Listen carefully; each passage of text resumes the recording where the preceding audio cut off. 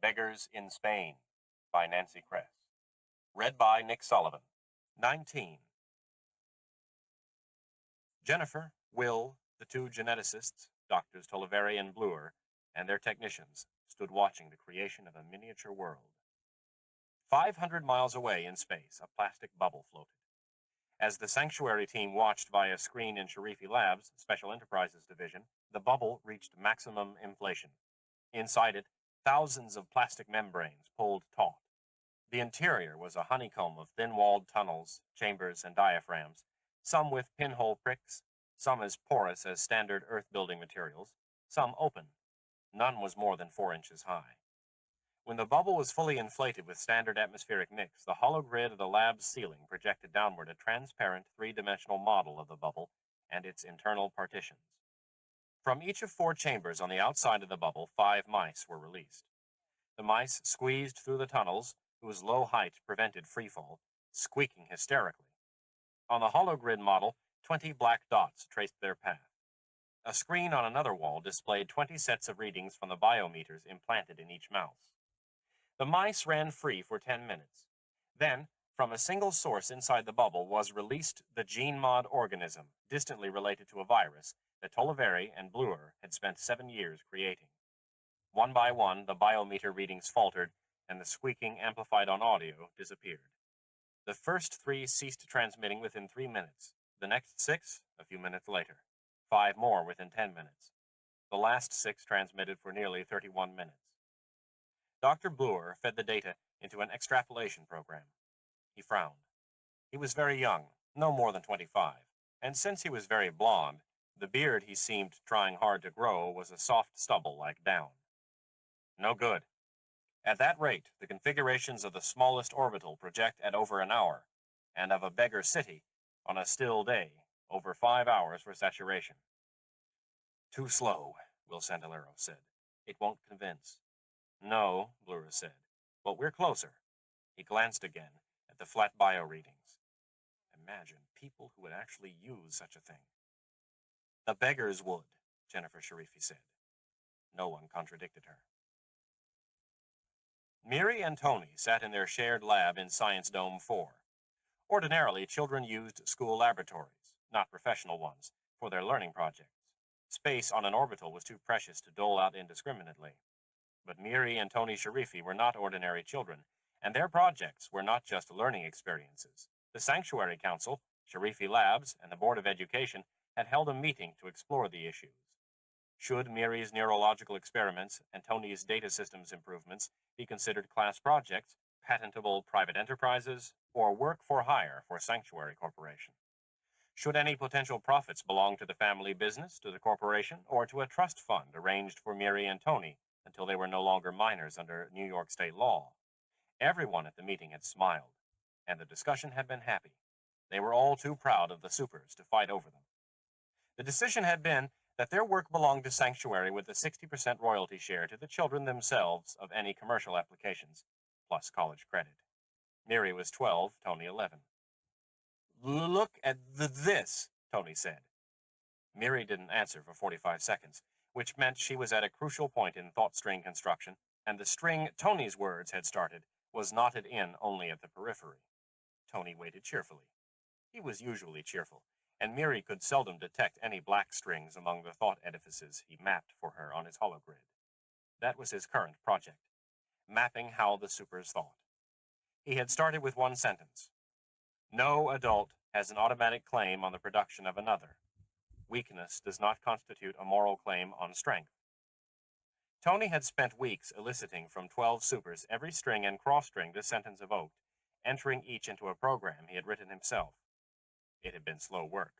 Jonathan Markowitz and Ludi Calvin, the youngest supers in the experiment, had lost patience with the opaque, stammering slowness of spoken words and had twice flounced out of Tony's dogged sessions. Mark Meyer's strings had been so bizarre that the program refused to recognize them as valid until Tony rewrote sections of the code. Nikos Dimitrios had clear strings and cooperated eagerly, but in the middle of his interrogation, he caught cold, was quarantined for 3 days, and came back with such different strings from the same phrases that Tony threw out all his data for contamination by artistic rearrangement. But he had persisted, sitting at the holo terminal across from Miri's, even longer hours than she did, twitching and muttering. Now he smiled at her. Come see. Miri walked around their double desk to Tony's side. The holo terminal's three-dimensional display had been opaqued on the side facing her.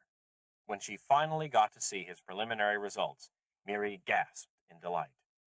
It was a model of her strings for Tony's research sentence, each concept represented by a small graphic for concretes, by words for abstracts. Glowing lines in various colors mapped first, second, and third level cross-references. She had never seen such a complete representation of what went on in her mind. It's beautiful. Yours are, Tony said, compact, elegant. I know that shape. Miri turned to the library screen. Terminal on. Open library. Earth Bank. Chartres Cathedral, France. Rose window. Graphic display. The screen glowed with the intricate stained glass design from the 13th century. Tony studied it with the critical eye of a mathematician. No, not really the same.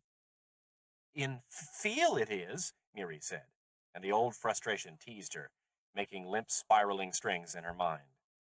There was some essential connection between the rose window and Tony's computer model that wasn't obvious, but was there, somehow, and of tremendous unseen importance. But her thinking couldn't express it. Something was missing in her thought strings, had always been missing. Tony said, Look at Jonathan. Miri's thought model vanished, and Jonathan's appeared. Miri gasped again. How can he think like that? Unlike Miri's, Jonathan's model wasn't a symmetrical shape, but an untidy amoeba, with strings shooting off in all directions, petering out, suddenly shooting back for weird connections Miri didn't immediately understand. How did the Battle of Gettysburg connect to the Hubble constant? Presumably, Jonathan knew. Tony said, Those are the only two I've done so far. Mine is next. Then the program will superimpose them and look for communication principles. Someday, Miri, besides furthering communications science, we could use terminals to talk to each other without this fucking one-dimensional speech. Miri looked at him with love. His was work with a genuine contribution to the community. Well, maybe someday hers would be too.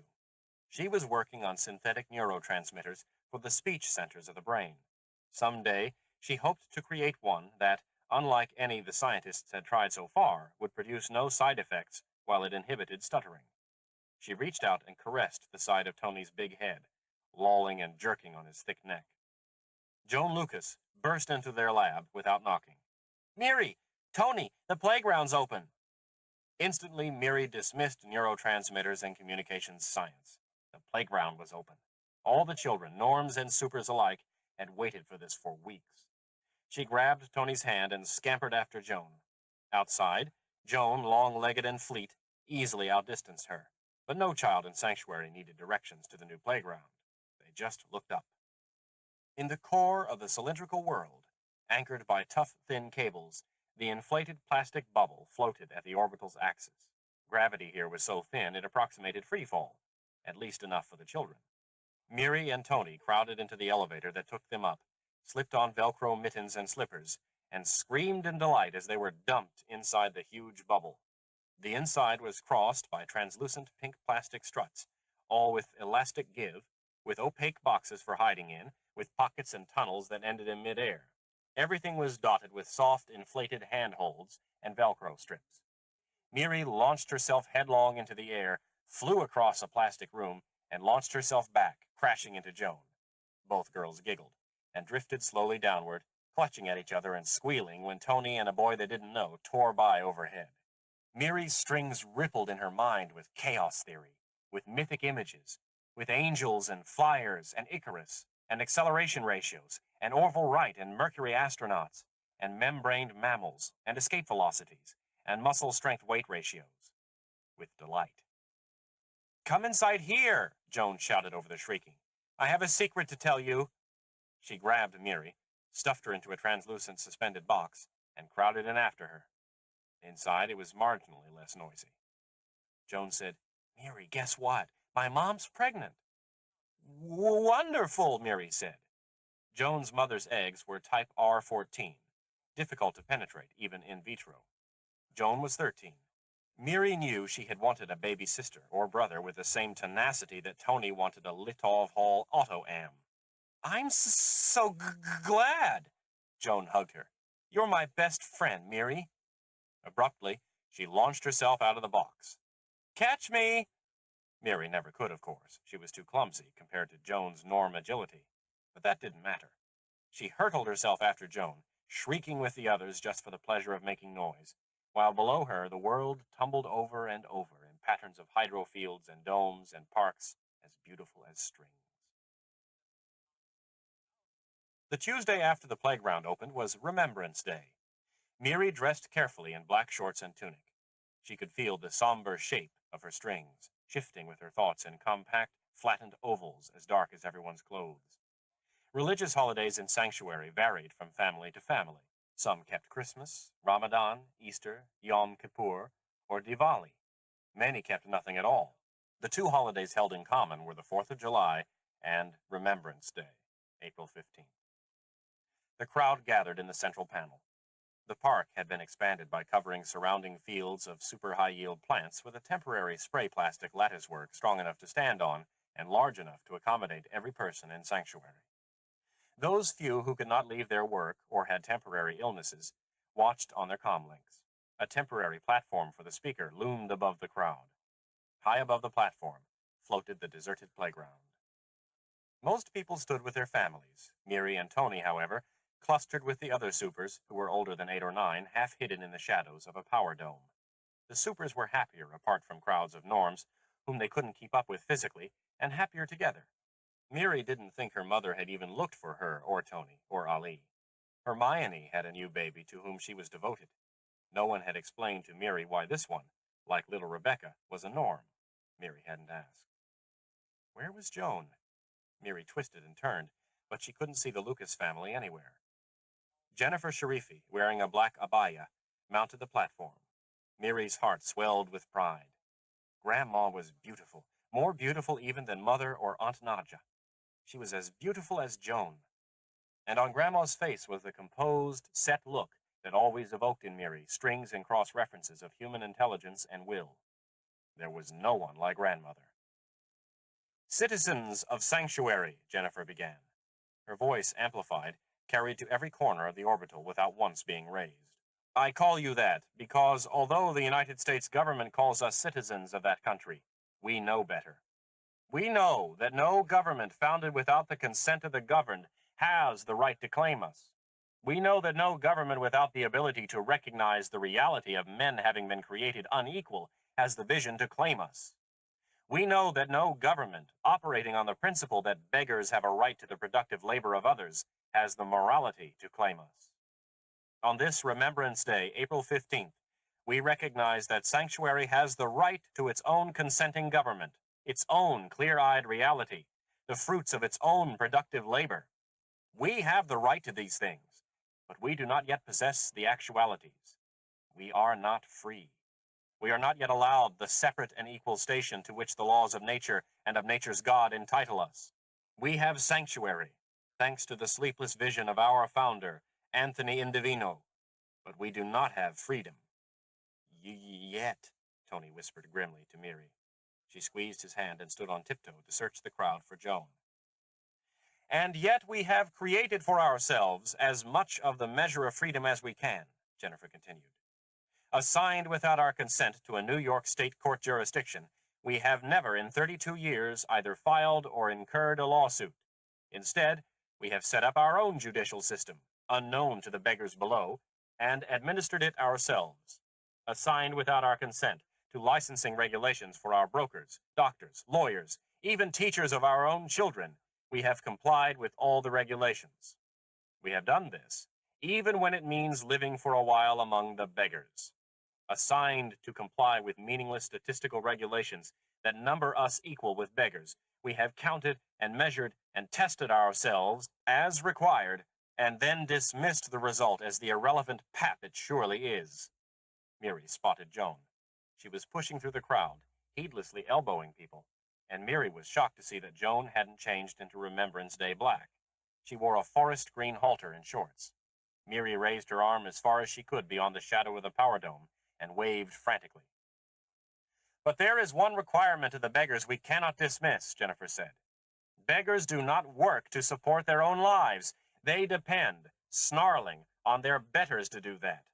To support the millions of non-productive livers in the United States, Sanctuary, as an entity and as individuals, is forcibly robbed of a total of 64.8% of its annual productivity through the legal thievery of state and federal taxes. We cannot fight this, not without risk to Sanctuary itself. We cannot resist. All we can do is remember what this means, morally, practically, politically, and historically. And on April 15th of every year, as our resources are taken from us with nothing given in return, we do remember. Joan's pretty face was puffy and streaked. She had been crying. Miri tried to remember the last time she had seen someone as old as Joan cry. Little children cried when they fell down or couldn't do a terminal problem or fought with each other over toys. But Joan was 13. Adults, catching sight of her face as Joan elbowed through the crowd, tried kindly to question her. Joan ignored them, pushing toward Miri. We remember the hatred toward Sleepless on Earth. We remember... Come with me, Joan said fiercely to Miri. She grabbed her friend and half-dragged her around the power dome until the curved black surface completely hid Jennifer from view. Jennifer's voice, however, floated toward them, as clear as if she stood beside Joan's trembling body. Strings exploded in Miri's mind. She had never seen a Norm twitch. Do you know what they've done? Do you, Miri? Who? What? They've killed the baby. Blackness swept through Miri. Her knees gave way and she sank to the ground.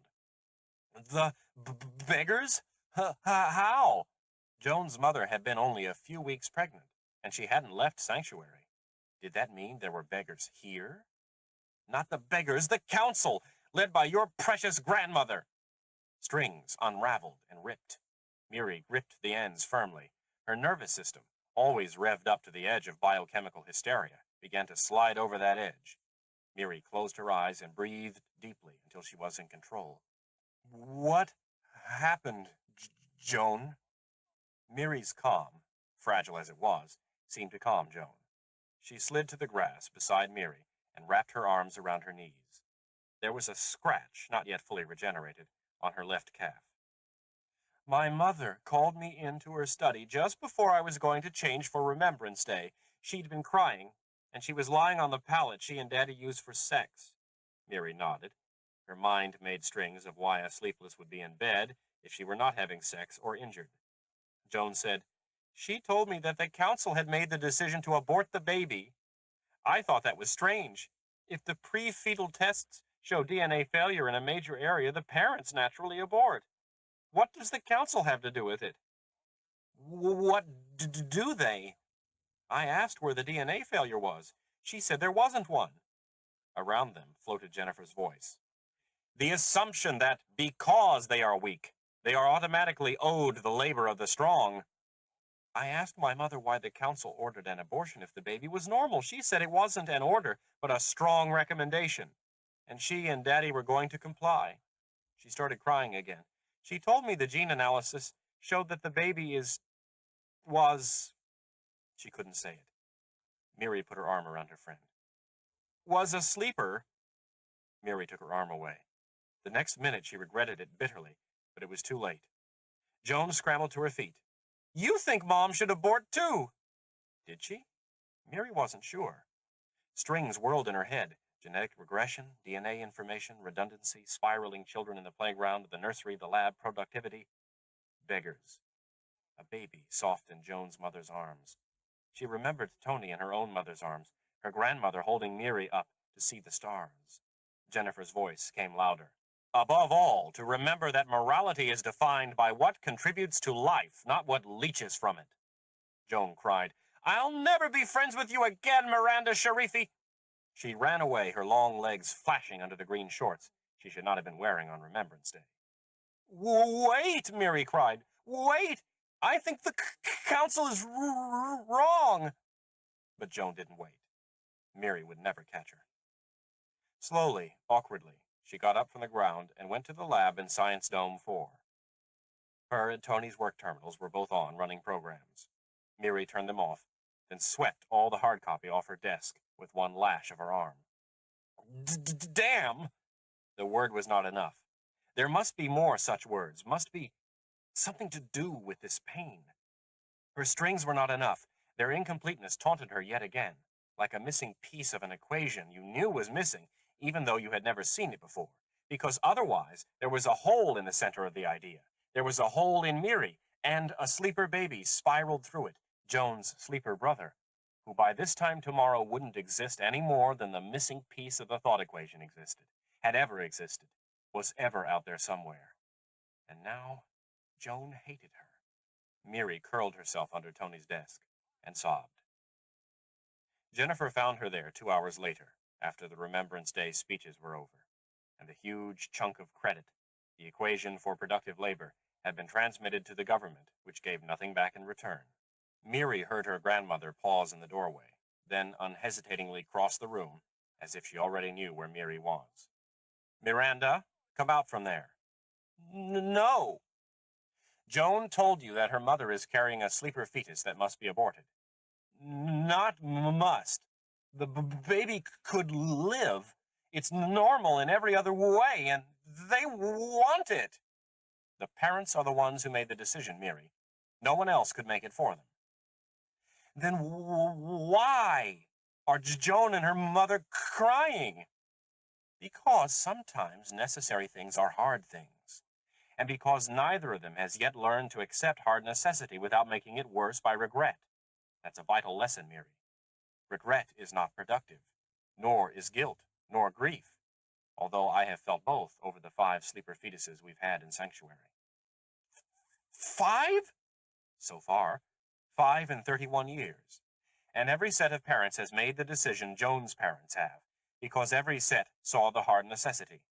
A sleeper child is a beggar, and the productive strong do not acknowledge the parasitic claims of beggars. Charity, perhaps, that is an individual matter. But a claim? As if weakness had the moral right over strength? Were somehow superior to strength? No, we don't acknowledge that. A sleeper baby would be productive. It's normal otherwise. Jennifer sat down gracefully on Tony's desk chair. The folds of her black abaya trailed on the ground beside Miri's crouching body.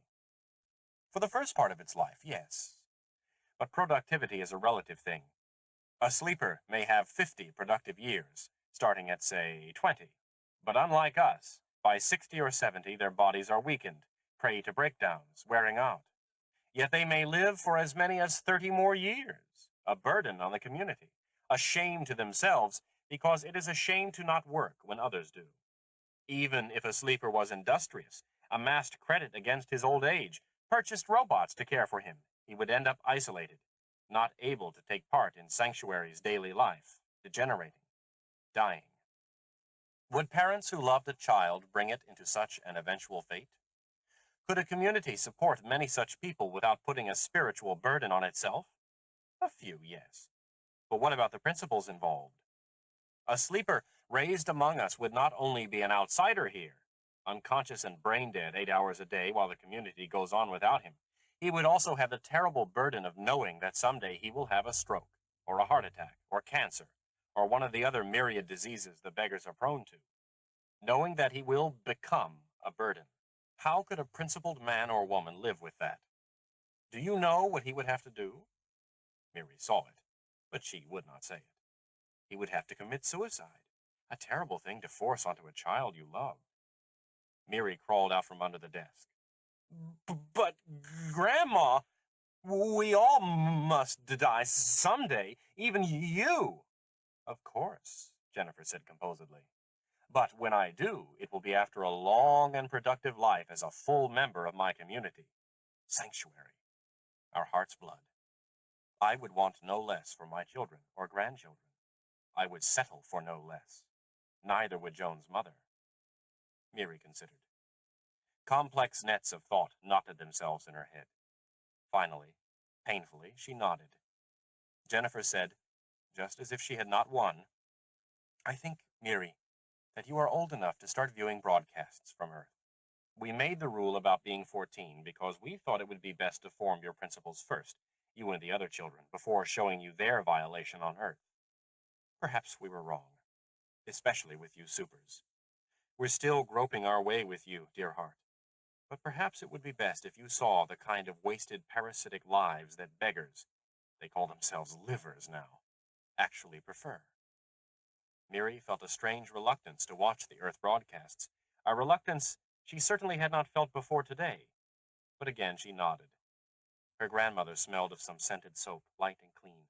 Her long hair, bound in a twist, gleamed like black glass. Miri put one hand shyly on Jennifer's knee. "And one more thing, dear heart," Jennifer said. 12 is too old to cry, Miri, especially over hard necessity. Survival alone demands too much of us for tears. Remember that." "I will," Miri said. The next day she saw Joan walking from her parents' dome to the park. Miri called to her, but Joan kept walking and didn't turn her head. After a moment, Miri lifted her chin and walked in the other direction. 20. The 5 young men crept toward the chain-link fence, keeping to the shadows of unpruned bushes, trees, and an abandoned and sagging bench in what might once have been a park. The moon rode high in the east, gilding the fence with silver. The fence links were wide apart, worked in scrolls that were both uneven and insubstantial. The fence was undoubtedly only a marker, with a Y field providing the real security. If so, the field's faint shimmer wasn't visible in the darkness, and there was no way to assess its height. "Throw high," Drew whispered from his power chair to the boy next to him, whoever it was. All 5 wore dark plastisuits and black boots. Drew could only remember 3 of their names. He had met them this afternoon at a bar, shortly after he drifted into town. He guessed they were younger than his 19. It didn't matter. They had dole credits for liquor and brainies, so why should it matter? Why should anything matter? "Now!" somebody yelled. They rushed forward. Drew's chair caught on a clump of tough, uncut weeds, and he pitched forward. The straps caught him, and the chair righted itself and drove on, but the others reached the Y-shield first. They hurled their makeshift bombs, made with gasoline foraged from an abandoned field-style farm. No one but Drew had known what the stuff was, just as no one but Drew had ever heard of a Molotov cocktail. He was the only one who could read. "Shit!" screamed the youngest boy. His bomb hit what might have been the top part of the energy fence, exploded, and rained fire and plastic back onto the dry grass. It caught. 2 of the other bombs did the same. The 4th boy dropped his and ran, screaming. His shirt had caught fire from an exploding fragment. Drew raced his chair to 6 feet from the fence, pulled back his arm, and threw. His heavily muscled arms, the result of unremitting exercise, sent the bomb sailing over the top of the Y fence. Grass on both sides of the shield blazed. "Carl's hit!" someone yelled. The 3 other boys rushed back toward their scooters. One of them tackled Carl and rolled him, screaming, in the grass. Drew sat in his chair, unmoving, watching the fire, and listening to the alarm shriek even louder than the burning boy. "Someone to get you out, fart sucker," the deputy sheriff said. He released the Y-lock and banged the jail door open. Drew looked up insolently from the foam stone cot, a look that vanished when his rescuer entered. "You? What for?" "Expecting Lisha again?" Eric Bevington Watrous said. "Too bad. This time you get me." Drew drawled. "She get tired of bailing me out?" "If she isn't, she should be." Drew studied him, trying to match Eric's cool contempt. The furious boy who had fought him beside the cottonwood might never have existed. Eric wore black cotton pants, ruffled body stretch, and a black bias-cut coat, all conservative, but fashionable. His boots were Argentinian leather, his hair barbered, his skin glowing. He looked like a handsome, decisive donkey used to running things, while Drew knew he looked like a liver gone too bad to do any living, which he was.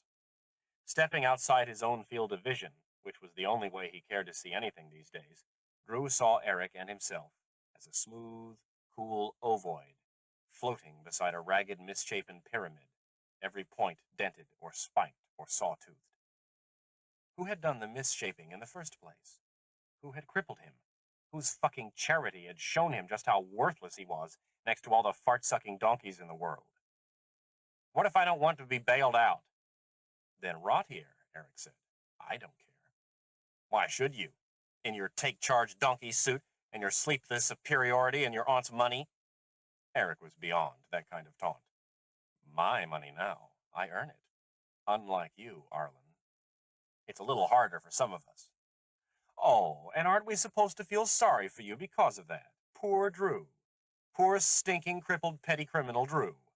Eric said this in a disinterested tone, so adult that Drew blinked. Eric was only 2 years older than Drew. Not even Lisha managed that much detachment. Would either of them be here in this cell if she did? The thought was a spiny worm, sliding through his mind, leaving a trail of slime that glowed even in the dark. Jailer, Eric said, we're going. No one answered. No one mentioned criminal charges, lawyers, bail money, the whole legal system that was supposed to function with equal justice for all men, fucking shit equal. Drew dragged himself on his elbows across the floor and climbed into his chair, parked just beyond the bars. No one helped him. He followed Eric. Why not? What the fuck did it matter if he were in jail or out, rotting in this one-scooter town, or rotting somewhere else? By his sheer indifference, he demonstrated the stupidity of either choice. If you really thought that, you'd stay here, Eric said over his shoulder, not breaking stride, and Drew had his face rubbed in it all over again. They were just smarter. They knew. Fucking sleepless. A ground car waited. Drew turned his chair in another direction, but before he moved it, Eric had slapped a Y-lock over the control panel on the chair's arm. Hey! Shut up, Eric said. Drew aimed a right cross, but Eric was quicker and had the advantage of mobility. His fist caught Drew under the chin, not hard enough to break his jaw, but sufficient to send pain lancing through his face clear to the temples. When the pain receded slightly, Drew was manacled. He started cursing, summoning every filth he had learned in 18 months on the road. Eric ignored him. He picked Drew out of his chair and threw him in the back seat of the car, already occupied by a bodyguard, who righted Drew, looked him deeply in the eyes, and said simply, "Don't." Eric slid behind the wheel. This was new among donkeys, driving themselves. Drew ignored the guard and raised both arms, manacled together, over his head, to bring them down hard on Eric's neck. Eric never even turned around. The guard caught Drew's arms at the top of their swing and did something so painful to his shoulder that he collapsed, blinded by agony in the back seat.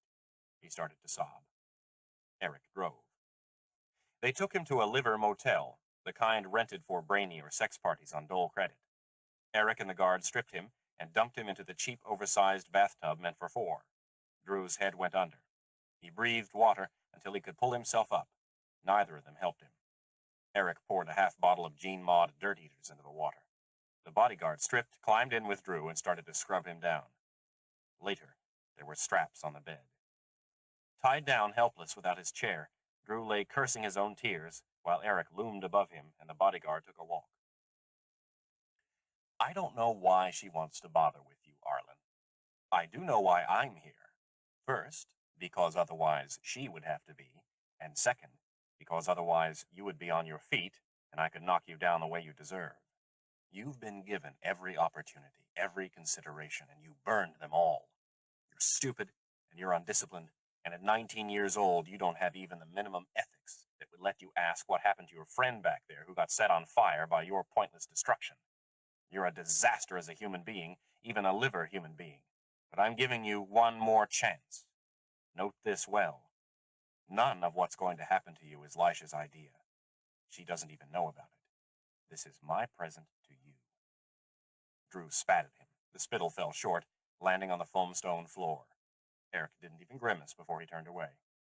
They left him there, tied, all night. The next morning, the bodyguard fed Drew from a spoon like a baby. Drew spat the food back in his face. The bodyguard, expressionless, slugged him in the jaw, to the right of where Eric had hit him, and threw the rest of the breakfast in the disposal chute. He threw Drew a clean set of jacks, the cheapest possible dole clothing, drawstring pants and loose shirt in undyed, biodegradable gray. Drew struggled to put on the pants, only because he suspected they would otherwise throw him into the car naked. He couldn't manage the shirt over his manacles. He clutched it to his chest as the bodyguard carried him, barefoot, outside. They drove for 4 or 5 hours, stopping once. Just before they stopped, the guard blindfolded Drew. He listened intently as Eric got out of the car, but all he heard was soft murmuring in what might or might not have been Spanish. The car started again. Eventually, the guard removed the blindfold. The flat desert countryside hadn't changed. Drew's bladder ached until he finally just let go in the car. Neither of the others commented. The plastic pants held the piss against his skin. They stopped again in front of a low, large, windowless building like a sealed airport hangar. Drew didn't know what town they were in, what state. Eric had said nothing the entire morning. "I'm not going in there." "Strip off those wet pants first, Pat," Eric said with disgust. The bodyguard grabbed the hem of his pants and yanked.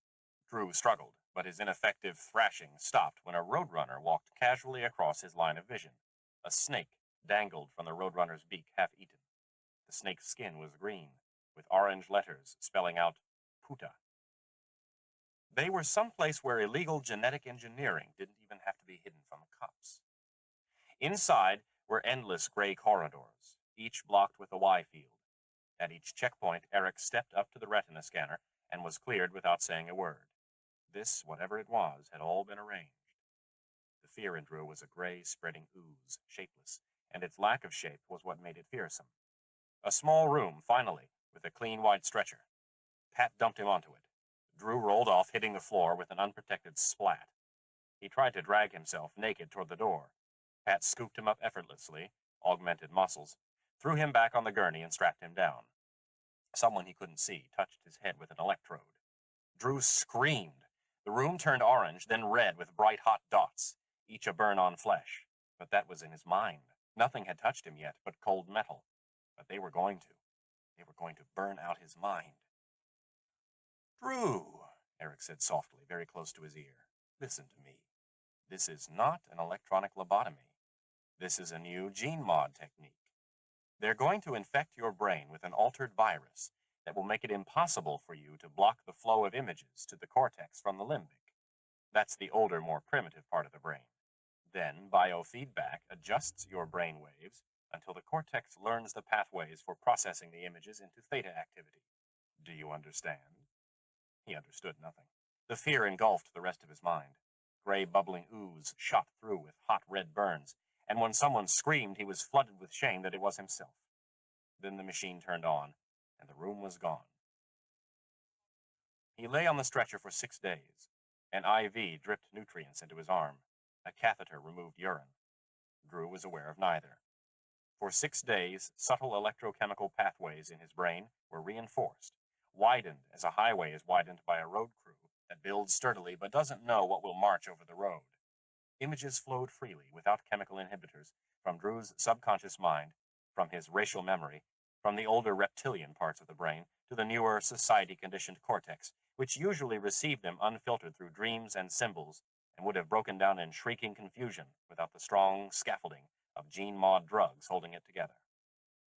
He crouched on a rock in the sunlight, and he had claws, teeth, fur, feathers, scales. His jaws tore and rendered the thing wailing helplessly. And the blood flew in his face, snout, crown. The blood smell excited him, and the wordless rushing in his ears said, "Mine, mine, mine, mine." He reared up on his hind legs, powerful as pistons, and brought the rock down again on the other's head. His father, writhing in the vomit of his last drunk, held up clasped hands and pleaded for mercy. Drew brought the rock down hard, and in the corner of the den his mother crouched, her fur glistening with brainies, waiting for the penis that was already engorged with killing. They were chasing him, all of them, Elisha and his father and the howling things that wanted to cut his throat, and he was running through a landscape that kept shifting, trees that would not hold still, bushes that opened jaws and snapped at him, rivers that tried to suck him under into blackness. Then the landscape became the desert compound, and Elisha was there too, screaming at him that he was a failure, and he deserved to die because he could never do anything right, could never even stay awake the way real people could. He grabbed Elisha and threw her down, and with the action came such astonishing freedom, such an exultant state of potency, that he laughed out loud. And then both he and Elisha were naked, and she was tied up, and he looked around her study and said gloatingly, "All of this is mine, mine, mine." "He isn't in pain," the doctor said. The writhing is no more than stepped-up muscular reflexes in response to cortical bombardment, not unlike dreaming. Dreaming, Eric repeated, staring at Drew's writhing body. Dreaming. The doctor shrugged, a gesture not of indifference but of tremendous tension. This was only the fourth time the experimental psychiatric technique had been used. The other three people had had no powerful relatives, or whatever this Mr. Smithson was to Bevington Watrous. The doctor didn't care what he was. They were outside United States borders, and in Mexico the gene mod laws functioned by expensive permits. The doctor had a permit. Not to do what he was doing, of course, but then whoever had that sort of permit? He shrugged again. It's been 3 days, Eric said. When does this phase stop? We start the artificial reinforcement this afternoon. Yes, nurse, what is it? Comlink for Mr. Bevington Watrous. The young Mexican nurse sounded scared. It's Ms. Lisha Camden. Eric turned slowly. How did she find us? I don't know, sir. Will you come to the terminal? No, Eric said.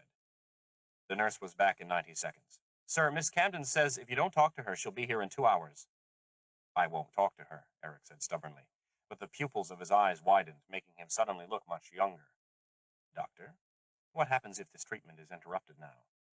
It cannot be interrupted now. We don't know exactly how but there would certainly be grave mental consequences. Certainly.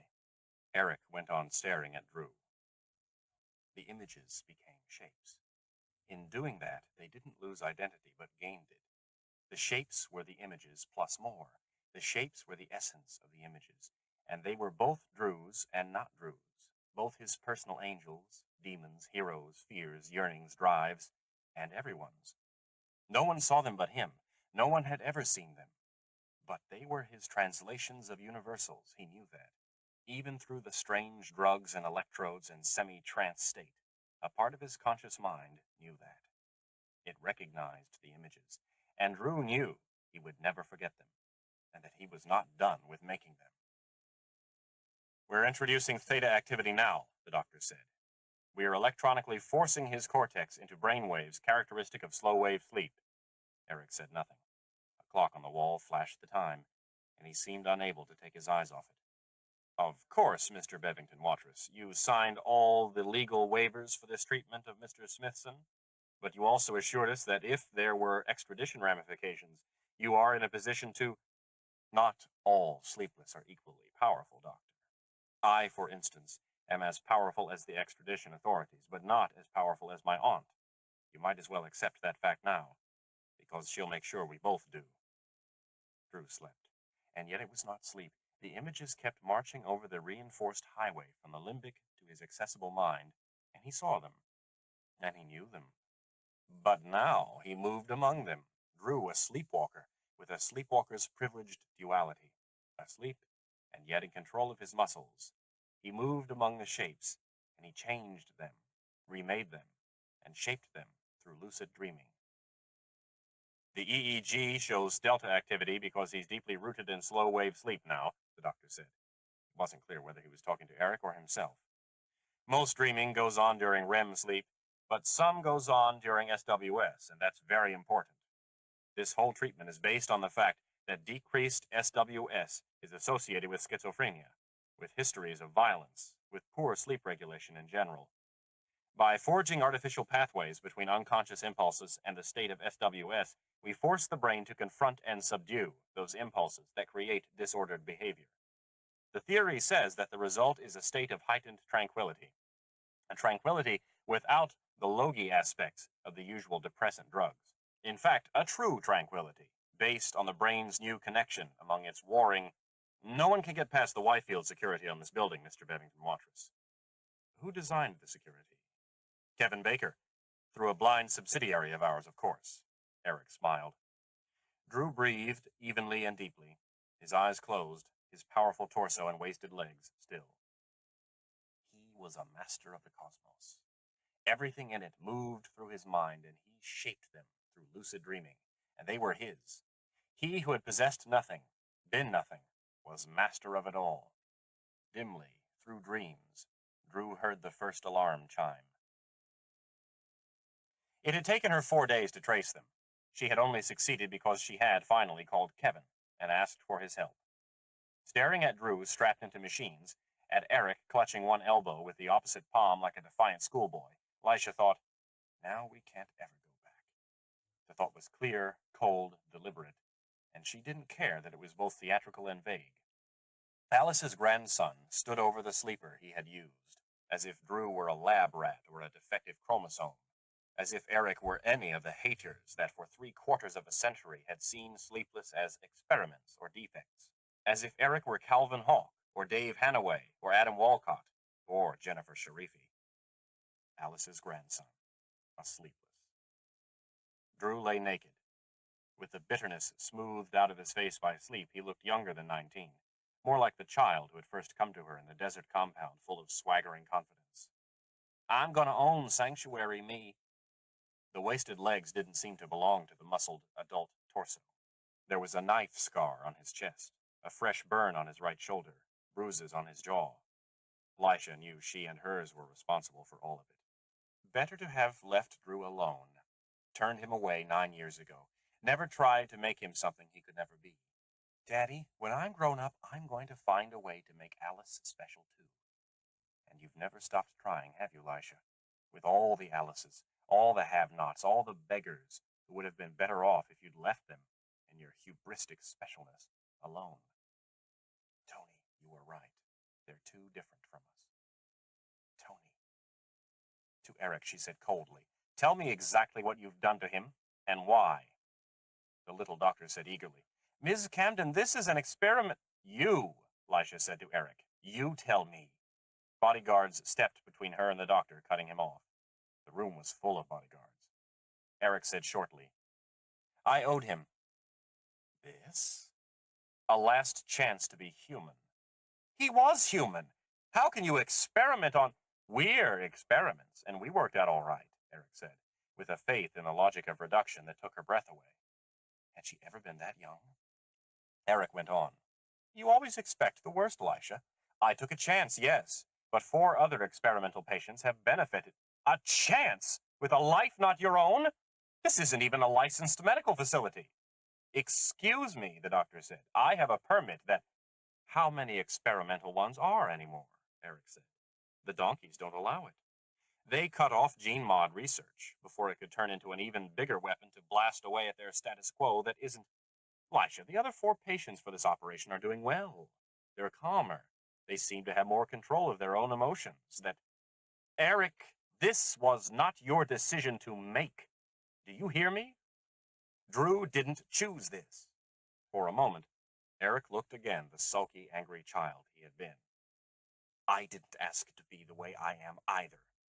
Dad chose that for me by marrying a Sleepless. Whoever gets to choose. Lisha stared at him.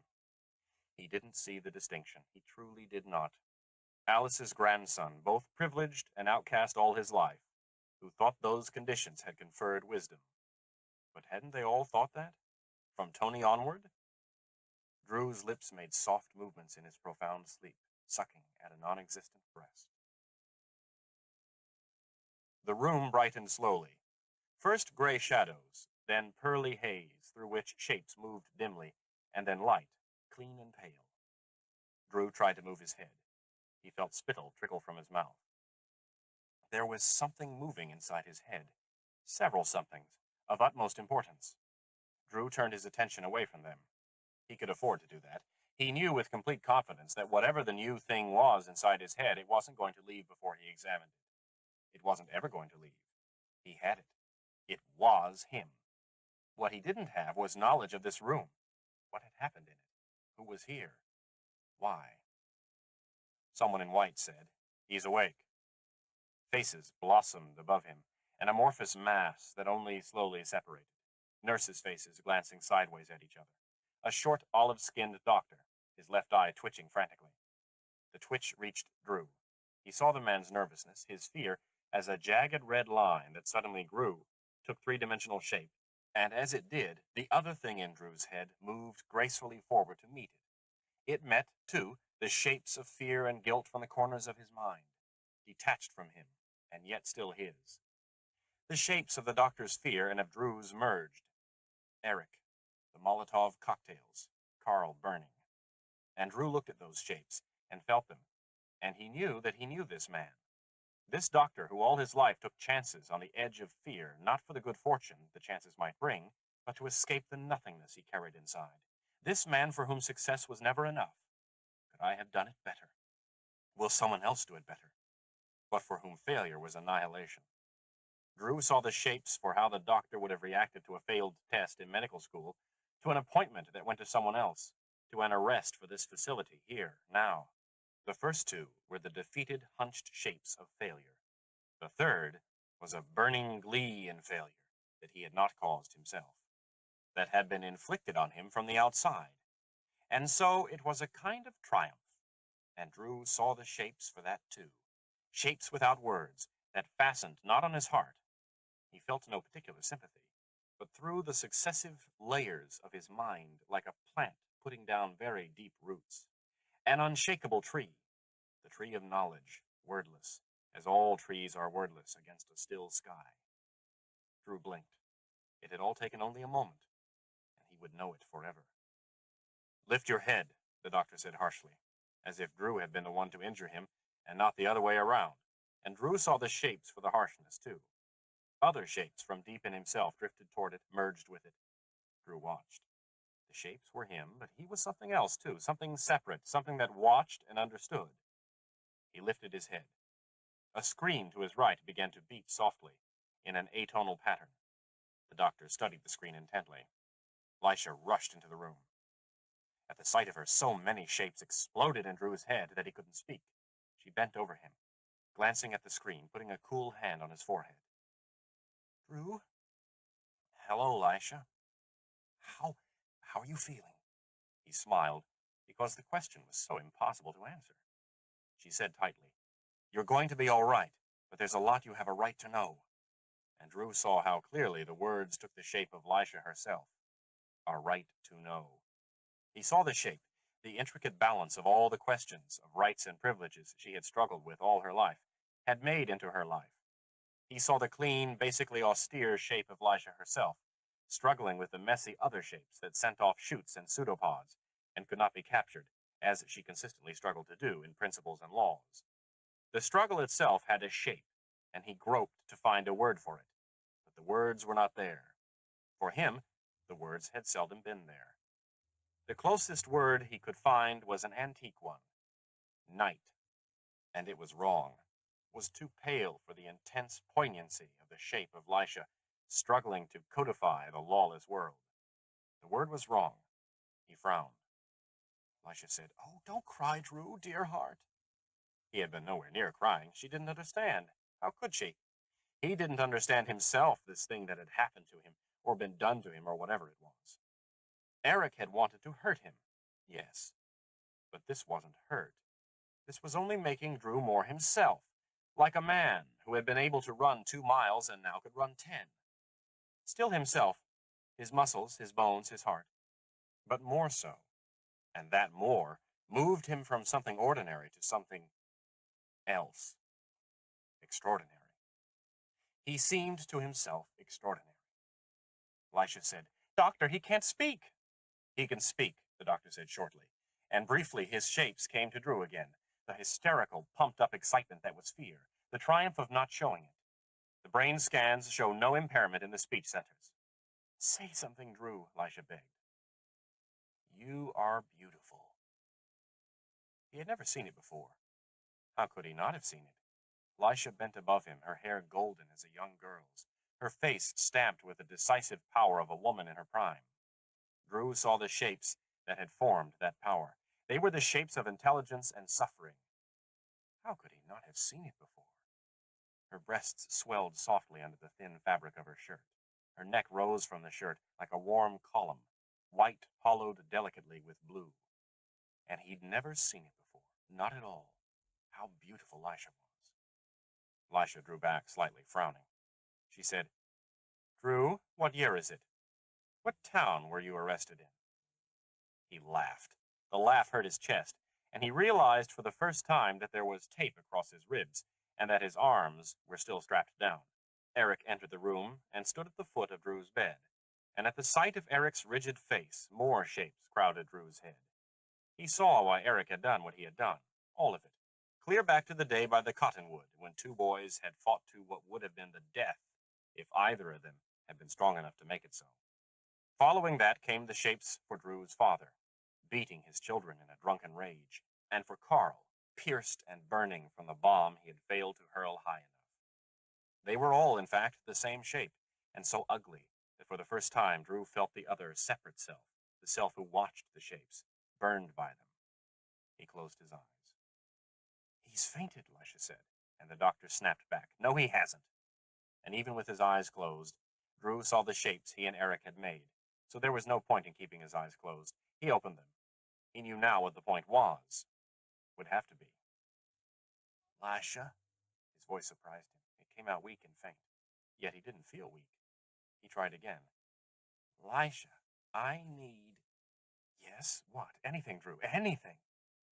That other day came back to him, the day he had been crippled, lying on the bed just like this. Eric's father bending above him, saying, we'll do everything we can, everything. And himself thinking, now I've got them. The same shapes, always, throughout a man's life, and more than his own life, testified deep shapes stirring far down in his mind, flicking tails and fluttering gills, more than his own life. What, Drew? What do you need? A Staunton Carey programmable hologram projector. Yes, Drew whispered with the last of his strength. Now. I need it now. 21. Miri was 13. For a year, she had been watching the sleeper broadcasts on both the liver and the donkey news grids. The first few months, the grids were absorbing because they raised so many questions. Why were scooter races so important? Why did the beautiful young men and women on bedtime stories change sex partners so often when they seemed so ecstatic with the ones they already had? Why did the women have such huge breasts, the men such big penises?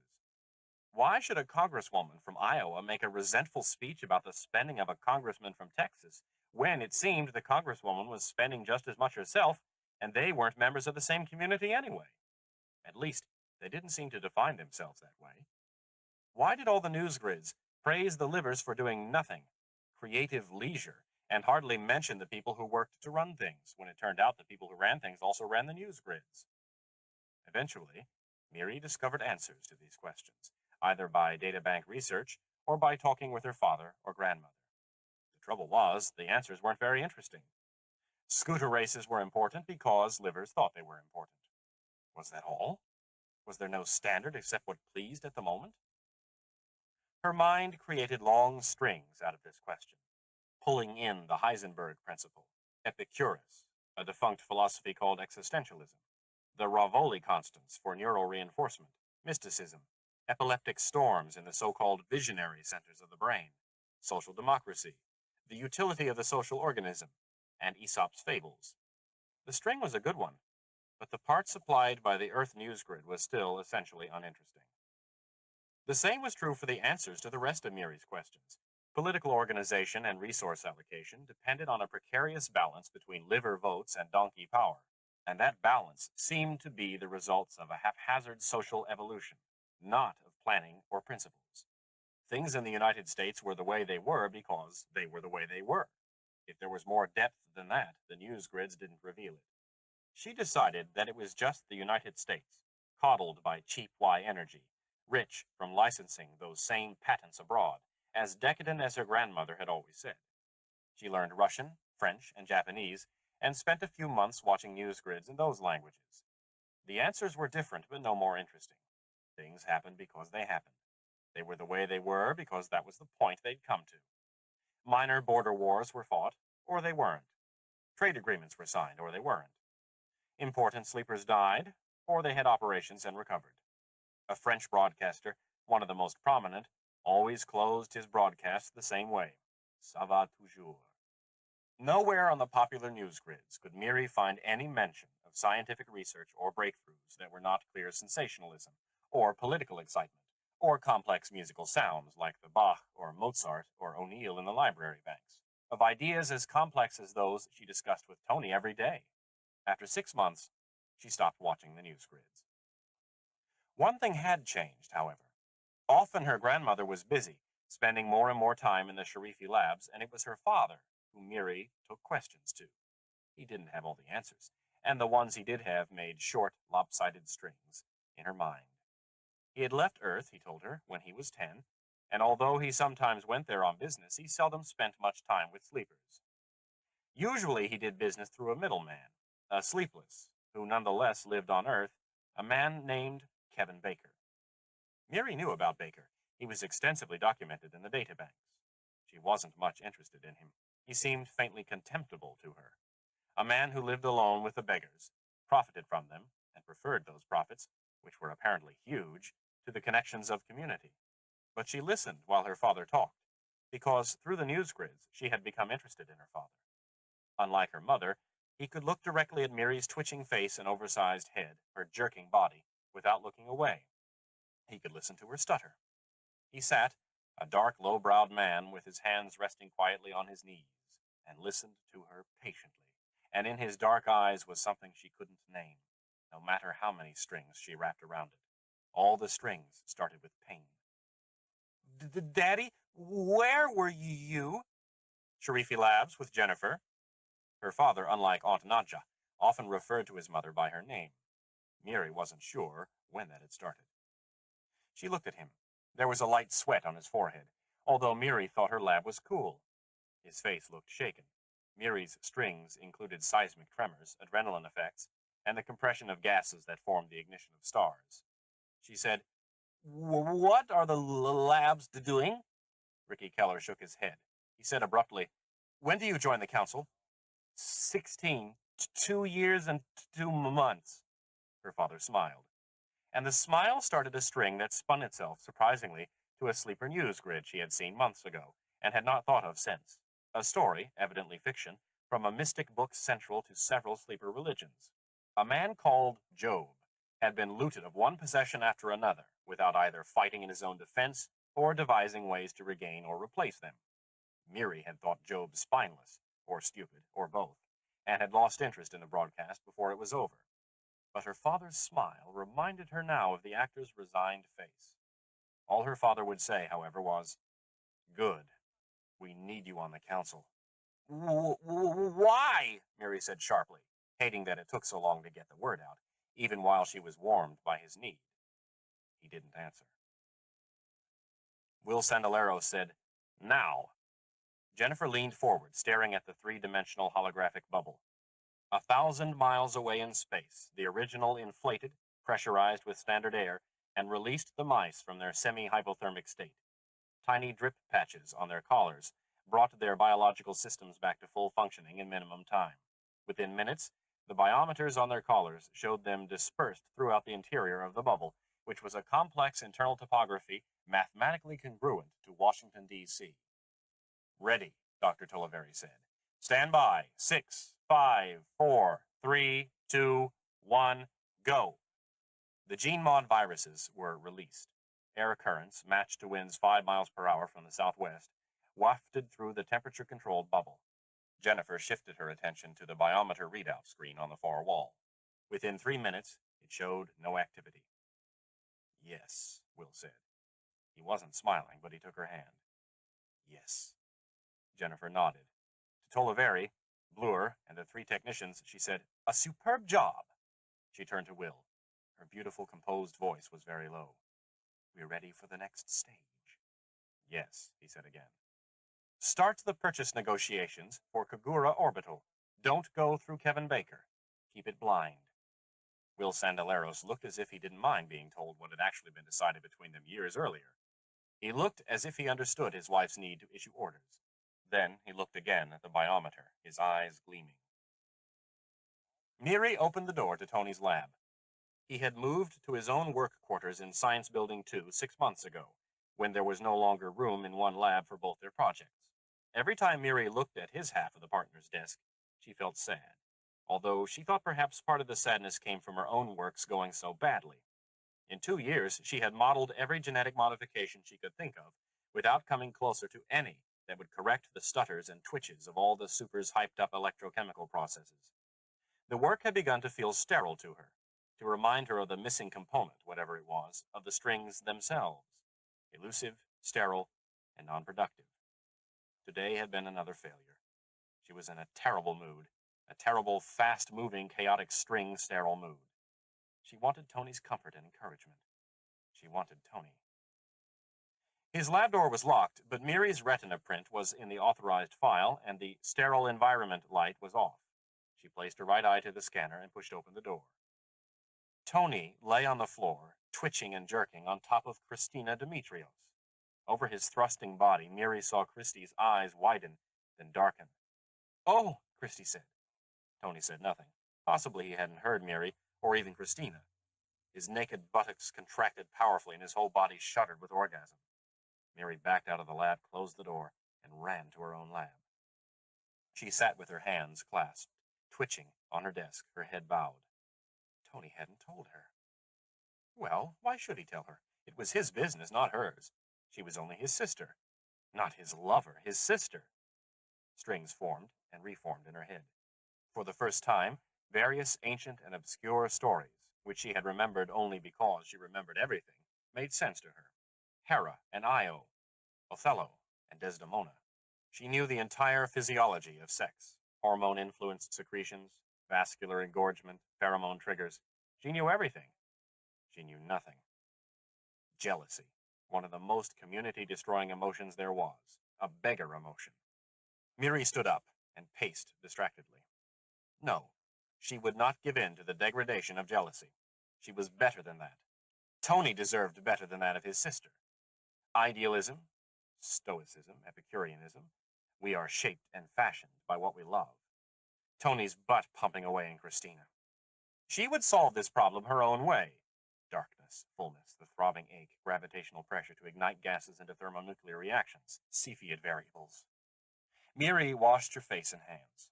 She put on a clean pair of white shorts and tied a red ribbon in her dark hair. Her lips, despite their constant twitching, set together hard. She didn't have to think whom to approach. She already knew, and knew that she knew, and knew all the implications of already knowing. Darkness, fullness, lying on her belly on her lab floor, or under the gene-mod soy plants that met in a concealing arc, her hands between her legs. His name was David Aronson. He was 3 years older than she, a norm, but fairly intelligent, an intense believer in the sanctuary oath and in her grandmother's leadership. He had dark, curling hair, as dark as Miri's own, but very light eyes of clear, black-lashed gray. His legs were strong. His shoulders at 18 were as broad and powerful as a grown man's. His mouth was generous, wide, mobile lips of an almost molded firmness. Miri had spent the past 6 months looking at David's mouth. She found him where she expected to, at the orbital's shuttle port, poring over CAD displays of machinery. In 2 months, he would leave for a doctoral program in engineering at Stanford, his first trip to Earth. "Hello, Miri." He had a deep voice, a little rough. Miri liked the roughness. She could find no reason why. "David, I want to ask you something." He looked slightly to one side of her at the CAD hollow. "What?" She had no trouble being direct. All her life, the trouble in communication had come from the difficulty and simplicity of speech compared to the enormous complexity of her thoughts. She was used to simplifying things for norms as much as possible. This was already a simple thing. It seemed to her to fit admirably, as almost nothing else did, to the limitations of language. "Will you have sex with me?" David straightened. Color mounted in his cheeks. He continued to look past her. "I'm sorry, Mary, but that's not possible." "Why not?" "I already have a lover." Who?" "Don't you think that's my business?" He sounded cold. Mary couldn't see why. Non-commercial information, surely, was for community use, and what information could be more public? She was used to having questions answered. If they were not, she was used to exploring why not. "Why won't you tell me who?" David bent ostentatiously closer to his screen, his beautiful mouth set. "I think this conversation is over, Mary." "Why?" He didn't answer her. The strings of her thoughts suddenly tangled, tightened around her like a noose. "Because I'm ugly? I twitch?" "I said I didn't have anything else to say." Frustration or embarrassment or anger overcame courtesy, and he finally looked directly at her before stalking off. Miri recognized the look. She had often seen it on her mother's face before Hermione turned to fiddling with a screen, or a cup of coffee, or anything handy. Miri recognized, too, that she was the reason for the frustration or embarrassment or anger, and that she had somehow contributed enough of it to justify the discourtesy.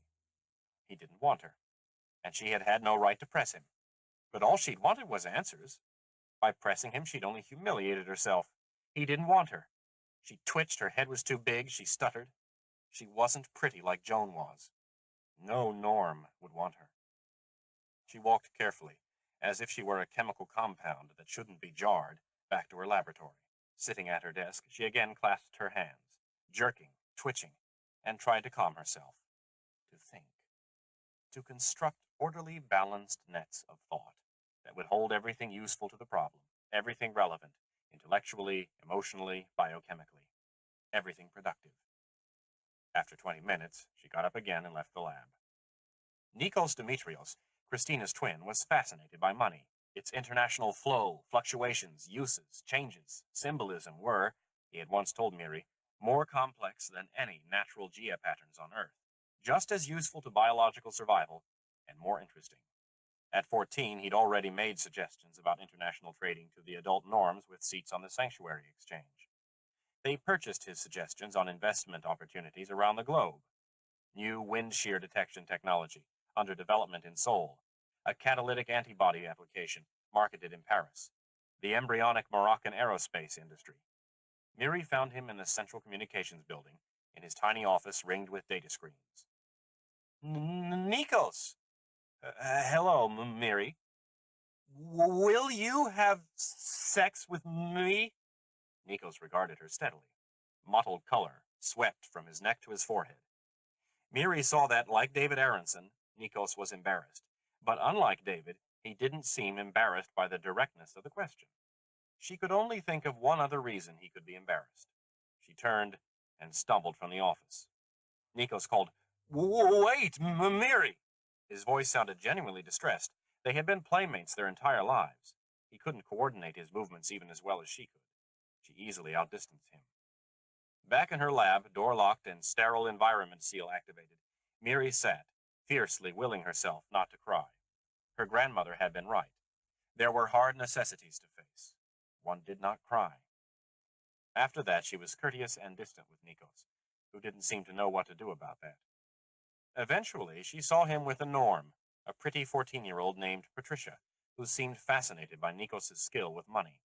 Miri had never talked much with Christina. Now she talked less. David she never saw. With Tony, she was the same as always. He was her workmate, friend, beloved confidant. Her brother. Now there was just this one area where the confiding didn't extend, was all. It was unimportant. She wouldn't let it be important. Hard necessity. 2 weeks later, Miri resumed watching the news grids from Earth, but only the sex channels. There were a lot of them. She found one she liked, removed all retina prints except her own from her lab door programming, and learned to masturbate efficiently. She did it twice a day, her neurochemical responses being as hyped in this area as every other. She never permitted herself to think about Tony while she did it, and Tony never asked her why he could no longer enter her lab unannounced. There was no need. He knew. He was her brother. Seating herself in the chair Drew indicated, Lisha had a funny thought. I wish I smoked. She remembered her father smoking, reaching for his monogrammed gold cigarette case, making a ritual out of lighting a cigarette. His eyes would half close, and his cheeks would hollow with the first long inward drag. Roger always said it relaxed him. Even then, Lisha had known he was lying. It revitalized him. Which did she want now? Tranquility or revitalization? It seemed she was in need of both, and that what Drew would offer her would provide neither. He had insisted on her being the first one, and alone. A new art form, Lisha, he'd said, with that peculiar intensity that had marked him since Eric's illegal experimentation. Drew had always been intense, but this was different. He looked at Lisha from under those thick, dark lashes, and she was afraid for him. This, then, was what it felt like to be a parent. This fear that your child was not going to be able to obtain what he'd set his heart on, that he would fail, and you would hurt for him more than you ever did for your own failures. How had Alice stood it? How had Stella? But not Roger. He had been sure from the beginning that his child would not fail. Surprise, Daddy, look at me now, sulking idly in the desert for 20 years. And Achilles, whose Agamemnon was fighting her own stupid war, while Lisha raised a son whose major talent was petty crime, and who was not, in fact, even hers. She said to Drew, not gently, "You should know that I've never been particularly sensitive to art in any form. Maybe somebody else—" "I know you're not. That's why I want it to be you." She settled herself into the chair. "All right, let's start." It sounded more resigned than she'd intended. "Lights off," Drew said. The room in the New Mexico compound, fitted over the past 7 months with $500,000 of theatrical equipment, darkened. Lisha heard Drew's chair move across the floor. When the holograph projector on the ceiling came on, he was seated directly beneath it, the console on his lap. Around him was nothing, not floor or walls or ceiling, just Drew, suspended in the velvety blackness of a fairly standard null projection. He started to talk in a low voice. For a moment, all Lisha heard was the voice itself, calm and musical. She had never realized that Drew had such a beautiful voice. In normal surroundings, you didn't notice it. Then the words penetrated. Poetry. Drew was reciting an old poem, something about golden groves unleaving. Lisha knew she had heard it before, but couldn't think of the author. She was a little embarrassed for Drew. His voice was beautiful and soothing, but reciting poetry to holographic illustrations was about as juvenile artsy as you could get. Her heart tightened. Another false step, another failure. Shapes swam toward her out of the darkness. They weren't quite identifiable, and yet she recognized them. They passed above Drew, behind him, in front of him, even through him, while he finished the poem and started it again. The same poem. At least, she thought it was the same poem. Lisha wasn't sure because it was hard to concentrate on the words. She had never much liked poetry anyway, but even if she had, it would be hard to concentrate. She couldn't take her eyes off the shapes. They slipped behind Drew, and she tried to follow them with her eyes, see through him to see them, but she couldn't. The effort was tiring. When the wavering shapes emerged again from behind Drew, they were different. She strained forward to make out exactly what they were. She recognized them. Drew started the poem a third time. "What, Margaret, are you grieving over golden groves unleaving?" She was grieving, but not over leaves. The shapes slid in and out of her mind, and suddenly Drew had vanished. He must be good to have programmed that. And the grief welled and filled her. She recognized a shape finally. It was her father, Roger. He stood in the old conservatory in the house on Lake Michigan, the house that had been torn down 26 years ago. He was holding an exotic in his hands, thick-petaled and creamy white, with a flushed pink center. She cried out, and he said clearly, "You haven't failed, Lisha. Not with Sanctuary, not with trying to make Alice special too, not with Richard, not with the law. The only failure is to not use your individual capacities, and you have done that all your life. You tried." Lisha gave a little scream and rose from her chair. She walked toward her father, and he didn't vanish, not even when she stood with him directly under the holographic projection equipment. But the flower in his arms vanished, and he took both her hands, saying gently, "You were the whole point of my individual striving."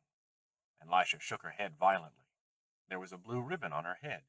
She was a child again. Mamselle came in with Alice, and Alice said, "You never wronged me, Lisha, never. There's nothing to forgive." Then Alice and Roger both vanished, and Lisha was running through a forest filled with sunshine, green and golden slanting bars of light pouring through trees. She was laughing, and in the light was the warmth of living plants and the scent of spring and the taste of forgiveness. Never had Lisha felt so free and joyous, as if she were doing exactly what she had always been meant to do. She laughed again and ran harder, because at the end of the sunlit, flowered path was her mother, holding out her arms and laughing too, her face alight with love. There were tears on her cheeks. She sat in her chair in the adobe room. The lights were on. Immediately, nausea hit her. Drew said eagerly, "What did you see?" Lisha doubled over, fighting her stomach. Finally, she gasped. "What did you do? Tell me what you saw." He was inexorable, the young artist. No! It was powerful then. He leaned back in his wheelchair, smiling. Lisha straightened slowly, hanging onto the back of her chair. Drew's face was triumphant. She said more calmly now, "What did you do?" He said, "I made you dream." Dream. Sleep. 6 teenagers in the woods and a vial of interleukin-1. But this had been nothing like that. Nothing. What this had been like was the night Alice had come to her in the Conowongo hotel room during Jennifer Sharifi's trial, the night Lisha had lost her belief in the power of the law to create a common community and had stood trembling at the edge. Darkness. The void. But this dream of Drew's had been light, not darkness. Yet it was the same. Lisha was sure of it. The edge of something vast and lawless, something that could swallow the tiny, careful light of her reason. And then Alice had come. Across that vast unknown, Alice had somehow heard Lisha, in some way that had nothing to do with the careful light. "I knew," Alice had whispered, and she had gone straight to Lisha, against all reason. And now, Drew, against all reason, had somehow manipulated an unknown part of her mind. Drew said eagerly, "It starts with a kind of hypnosis, but one that reaches around the cortex to call on universal shapes, I call them. They're more than that, but I don't have the words, Lisha. You know I never did. I just know they're in me and everybody else. I bring them out, call them out, so that they can take their own shapes in the person's dream. It's a kind of lucid dreaming, semi-directed. But more than that, it's new." He sucked in a deep breath. "It's mine." Logical questions calmed her. "Semi-directed? You mean you determined what I would dream?" But she couldn't maintain the detached tone. She was feeling too many things, not all of them good. "Drew, that's what dreaming is like? That's what sleepers do?" He shook his head. "No, not often. I guess I don't really know yet what happened. You're the first, Lisha. I dreamed about my father and my mother." His eyes gleamed. Good. I was working with shapes from my parents." His young face suddenly darkened, lost in some private memory Lisha suddenly didn't want to share. Dreaming. This was too public, too irrational, too much a letting go, a surrender. But if it were a surrender to sunlight, to sweetness, no, it wasn't reality. Dreams were escape. She had always known that. She who had never dreamed. Dreams were as much an evasion of the real world as Alice's twin group pseudoscience. But what she'd just experienced from Drew. "I'm too old to have my world turned inside out like a sock." Drew suddenly grinned, a smile of such pure triumph, unmixed with frustration or arrogance, that Lisha was dazzled. But she held onto her reason hard. She said, "Drew, the other 4 patients who had the same operation as you in that Mexican clinic, they didn't come out of it with anything like this. Any sort of change, any—" She couldn't find the word. "But they weren't artists," he said with the absolute conviction of the reborn young. "I am." "But—" Lisha began, and got no farther because Drew, still smiling, still triumphant, leaned far over from his chair and kissed her hard on the mouth. Lisha sat very still. She could feel her body respond for the first time in, how long? Years. Her nipples hardened, her belly tightened. He smelled male, of male skin and hair. Her mouth opened of its own volition. Lisha drew sharply back. "No, Drew." "Yes." She hated to spoil his triumph, his terrifying achievement.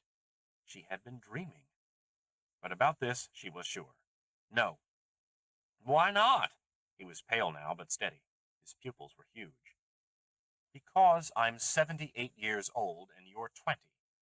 I know it doesn't look that way to you, but to my mind, Drew, you're a child, and you always will be to me."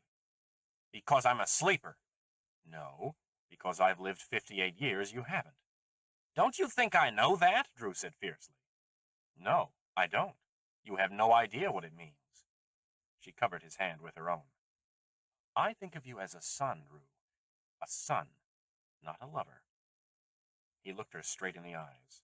"And what did your dream tell you about mothers and fathers and children that was so terrifying?" For a moment, she felt the dream again, and she glimpsed something behind the dream, some obverse side of the sunlit path, the smiling Roger with his hands full of exotics, the loving Elizabeth, as Elizabeth had never really been, not to her.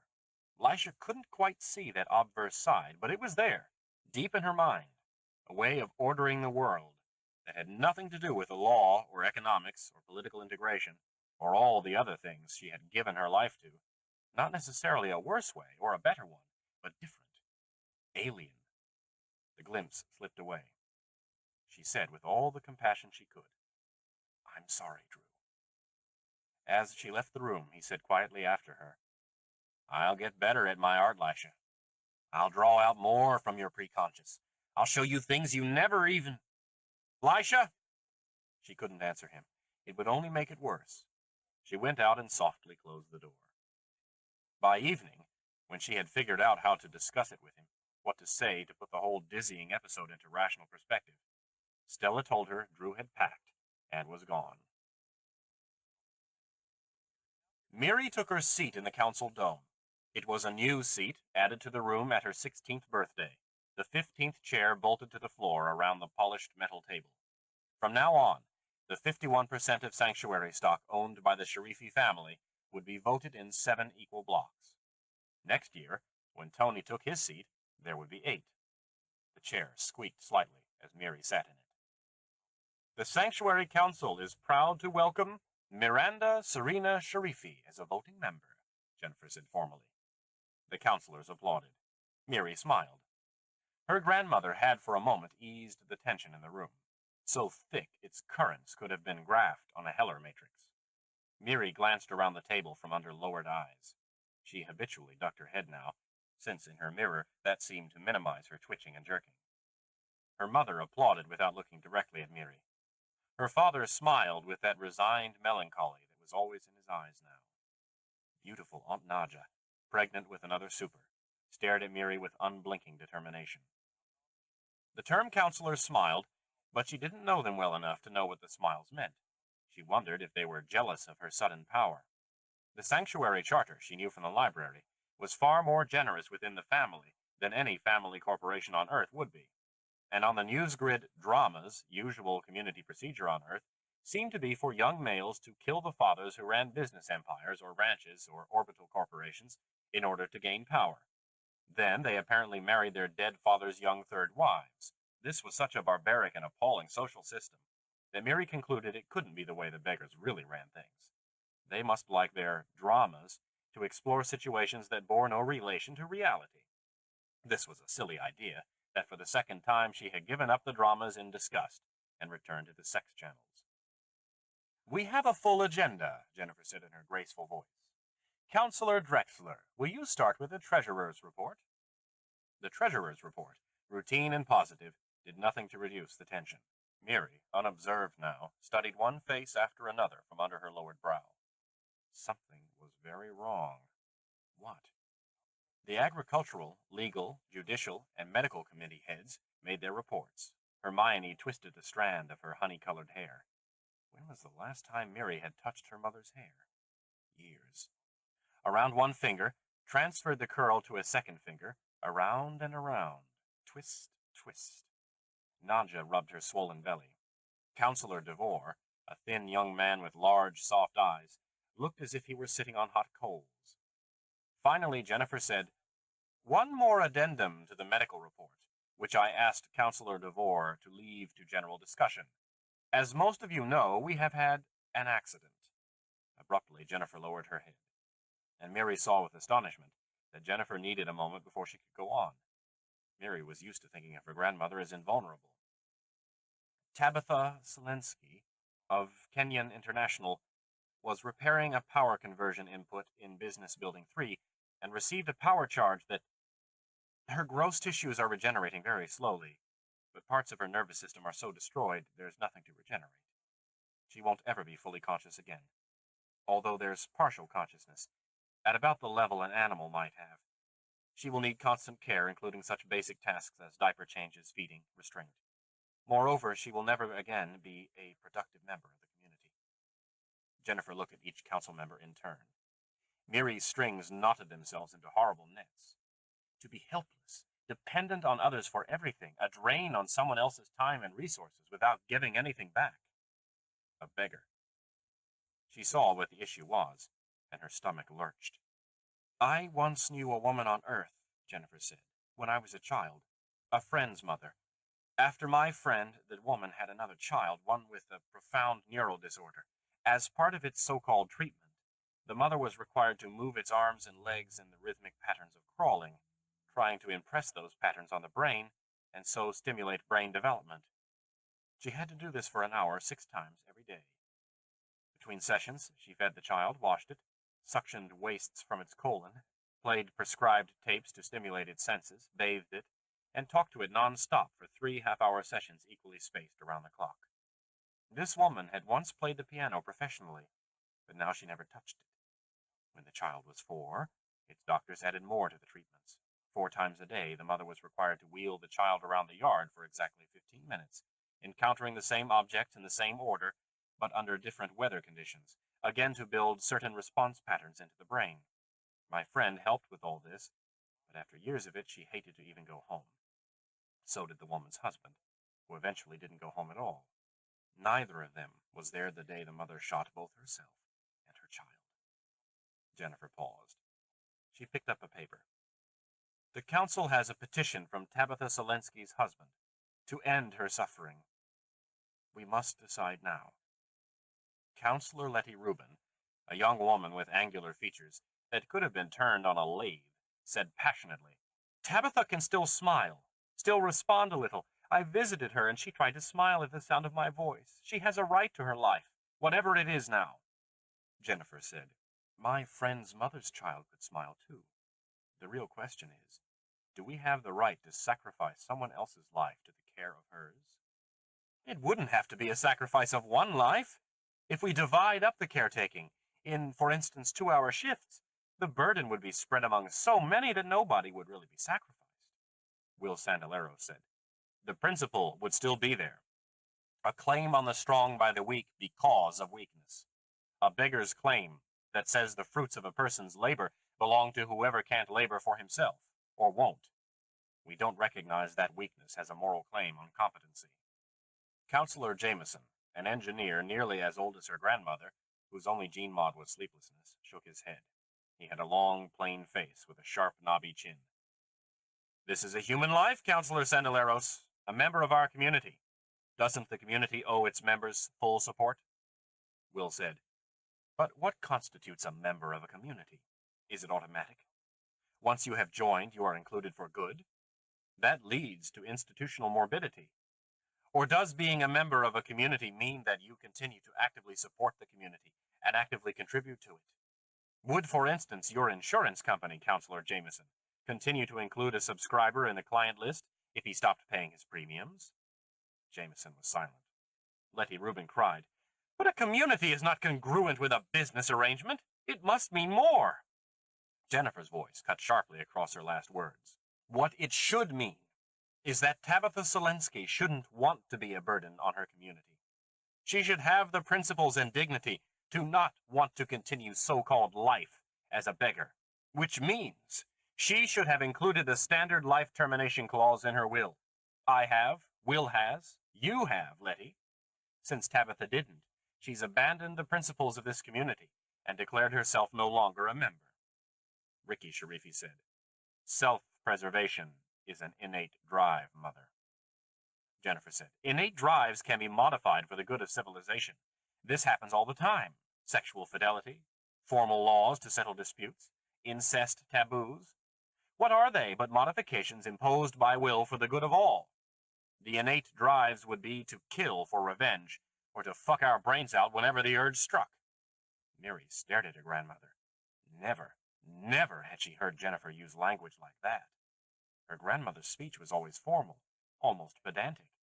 The next moment she saw that it had been deliberate, theatrical, and she felt a slight distaste, followed by renewed stomach churning.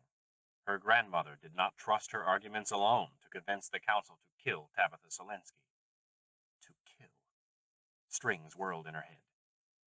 Jean-Michel Devore said nervously, what are the sleepless except modifications of innate drives? Jennifer smiled at him. Nadja Sharifi said, The definition of a community is key here. I think we all agree on that. Our definition seems to involve certain traits, like sleeplessness, certain abilities, and certain principles. Which of these are crucial? Which are optional? A good place to start, Will Sandaleros approved. Jennifer said, a member of the community must possess all three: the trait of sleeplessness, the ability to contribute to the community rather than drain it, the principles to value the community's profound good above his own immediate preferences. Anyone who does not possess these things is not only too different from us, but in active danger. She leaned forward, palms flat on the table. Believe me, I know. There was a little silence. In the silence, Hermione said quietly, anyone who thinks too differently from us is not really a member of our community. Miri's head jerked up. She stared at her mother, who didn't look back. All the strings in Miri's head turned over once, slowly, inside out. For a moment, she couldn't breathe.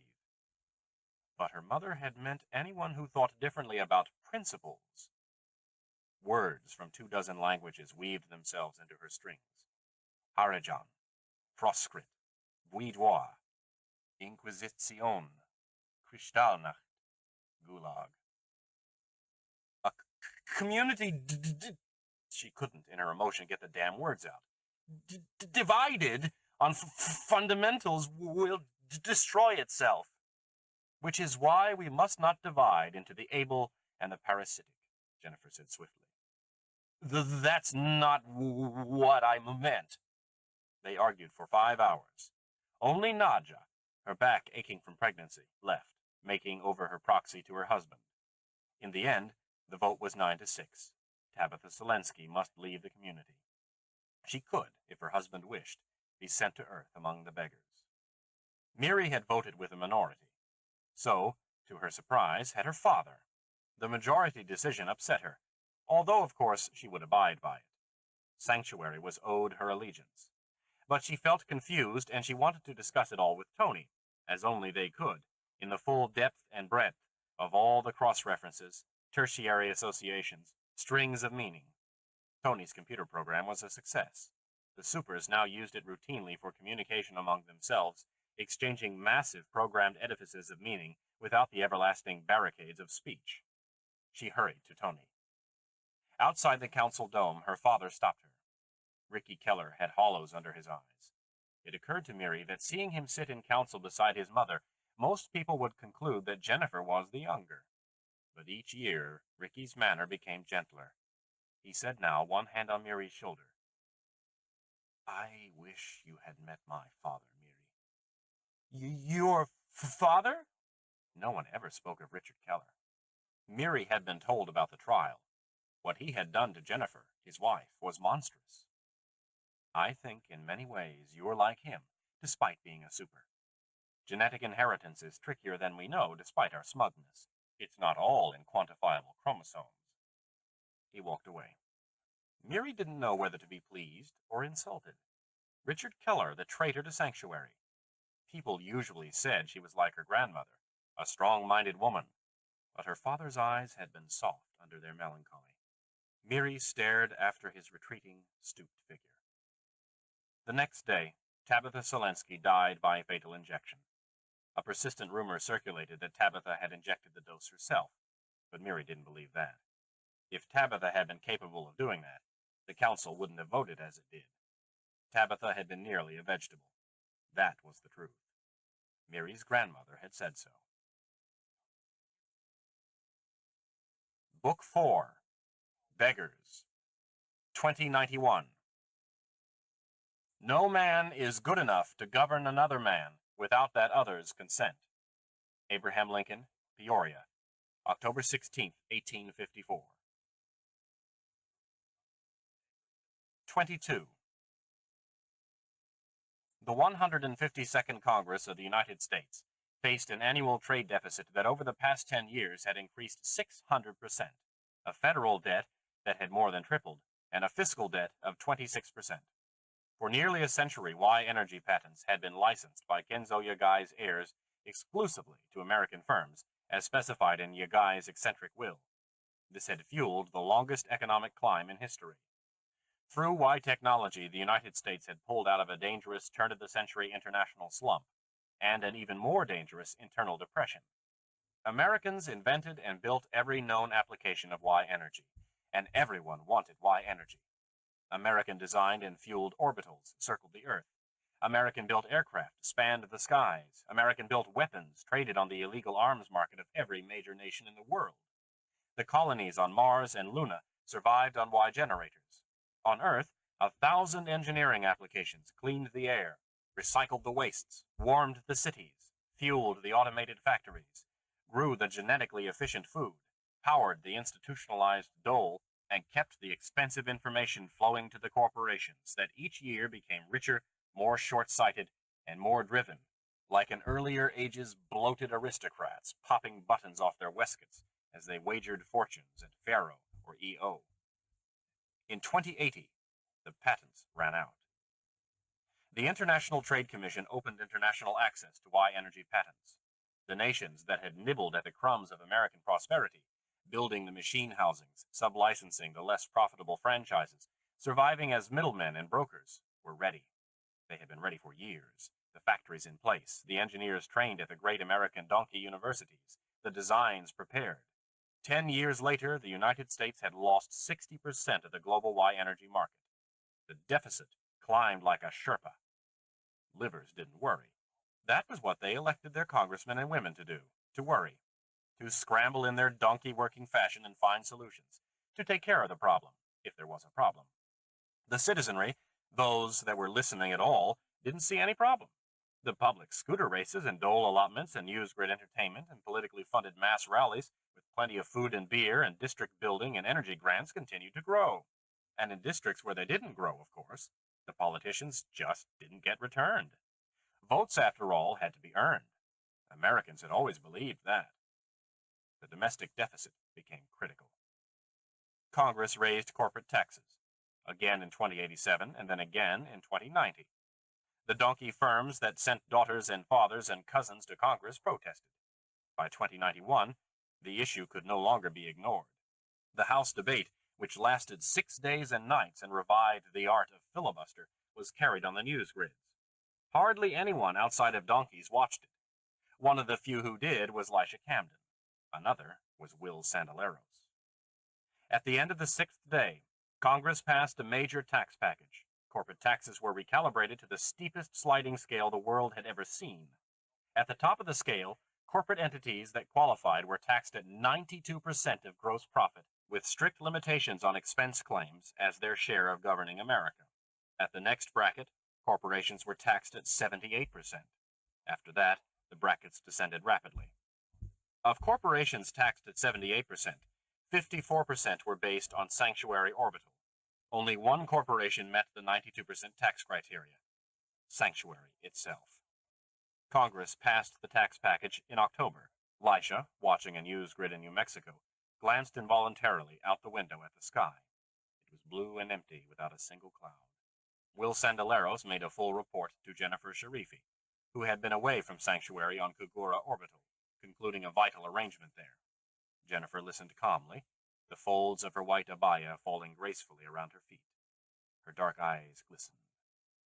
"Now, Jenny," Will said, "starting January 1st. Jennifer nodded. Her eyes went to the hollow portrait of Tony Indivino hanging on the dome wall. After a moment, they returned to Will, but he was bent over the hard copy of projected sanctuary tax figures and had not noticed. Miri couldn't get Tabitha Selensky's death to move from the front of her mind.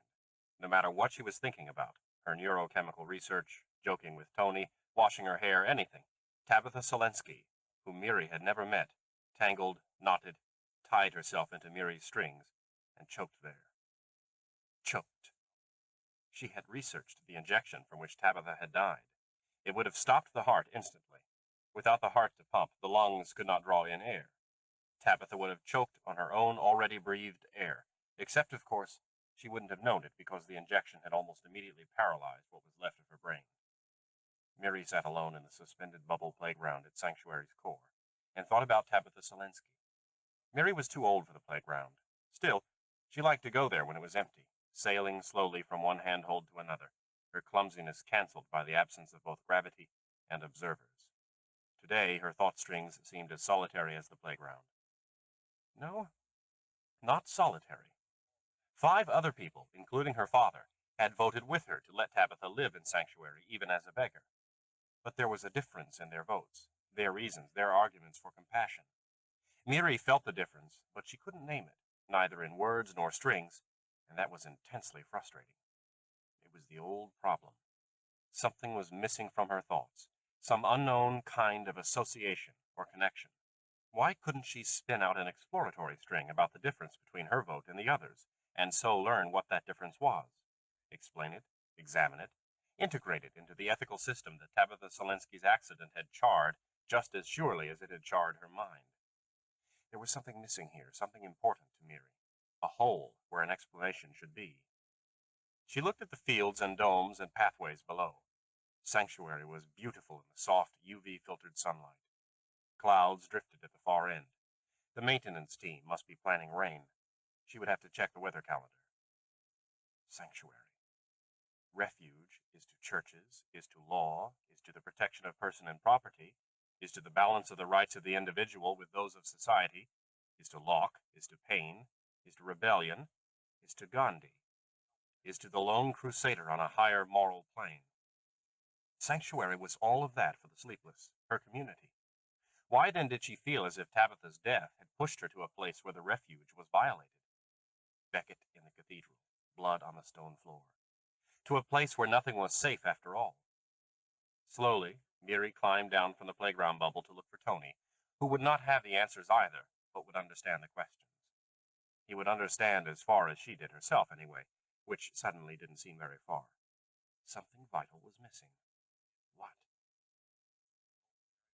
In late October, Alice had a heart attack. She was 83 years old. Afterward, she lay quietly in bed, pain masked by drugs. Lisha sat by her bedside night and day, knowing it couldn't be long. Much of the time, Alice slept. Awake, she drifted in drugged dreams, and often there was a small smile on her wizened face. Lisha, holding her hand, had no idea where her sister's mind wandered until the night Alice's eyes cleared and focused, and she gave Lisha a smile of such warm sweetness that Lisha caught her breath and leaned forward. "Yes, Alice, yes?" Alice whispered. "Daddy is watering the plants." Lisha's eyes prickled. "Yes, Alice, yes he is. He gave me one." Lisha nodded. Alice relapsed into sleep, smiling, in that place where a small girl had her father's love. She woke a second time a few hours later to clutch Lisha's hand with unexpected strength. Her eyes were wild. She tried to sit up, gasping. "I made it! I made it! I'm still here! I didn't die!" She fell back on the pillows. Jordan, standing by Lisha at his mother's bedside, turned his face away. The last time Alice woke, she was lucid. She looked at Jordan with love, and Lisha saw that she would say nothing to him, because nothing was necessary. Alice had given her son everything she had, everything he needed, and he was safe. To Lisha, she whispered, "Take care of Drew." Of Drew, not Jordan or Eric or the other grandchildren. Alice knew somehow where need was greatest. Hadn't she always known? "Yes, I will. Alice?" But Alice had already closed her eyes, and the smile was back on lips that twitched in private dreams. Afterward, while Stella and her daughter pinned up the sparse gray hair and called the state government for the special permit for private burial, Lisha went to her own room. She took off all her clothes and stood in front of the mirror. Her skin was clear and rosy. Her breasts sagged slightly from decades of gravity, but were still full and smooth. The muscles in her long legs flexed when she pointed her toe. Her hair, still the bright blonde Roger Camden had ordered, fell around her face in soft waves. She thought of seizing a scissors and hacking the hair into ragged chunks. But she felt too old, too tired for theatrical gestures. Her twin sister was dead of old age, asleep for good. Lisha pulled on her clothes, not looking again at the mirror, and went to help Stella and Alicia with Alice's body. Richard and Ada and their son came to New Mexico for the funeral. Sean was 9 now, an only child. Was Richard afraid that a second baby might be sleepless? Richard looked content, looked as settled as his and Ada's wandering life could be, looked no older. He was mapping ocean currents in a highly farmed section of the Indian Ocean, just off the continental shelf. The work was going well. He put his arms around Lisha and said how sorry he was about Alice. Lisha knew that Richard meant it, and through her grief a part of her mind reflected that this had been the most important man in her adult life, and that, as he had held her, she felt nothing. He was a stranger, linked to her only by the biology of parental choice and a past of finite dreams. Drew, too, came home for the funeral. Lisha had not seen him in 4 years, although she had followed his spectacular career on the news grids. She met him in the stone-floored courtyard, bright with cactuses kept in forced bloom, and exotics under humidified, transparent Y-bubbles. He drove his chair up to her without hesitation. "Hello, Lisha." "Hello, Drew." He still had the same intense green gaze, although in every other way he had changed yet again. Lisha thought of the dirty, skinny 10-year-old, the gawky teen trying hard to be a donkey in coat and tie and borrowed manners, the drama major with clipped hair and retro lace-cuffed clothing, the bearded drifter with sullen eyes and weak, dangerous resentments. Now Drew wore quiet, expensive clothes, except for a single, flashy, giveaway diamond arm cuff. His body had filled out. His face had matured. He was, Lisha saw without desire, a handsome man. Whatever else he was, he had learned to keep hidden. "I'm so sorry about Alice. She had the most generous soul I've ever known." "You knew that about her?" "Yes, she did. And she created it for herself with very little help from those who should have helped her." He didn't ask what she meant by that. Words had never been Drew's medium. He said, "I'll miss her tremendously. I know I haven't been here in years." He spoke without a tremor of embarrassment. Drew had apparently made his peace with the final awkward scene between him and Lisha. But if so, why stay away for 4 years? Lisha had sent enough messages inviting him home. "But even though I wasn't here, Alice and I talked on Comlink every Sunday, sometimes for hours." Lisha hadn't known that. She felt a flash of jealousy. But was she jealous of Drew or of Alice? She said, "She loved you, Drew. You were important to her. And you're in her will, but that can all wait until after the funeral." "Yes," Drew said, without apparent interest in his inheritance. Lisha warmed to that. The child Drew was still there, under the flashy arm cuff and the strange career neither of them mentioned. And yet she should mention it, shouldn't she? This was Drew's work, his achievement, his individual excellence. "I've followed your career on the grids. You've been very successful, and we're proud of you." A light kindled in his eyes. "You watched a grid performance?" "No, not a performance. Just the reviews, the praise." The light went out, but his smile was still warm. "That's all right, Lisha. I knew you couldn't watch it." "Wouldn't," she said, before she could stop herself. He smiled. "No, couldn't. It's all right. Even if you never let me put you into lucid dreaming again, you're still the single most important influence on my work that I'll ever have." Lisha opened her mouth to reply to this, to the sentiment, to the sting below the sentiment, to the stubborn ambivalence below both. But before she could speak, Drew added, "I've brought someone with me for Alice's funeral." "Who?" "Kevin Baker." Lisha's awkwardness vanished. Drew might confuse her still, this son she had not birthed, who had become something she could neither envision nor understand. But Kevin was a known quantity. She had known him for 60 years, since before Drew's father had been born. "Why is he here?" "Why don't you ask him yourself?" Drew said shortly. And Lisha knew that Drew had learned, from Kevin, or the data nets or somewhere, everything that had happened between her and Kevin. 60 years worth of everything. Time just piled up, Lisha thought, like dust. "Where is Kevin now?" "On the north patio." Drew added to her back as she left the courtyard. "Lisha, one more thing. I haven't changed. About what I want, I mean." "I'm not sure what you mean," she said, although she did and berated herself for petty cowardice. He made an impatient gesture. Exactly how old was he now? 25. "I don't believe you, Lisha. I want what I've always wanted. You and sanctuary." That did catch her by surprise. Half of it, anyway. Sanctuary. It had been a decade since Drew had so much as mentioned it to her. Elisha thought the childish dream of revenge or justice or conquest, or whatever it was, had faded long ago. Drew sat in his chair, a powerfully built man despite the crippled legs, and his eyes didn't falter when they met hers. Sanctuary. He was a child still, in spite of everything. She went to the north patio. Kevin stood there alone, examining a stone shaped by desert wind into a long, tapered shape like a sandstone tear. At the sight of him, Lisha realized that she felt no more than she had at the sight of Richard. Age had killed Alice's body. It seemed to have worked instead on Lisha's heart. Hello, Kevin. He turned quickly. Lisha, thank you for inviting me. So Drew had lied to him. It didn't seem to matter. You're welcome. I wanted to pay my last respects to Alice. He stood awkwardly and finally smiled ruefully. Sleepless aren't very good at this, are we? At death, I mean. We never think about it. I do, Lisha said. Would you like to see Alice now? Later. First, there's something I want to say to you, and I don't know if I'll get another chance. The funeral's in an hour, isn't it? Kevin, listen. I don't want to listen to any apologies or explanations or reconstructions of events 40 years old. Not now. I just don't. I wasn't going to apologize, he said, a little stiffly. And Lisha suddenly remembered herself saying to Susan Melling on the roof of this same house, Kevin doesn't see there's anything to forgive. What I wanted to say to you was on a different topic altogether. I'm sorry to bring it up just before the funeral, but as I said, there might not be another time. Has Drew told you what business I handle for him? I didn't know you handled any business for him. Actually, I handle it all. Not his tour bookings, there's an agency that does that, but his investments and security needs and so forth.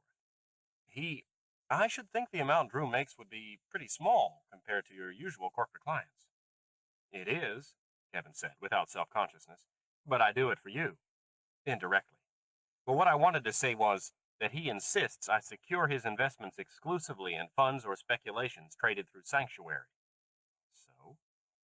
Most of my business is with Sanctuary anyway, but on their terms. Dealing Earthside when they don't want their own people to come down, and especially doing the security on their Earthside transactions. There are still a lot of people out there who hate Sleepless, despite the benevolent social climate on the grids. You'd be surprised how many. No, I wouldn't, Lisha said. What is it you want to tell me? This. There's something starting to happen on Sanctuary. I don't know what it is, but I'm in a unique position to see the outer fringes of their planning, or whatever it is. Especially through Drew's tiny investments, because he wants them as close into the heart of Sanctuary dealings as they'll permit, which, incidentally, was never very close, and now it's getting even more distant. They're liquidating whatever they can, converting investments not to credit but to equipment and to tangibles like gold, software, even art. That's what my watchdog program flagged in the first place. There's never been a Sleepless who collected art seriously. We're just not interested. This was true. Lisha frowned. Kevin continued. So I went on digging, even in areas I don't handle. The security is harder to crack than it used to be. They must have some very good younger wizards up there, although there's no formal record of it anywhere. Sanctuary's spent the last year moving all investments it doesn't liquidate into holdings outside the United States. Will Sandaleros bought a Japanese orbital, Kagura, a very old one with a lot of internal damage, used mostly for genetic breeding experiments on altered meat animals for the luxury orbital trade. Sandaleros bought it in the name of Sharifi Enterprises, not of Sanctuary. They've acted strange with it. They evicted all the tenants, but there's no record of moving out any of the livestock, not so much as a single disease-resistant goat towel. Presumably, they brought their own people in to care for the animals, but I can't crack any of those records. And now they've started to move all their people on Earth back up to Sanctuary. The kids at grad school, the doctors doing residencies, the business liaisons, even the occasional cuckoos down here slumming. They're all going back to Sanctuary, by ones and twos, inconspicuously. But they're all going back. Lisha frowned. What do you think it means? I don't know. Kevin put down the wind-sculpted stone. I thought you might be able to guess. You knew Jennifer better than any of us left here. Kev, I don't think I ever really knew anybody in my life. It just slipped out. She hadn't planned to say anything so personal. Kevin smiled thinly. Drew drove his chair onto the patio. His eyes were red. Lisha, Stella wants you. She went, her mind full of Sanctuary's movements, of Alice's death, of the exploitive congressional tax package, of Drew's investing in Sanctuary, of Kevin's concern, of her irrational fear of Drew's art. It was irrational, she knew that. She didn't seem to have the energy to stay rational that she'd had when she was younger. There was no way to think about so many things at once. They were too different. The human mind could not encompass them. A different way of thinking was needed. Daddy, you failed. You should have provided that in the gene mod too. A better way of integrating thought, not just better thoughts. Lisha smiled without mirth. Poor Roger, blamed for everything Alice wasn't. Everything Lisha was, everything Lisha wasn't. It was funny, in a way. But only in the unhumorous way anything recent was funny. In another 80 years, maybe she would find it hilarious. All it took was enough time, piling up like dust. Ashes to ashes, dust to dust. It was Jordan who had chosen the beautiful, painful, sentimental words, Drew knew. Drew had never heard the funeral service before, and he wasn't sure what all the archaic phrases meant, but looking at the faces gathered around Alice Camden Watrous' grave, he was sure that Jordan had chosen the words. Lisha disliked them, and Stella was impatient with them. And Alice? She would have liked them, Drew knew, because her son had chosen them. That would be enough for Alice. And so for Drew, too. Shapes slid quietly in and out of his conscious mind. For he knoweth our frame, he remembereth that we are dust. As for man, his days are as grass. As a flower of the field, so he flourisheth. For the wind passeth over it, and it is gone, and the place thereof shall know it no more. It was Eric who read the words, Alice's grandson, Drew's old enemy. Drew looked at the handsome, solemn man Eric had become, and the shapes in his mind deepened, slithered faster. No, not shapes this time. He wanted the word. He was determined to find the word for Eric, who might be dust, but if so, only a high-quality, real leather, solid platinum dust that would never be passed over, and known no more, because Eric was a sleepless, born to ability and power, no matter how much youthful rebellion he had acted out once. Drew wanted the word for Richard, eyes downcast beside his sleeper wife and little boy, pretending he was like them. The word for Jordan, Alice's son, torn in two all his life between his sleeper mother and brilliant, sleepless aunt, defended only by his own decency. The word for Lisha, who had loved, if what Kevin Baker had told Drew was true, sleepers far more than she had ever loved any of her own kind. Her father, Alice, Drew himself. He couldn't find the right word. Jordan was reading now from some different old book. They all knew so many old books. Sleep after toil, port after stormy seas, ease after war, death after life. Lisha looked up from the coffin. Her face was set, unyielding. Light from the desert sky washed over the plains of her cheeks, the pale, firm lips. She didn't look at Drew. She glanced at the wind-smoothed stones on either side of Alice's in the little plot, Becker Edward Watrous and Susan Catherine Melling, and then straight forward at nothing, at air. But even though no glance passed between them, Drew suddenly knew, from the fluid shapes inside his mind and the rigid shape of Lisha outside it, that he would never bed her. She would never love him as anything but a son, because a son was how she had seen him first, and she didn't change her major shapes. She couldn't. She was what she was. So were most people, but for Lisha, it was even more true. She didn't bend, didn't flex. It was something in her, something from the sleeplessness.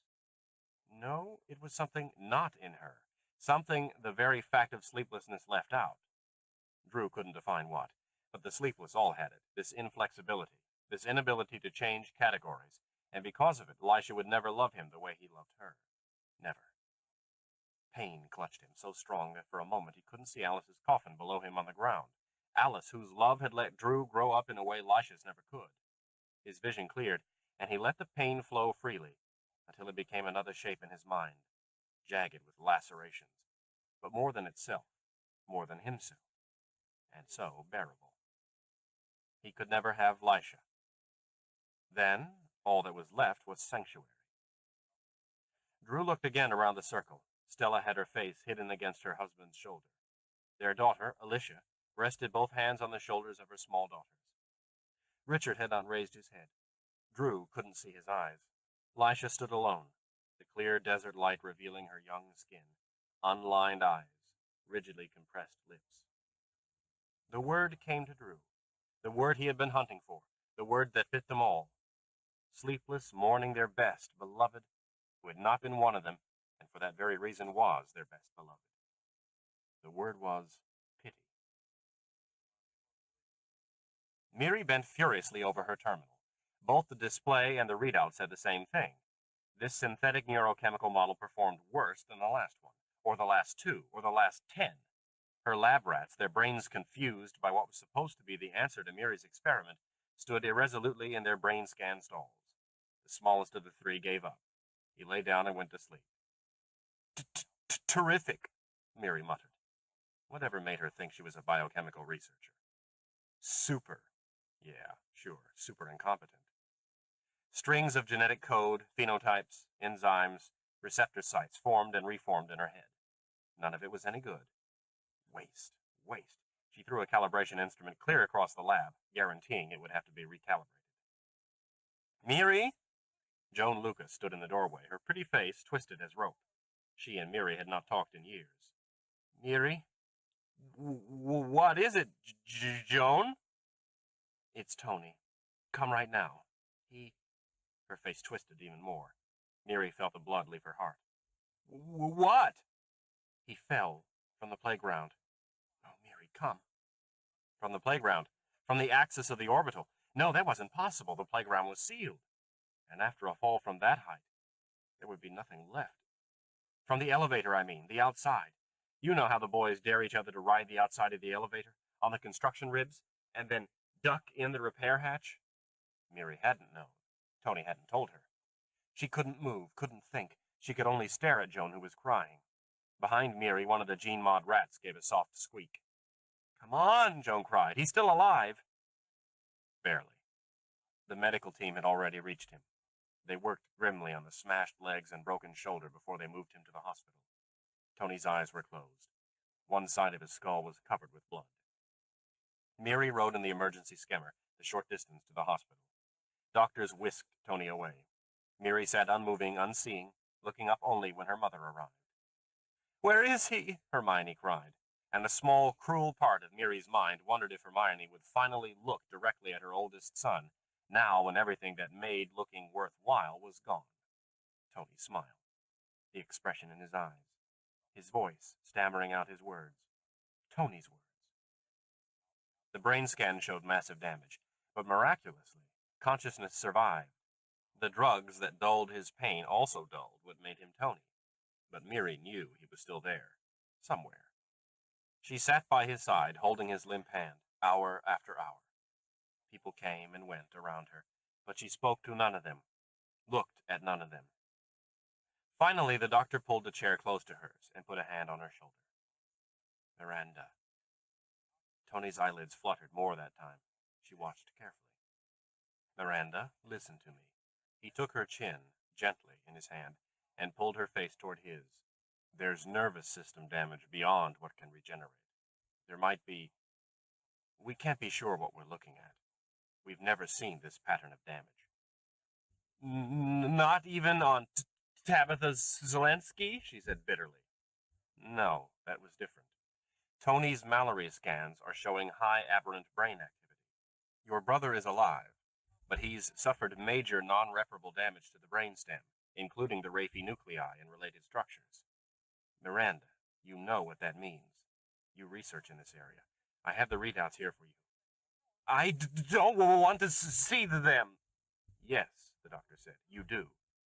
Sharifi, talk to her. Miri's father bent over her. She hadn't realized he was there. Miri? Don't do it!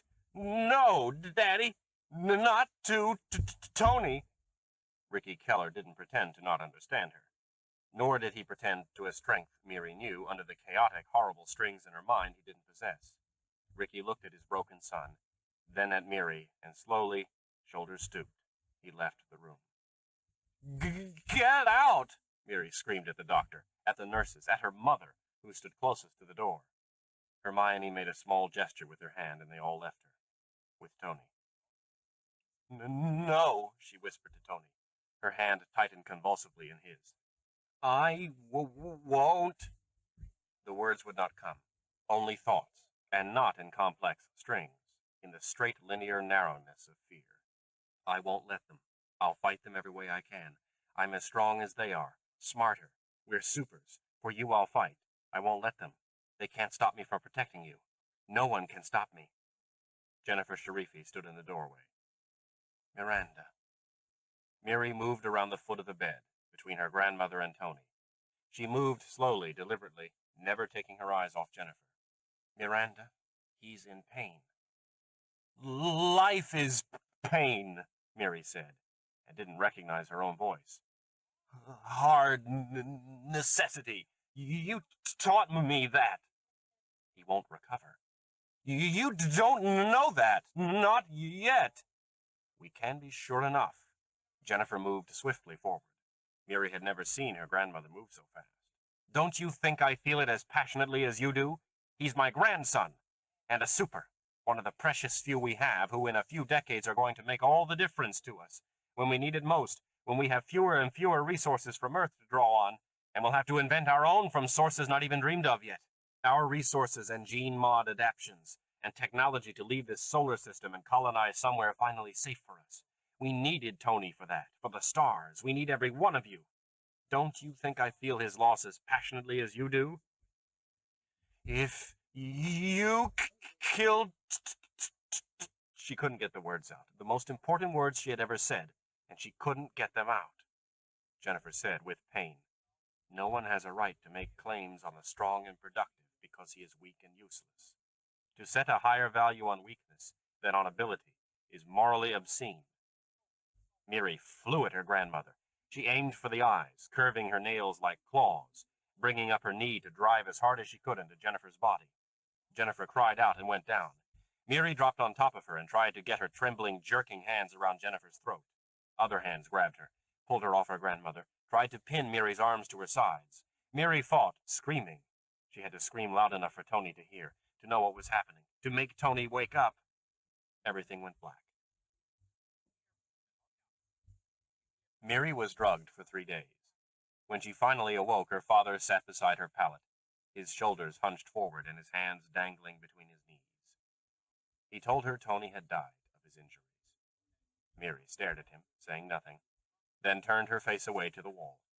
The foam stone wall was old, speckled with motes of black that might have been dirt or mold, or the negatives of tiny stars in a galaxy flat and two-dimensional and dead. Miri would not leave her lab, not even to eat. She locked herself in and for 2 days ate nothing. The adults couldn't override the locking security, which Tony had designed, but neither did they try. At least Miri didn't think they tried. She didn't really care. Her mother initiated contact once over the comlink. Miri blanked the screen, and her mother didn't try again. Her father tried several times. Miri listened, stone, to what he had to say, in one-way mode so he could neither see nor hear her.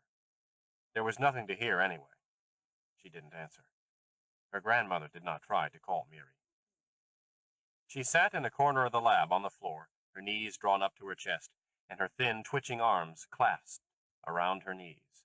Anger raged through her, storms of anger that periodically swept away all strings, all thought, swept away everything ordered and complex, and torrents of primitive rage that did not frighten her.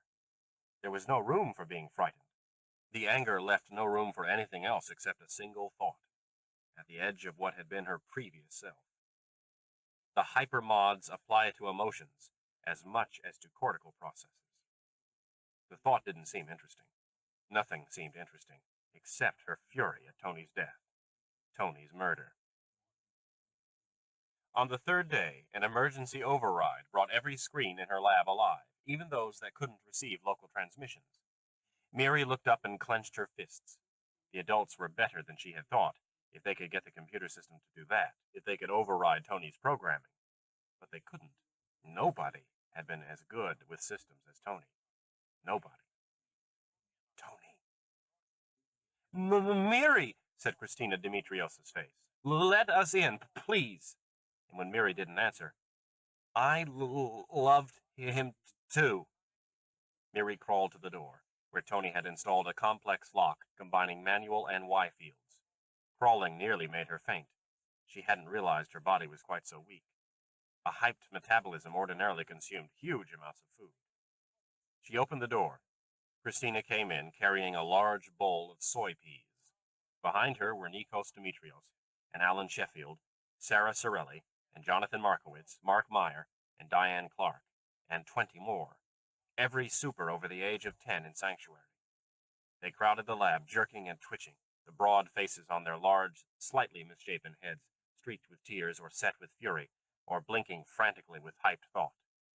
Nico said, "They did it because he was one of us." Miri turned her head slowly to look at him. "Tony, the word wouldn't come.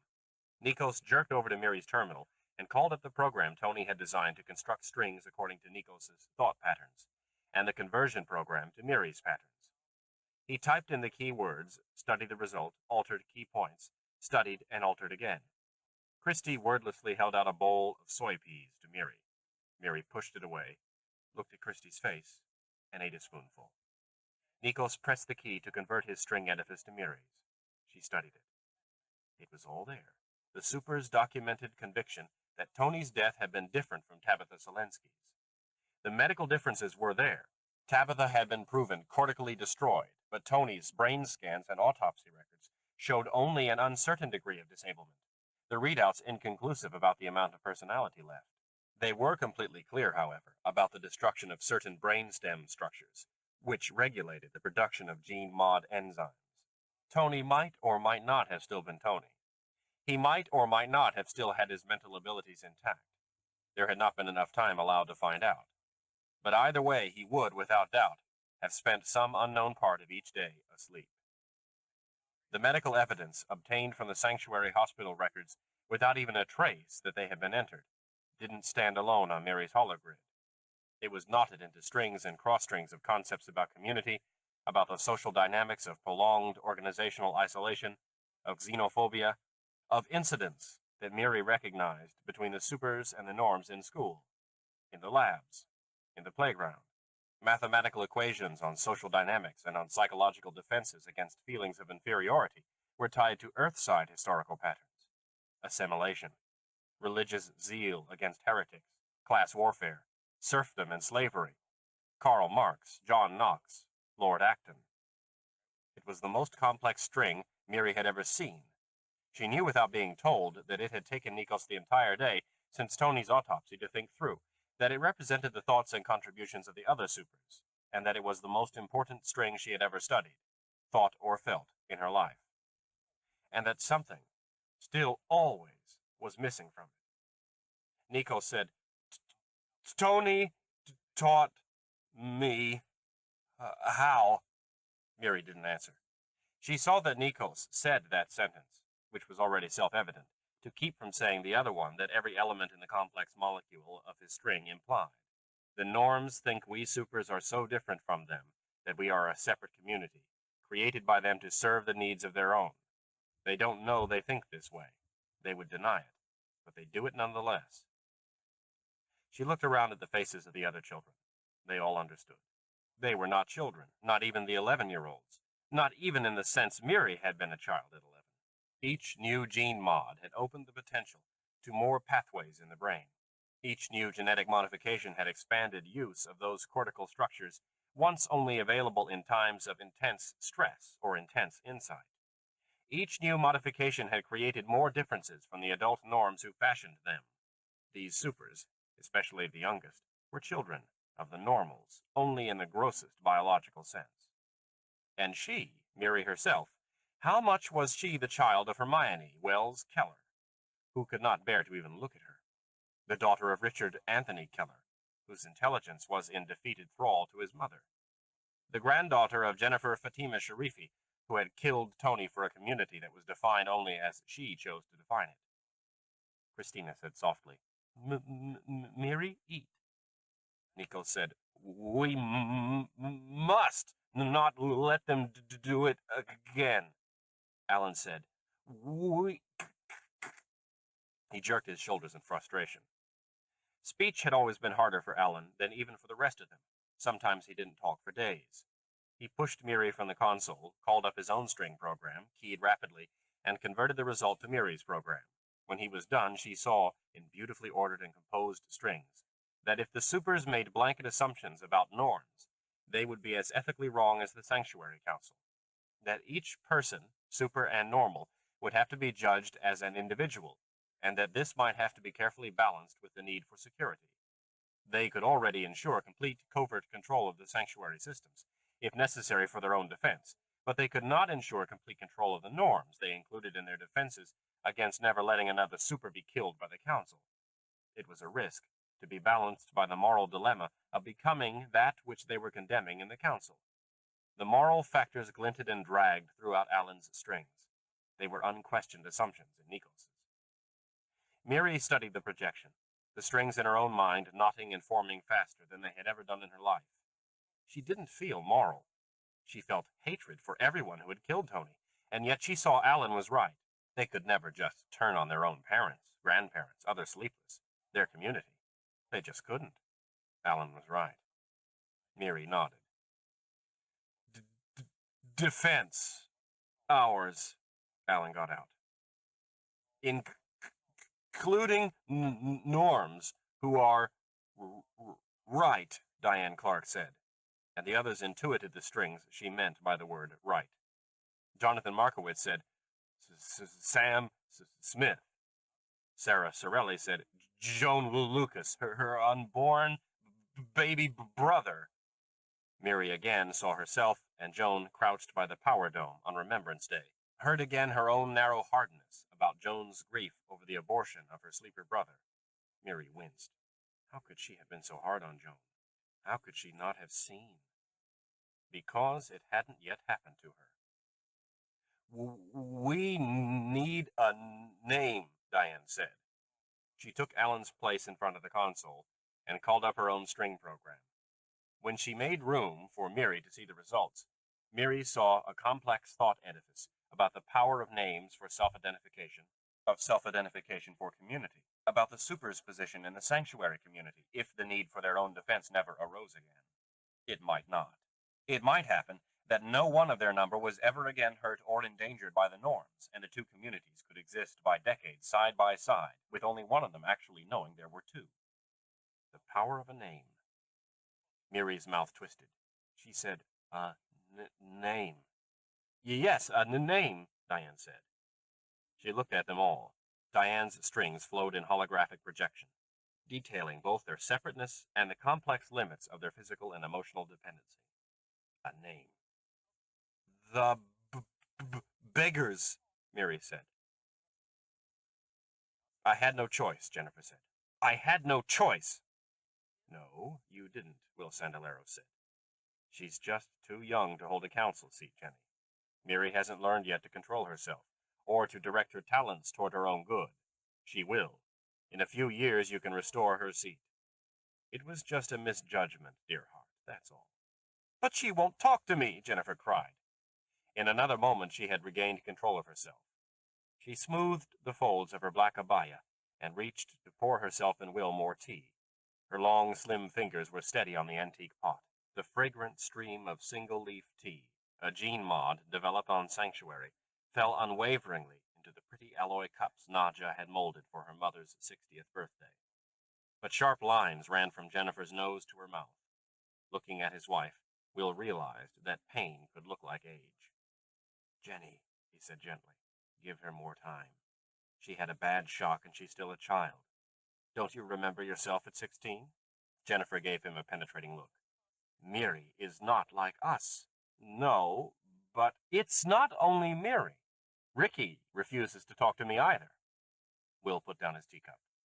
His words had the careful sound of a courtroom statement. Ricky has always been a little unstable for a sleepless, a little weak, like his father. Jennifer said, as if it were an answer. Ricky and Miri will both have to recognize what Richard never could.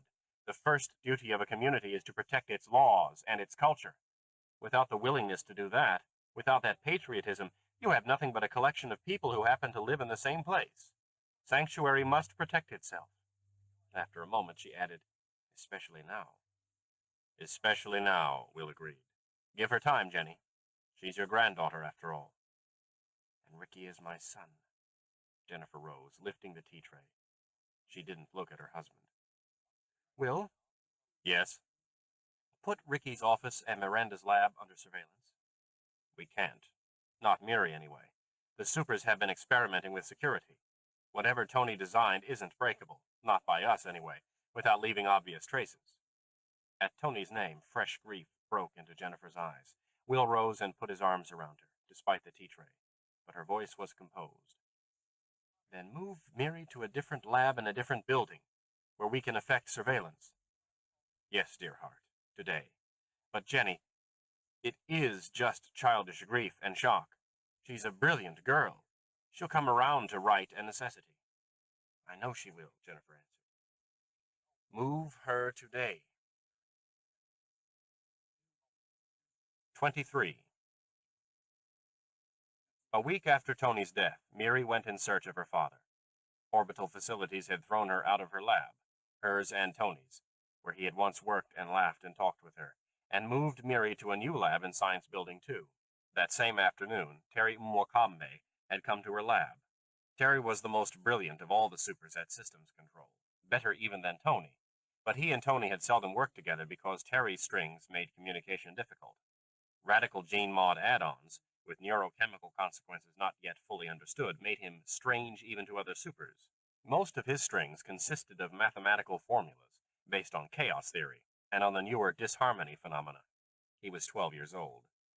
Terry spent hours at Miri's terminals and wall panels, his eyes blinking furiously, and his young mouth a thin, twitching line. He said nothing at all to Miri. Eventually, she realized that his silence was a fury as great as her own. Terry loved his parents. Norms, who had altered his genes to create his weird, extraordinary intelligence, his super abilities, that now those same norms were putting under surveillance as if Miri, one of his own, were some looting beggar. Terry's sense of betrayal filled the lab like heat. When he was done, the council surveillance equipment worked perfectly. It showed Miri playing endless games of chess against her terminal, a defense against grief, an assertion of power by someone who had discovered she was powerless against death. Miri's body, tracked on infrared scanner, slumped over the hologram board, taking a long time to make each move. System surveillance programs made available every move in every game. Miri won them all, although she made an occasional sloppy defense. There, Terry said, and slammed out of the lab. It was the only word he'd spoken. Miri found her father sitting in the park beneath the spot where the playground had floated. His and Hermione's second norm child sat on his lap. The baby was almost 2, a beautiful boy named Giles, with gene-mod chestnut curls and wide, dark eyes. Ricky held him as if he might break, and Giles squirmed to get down. He doesn't talk yet, was the first thing Ricky said to Miri. She ran through the implications of this remark. He will. Norms sometimes just save it up and then start talking in sentences. Ricky clutched the fretting baby tighter. How do you know that, Miri? You're not a mother. You're still a child yourself. How do you all know? She couldn't answer him. Without strings and edifices of thought, the answer to his real question, how do you think, Miri, would be so incomplete it would be worthless. But her father couldn't comprehend strings. He couldn't ever understand. She said instead, You loved Tony. He looked at her over the baby's head. Of course I did. He was my son. But a moment later he added, No, you're right. Your mother didn't love him. Nor me either. She wanted to. Giles began to whimper. Ricky loosened his grip slightly, but he did not put Giles down. Miri, your grandmother has had you dropped as a council member. She introduced a motion to raise the age for council participation for family members to 21, the same as it is for term council members. The vote passed. Miri nodded. She wasn't surprised. Of course her grandmother would want her dropped from the council now, and of course the council would agree. There had always been those who resented different criteria for Sharifi voting shares than for general shares, although how the Sharifi family apportioned its votes was its own business. Or perhaps the resentment over her seat had arisen from the same source as the justification. She was a super. Giles gave a tremendous kick of his sturdy legs and started to howl. Ricky finally put him down and smiled wanly. I guess I thought if I held him long enough, he'd come out with a complete sentence. Something like, "Please, Father, let me down to explore." At 2, you would have. Miri touched Giles, now happily investigating the gene-mod grass. The grass's ion pump operated so efficiently it needed only minute nutrients. Giles's hair felt soft and silky. He's not me. No, I'll have to remember that. Miri, what were you and all the other supers doing meeting in Alan's lab the other night? Alarm ran through her. If Ricky had noticed and speculated, had other adults? Could speculation alone harm the beggars? Terry and Nikos said no one could crack the security they had set up, but anyone could wonder why such heavy security existed in the first place. Would wonder be enough to trigger retaliation? What did Miri or any other super know about how norms really thought? I think, Ricky said carefully, that you were all mourning in your own way and in privacy. I think that if you all happen to meet again, and if any norms ask what you're doing, that's what you'll tell them. Miri let go of Giles's hair. She slipped her hand into her father's. Her fingers, the blood racing hot and fast from her super metabolism, the muscles jerking, twitched against his cold ones. Yes, Daddy, she said. We will. It took them a month and a half to program hidden overrides into Sanctuary's major systems: life support, external defense, security, communications, maintenance, and records. Terry Mwakambe, Nikos Dimitrios, and Diane Clark did most of the work. There were a few program fail-safes they couldn't crack, mostly in external defense. Terry worked doggedly, 23 hours a day, under cover of a surveillance cheat program of his own devising. Miri wondered what it showed him doing, but she didn't ask. Terry's wordless frustration at not being able to crack the last few fail-safes was almost a physical entity like air pressure. Miri, in contrast, was surprised how quickly the beggars had, in essence, taken over the orbital, even though they had as yet actually changed nothing. Perhaps they never would. Perhaps they wouldn't have to. At the start of the second month, Terry broke a major fail-safe. He and Nikos called a meeting in Nikos' office. Both boys were pale as salt. A web of red capillaries pulsed in Terry's forehead above his mask. In the last month, a dozen of the supers had taken to wearing these masks, molded plaster that covered the bottom half of their faces, chin to eyes, with a hole left for breathing. A few of the girls decorated their masks. The children closest to their norm parents, Miri noticed, didn't wear masks. She didn't know if anyone had questioned those who did, or had connected the appearance of the masks with Tony Sharifi's death. Sharifi... Terry made a slashing gesture that meant roughly, fuck it. In the past month, their nonverbal signals, always a part of super communication, had become more violent. Nikos tried. Sharifi Labs has made and stored a... He, too, was too agitated. Terry called up the string on his terminal. Like most of Terry's strings, it was incomprehensible to anyone but Terry. Nikos then created a string in his own program and converted it to Miri's, still the format most accessible to the group as a whole. The 27 children crowded near. Sharifi Labs had developed and synthesized an instantly fatal, airborne, highly communicable gene-mod organism, built from the code of a virus, but highly different in important phenotypes. Packets of the organism in a frozen state that could be unfrozen and dispersed by remote control from Sanctuary had been installed in the United States by selected sleepless graduate students studying on Earth. There were packets secreted in New York, Washington, Chicago, Los Angeles, and on Kagura Orbital, which Sharifi Labs now owned. The packets were virtually undetectable by conventional methods. The virus could kill every aerobic organism evolved enough to possess a nervous system before the organism's own brief life cycle ended in roughly 72 hours. Unlike every other virus that had ever existed, this one could not reproduce itself indefinitely. All copies self-destructed 72 hours after being unfrozen. It was a gorgeous piece of gene-mod engineering. Nobody said anything. Finally, Alan stammered, "For defense, not to be used except if Sanctuary is attacked first. Never preemptive." Yes, Diane said eagerly. Only for defense. It has to be. We wouldn't, Christy said desperately. Like us. Like the beggars are doing. Voices broke out, stammering and shouting. They all wanted to believe that Sanctuary was doing no different from they themselves, setting up secret self-defense mechanisms the Council would never need to actually use. The packets existed for verbal bargaining, for posturing threats that were, after all, the only thing sleepers understood. Everybody knew that. Sleepless had a right to self-defense if Sanctuary were directly attacked. Sleepless were not killers. The sleepers were the killers. Everybody knew that, too. Miri looked first at Terry's face, then Nikos's, then Christie's, then Alan's. She looked back at her grandmother's biological weapon, secret even from the Sanctuary Council, known only to the handful of Sharifi lab partners who had developed, synthesized, and secreted it in cities full of other children. Did her father know? Miri thought suddenly, inanely, that she, too, would make herself a molded plaster mask.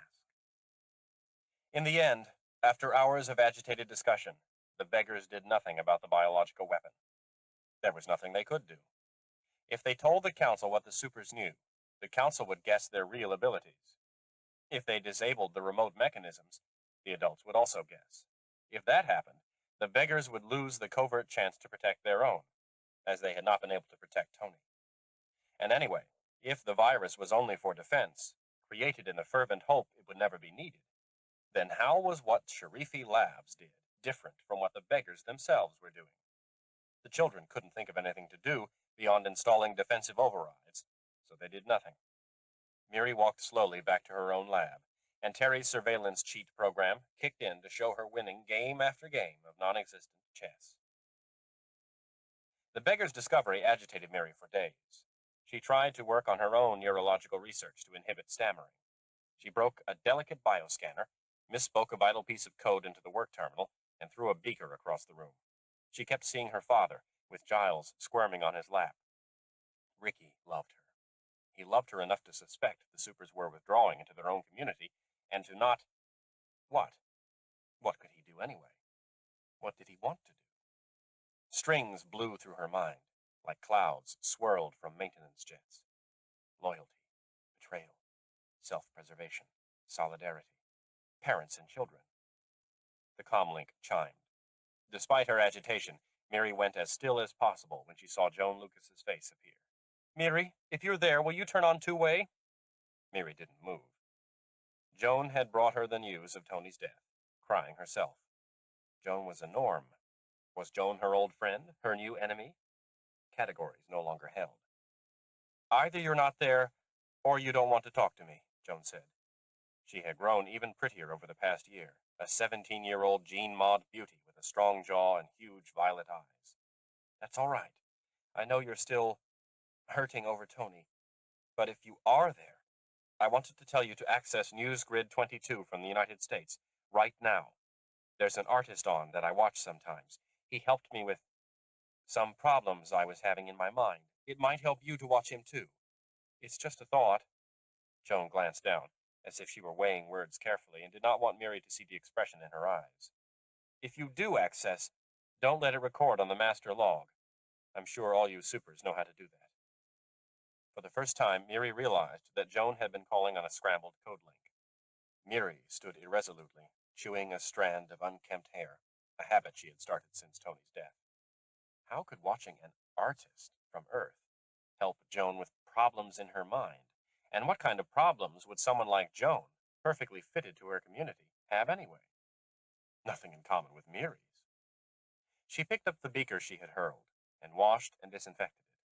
She went back to the DNA code for a synthetic neurotransmitter modeled on her work terminal, and resumed the tedious task of computer testing minute hypothetical pinpoint alterations in this formula, which might or might not even be the right starting point. The program wouldn't run. There was a glitch someplace. Miri banged on the side of the terminal. Fuck! Nikos or Terry would have known how to fix it instantly. Or Tony. Miri collapsed onto a chair. Waves of grief washed through her. When the worst had passed, she turned again to the terminal. Even with the maintenance program, she couldn't find the glitch. She turned to the comlink and accessed US News Grid 22. It was completely black. Another glitch? Miri had leaped up to shove her fist into the miniature holographic stage and pound on its floor when the stage center suddenly brightened. A man in a chair, 8 inches high, started to speak. Happy those early days when I shined in my angel infancy, before I understood this place. This? A man in a chair reciting some kind of beggar poetry? Joan broke years of virtual silence to tell Miri to watch this? As the man began to speak, the blackness behind him took shape. No, shapes came out of it, repetitive, but also subtly different, oddly compelling. Strings formed in Miri's head, and she saw that they too, although made of the most mundane thoughts, were also subtly different from her usual strings. The overall shape not unlike the ones slithering past the man reciting from the wheelchair. Maybe Diane should see this. She was working out equations to describe the formation of thought strings, building on the work Tony had done before he died. But felt through all this fleshy dress, bright shoots of everlastingness, the man said. Miri realized suddenly that his chair was technologically enhanced, and that he must be somehow damaged or deformed, not normal. The strings in her mind grew flatter, calmer. The shapes in the hologrid had changed.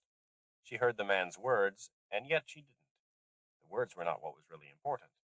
And wasn't that right? Words had never been important. Only strings, and the strings had shapes like, but not like, the ones around the man. Only the man had disappeared too, and that was all right, because she, Miranda Serena Sharifi, was disappearing, was sliding down a steep long chute, and each meter she traveled she became smaller and smaller until she had disappeared and was invisible, a weightless, transparent ghost that neither twitched nor stammered, in the corner of a room she had never seen before. Below it, she knew, were other rooms. It was a deep building, deep, not tall, and each room was like this one, filled with light so palpable it was almost alive.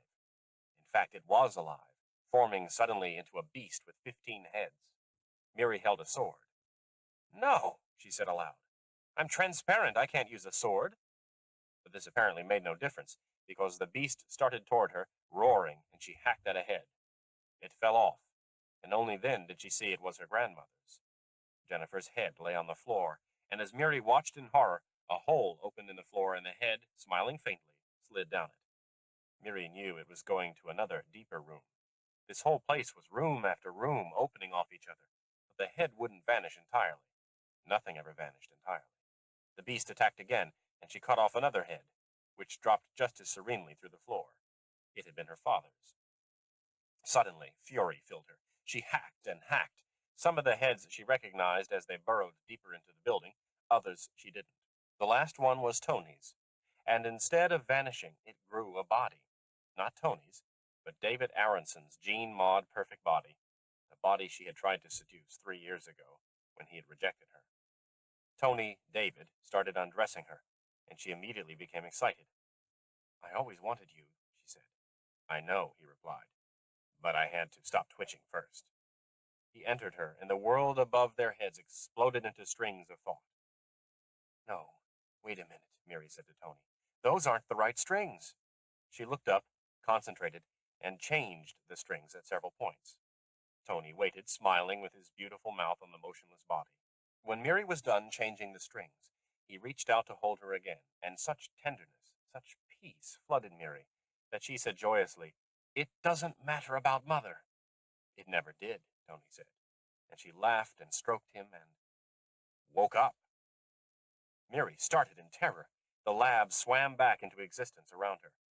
It had been gone, been replaced by... She had been asleep. She had been dreaming. No, Miri moaned. How could she have been asleep? She! Dreams were what sleepers had.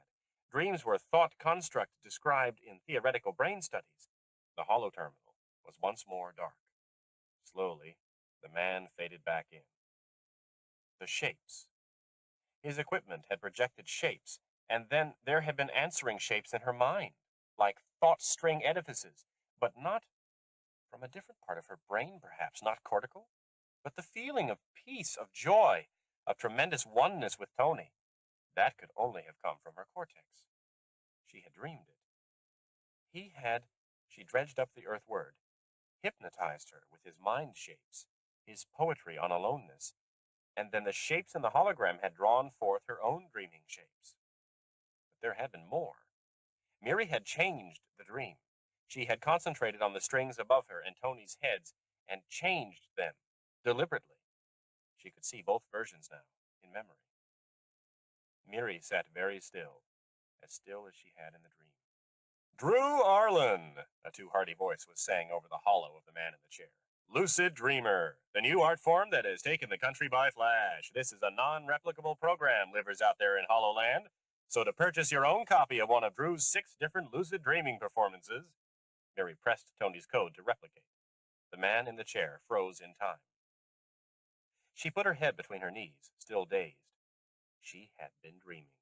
She, Miranda Sharifi, sleepless and super bright. She could see Tony still, feel his arms around her, feel the depth of the building below her, its endless rooms. She could still see the thought strings, solid as matter, that she had reached up and changed. Miri raised her head from her knees and went to her work terminal. She fixed the program glitch. It was easy. All she had to do was follow the strings she had seen in the dream, the ones she had changed. She typed in the pinpoint DNA code she had been hunting for 3 years and had never really seen. The program ran it against her parameters, probability tables, and neurochemical interactions. The comparisons and modeling would take a while to complete, but Miri already knew the gene mods were the right ones. They were the ones she had been searching for, had been circling around, but had not seen until a part of her dreaming mind had looked in a different way at the facts in her thought strings and added what was missing.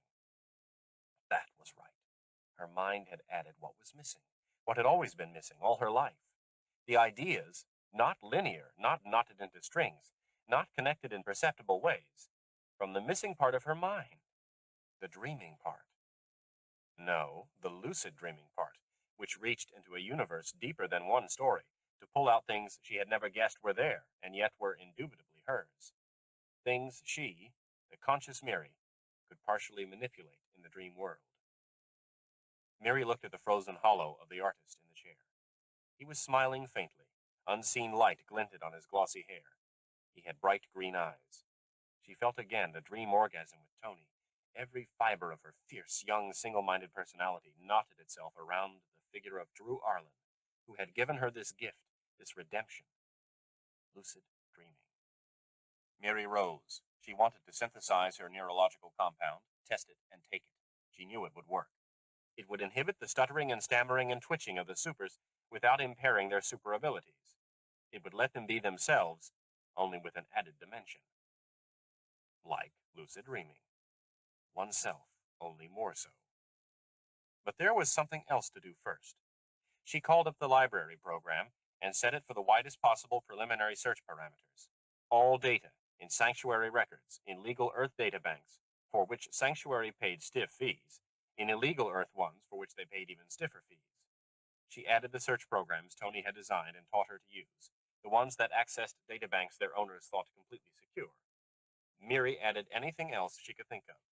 She wanted to know everything there was to know about Drew Arlen. Everything. And then she would figure out how to get to him.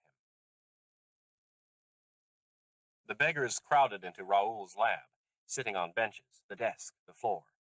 They talked softly, as they usually did to each other, allowing a long time for the words to come out. Most of the time they didn't look directly at each other. Nearly all wore masks now, some elaborately ornamented. Miri's mask was undecorated. She wasn't going to wear it long. Nuclei proteins found a new ribbon flow, 2 pounds heavier. My new sister. A grunt of frustration. The first terminal came out to call up a string program. Wait a minute. Before you turn to string communication, Miri said, I have something to show you. The room fell into frozen silence. Miri took off her mask and brushed her long bangs from her eyes. She gazed at them serenely from a face that didn't twitch or jerk or tremble. Someone said as if punched in the stomach. I found the pinpoint code, Miri said. The enzyme is easily synthesized, has no predicted side effects, and none observed in myself, so far anyway, and can be delivered by a slow drip subcutaneous patch. She rolled up her sleeve to show them the slight scar, rapidly regenerating, on her upper left arm. The formula, Raoul, the other biological researcher, demanded hungrily. Miri called up the string edifice on her work terminal. Raoul pasted himself in front of it. Christie said, When? I put the patch in 3 days ago. Since then, I haven't left the lab. No one has seen it but you. Nico said, Do me! Miri had prepared 27 subcutaneous patches. The beggars formed an assembly line, with Susan disinfecting the upper arm of each of them, Raoul making the incision, Miri inserting the patch, and Diana bandaging tightly. There was no need for stitches. The skin would regenerate. It takes a few hours for the effects to kick in, Miri said. The enzyme has to direct the manufacture of a sufficient amount of neurotransmitter. The supers looked at Miri with shining, twitching eyes. She leaned forward. Listen, there's something else we have to talk about. You know I've been searching for this gene mod for nearly 4 years. Well, in the first 2, I was still exploring the problem, but I don't think I would have found the solution at all if I hadn't learned to do something else. It's called lucid dreaming. She had their complete, formidable attention. It sounds like something sleepers do, and a sleeper led me to it. Through Joan Lucas. But we can do lucid dreaming too, and although I don't have any brain scan data yet, I think we might do it differently from sleepers, or even from norms. Miri explained about Joan's call, about Drew Arlen, about seeing her own research string in a lucid dream and reaching up to change it. It's as if strings are one kind of thinking, one that effectively unites associative and linear thought, and lucid dreaming is some other kind. It uses stories, pulling from the unconscious, maybe the way sleeper dreams are supposed to do. But sleepers don't have string edifices to put together with the stories. They can't, I don't know, maybe they can't shape the lucid dreaming as well because they don't have such coherent shapes to work with in the first place. Or maybe they can shape the dream, but without the visualized complexity of strings, the shaping only operates on an emotional level. Miri shrugged. Who could say how sleepers' minds worked? Anyway, lucid dreaming is like being reborn into a world with more dimensions than this one. And I want you to all try it. From the pocket of her shorts, Miri pulled the program cartridge of her favorite of Drew's performances, the second. Recording the entire series of 6 had been no challenge for Tony's programs, no matter what the news grids claimed. Terry Mwakambe had thrown one of his impenetrable security fields around Raoul's lab before the meeting began. Miri inserted her cartridge into Raoul's hollow terminal. She turned her back to the miniature stage. She didn't want to fall asleep herself. Not this time. She wanted to watch the others. One by one, their eyes glazed, although they didn't close. Drew Arlen's musical voice licked at their eyelids, reciting words, suggesting ideas. The supers dreamed. When it was over, they awoke almost simultaneously. They laughed and cried and talked excitedly about their dreams. All but Terry, the most genetically modified, the most different. He sat slumped in a corner, his head bent, so that all Miri could see was hair. Somewhere in the middle of the laughing and exclaiming, Miri's synthetic enzyme stimulated sufficient production of 3 different interdependent brain chemicals to change the subtle genetically coded composition of cerebrospinal fluids. Terry stood. His thin body and large head were held very high. He looked at all of them from eyes that neither blinked nor twitched. He said, I know how to remove the last Sharifi lab failsafes, and I know what's behind them. 24. On New Year's Day, Lisha walked along the creek under the cottonwoods. A light snow glistened on the ground. She looked up to see Jordan, coatless, puffing toward her. The lines and wrinkles on his sun-battered face, he was 67, were pulled taut as wires. Lisha, Sanctuary has seceded from the United States. Yes, Lisha said, without surprise. She had decided shortly after Alice's funeral that this must be Jennifer's intent. It fit. It occurred to her that she and Kevin Baker were probably the only 2 people in the country who were not surprised. Or maybe Kevin was surprised. She had not talked to him since Alice's funeral. Lisha bent to pick up a stone. It was almost a perfect oval. polished by patient wind and ancient water. Under her fingers, the stone felt icy. Yes, she said to Jordan, I know. Well, aren't you coming in to watch the grids? Don't we always? Fleischer said. And at her tone, Jordan stared. Sanctuary made its declaration at 8 o'clock a.m., January 1st, 2092. The statement, released simultaneously to the country's 5 most important news grids, the President and the Congress of the United States, none of whom were fully functional at that hour on New Year's Day, was not negotiable. When, in the course of human events, it becomes necessary for one people to dissolve the political bands which have connected them with another, and to assume among the powers of the earth the separate and equal station to which the laws of nature and of nature's God entitle them, a decent respect to the opinions of mankind requires that they should declare the causes which impel them to the separation.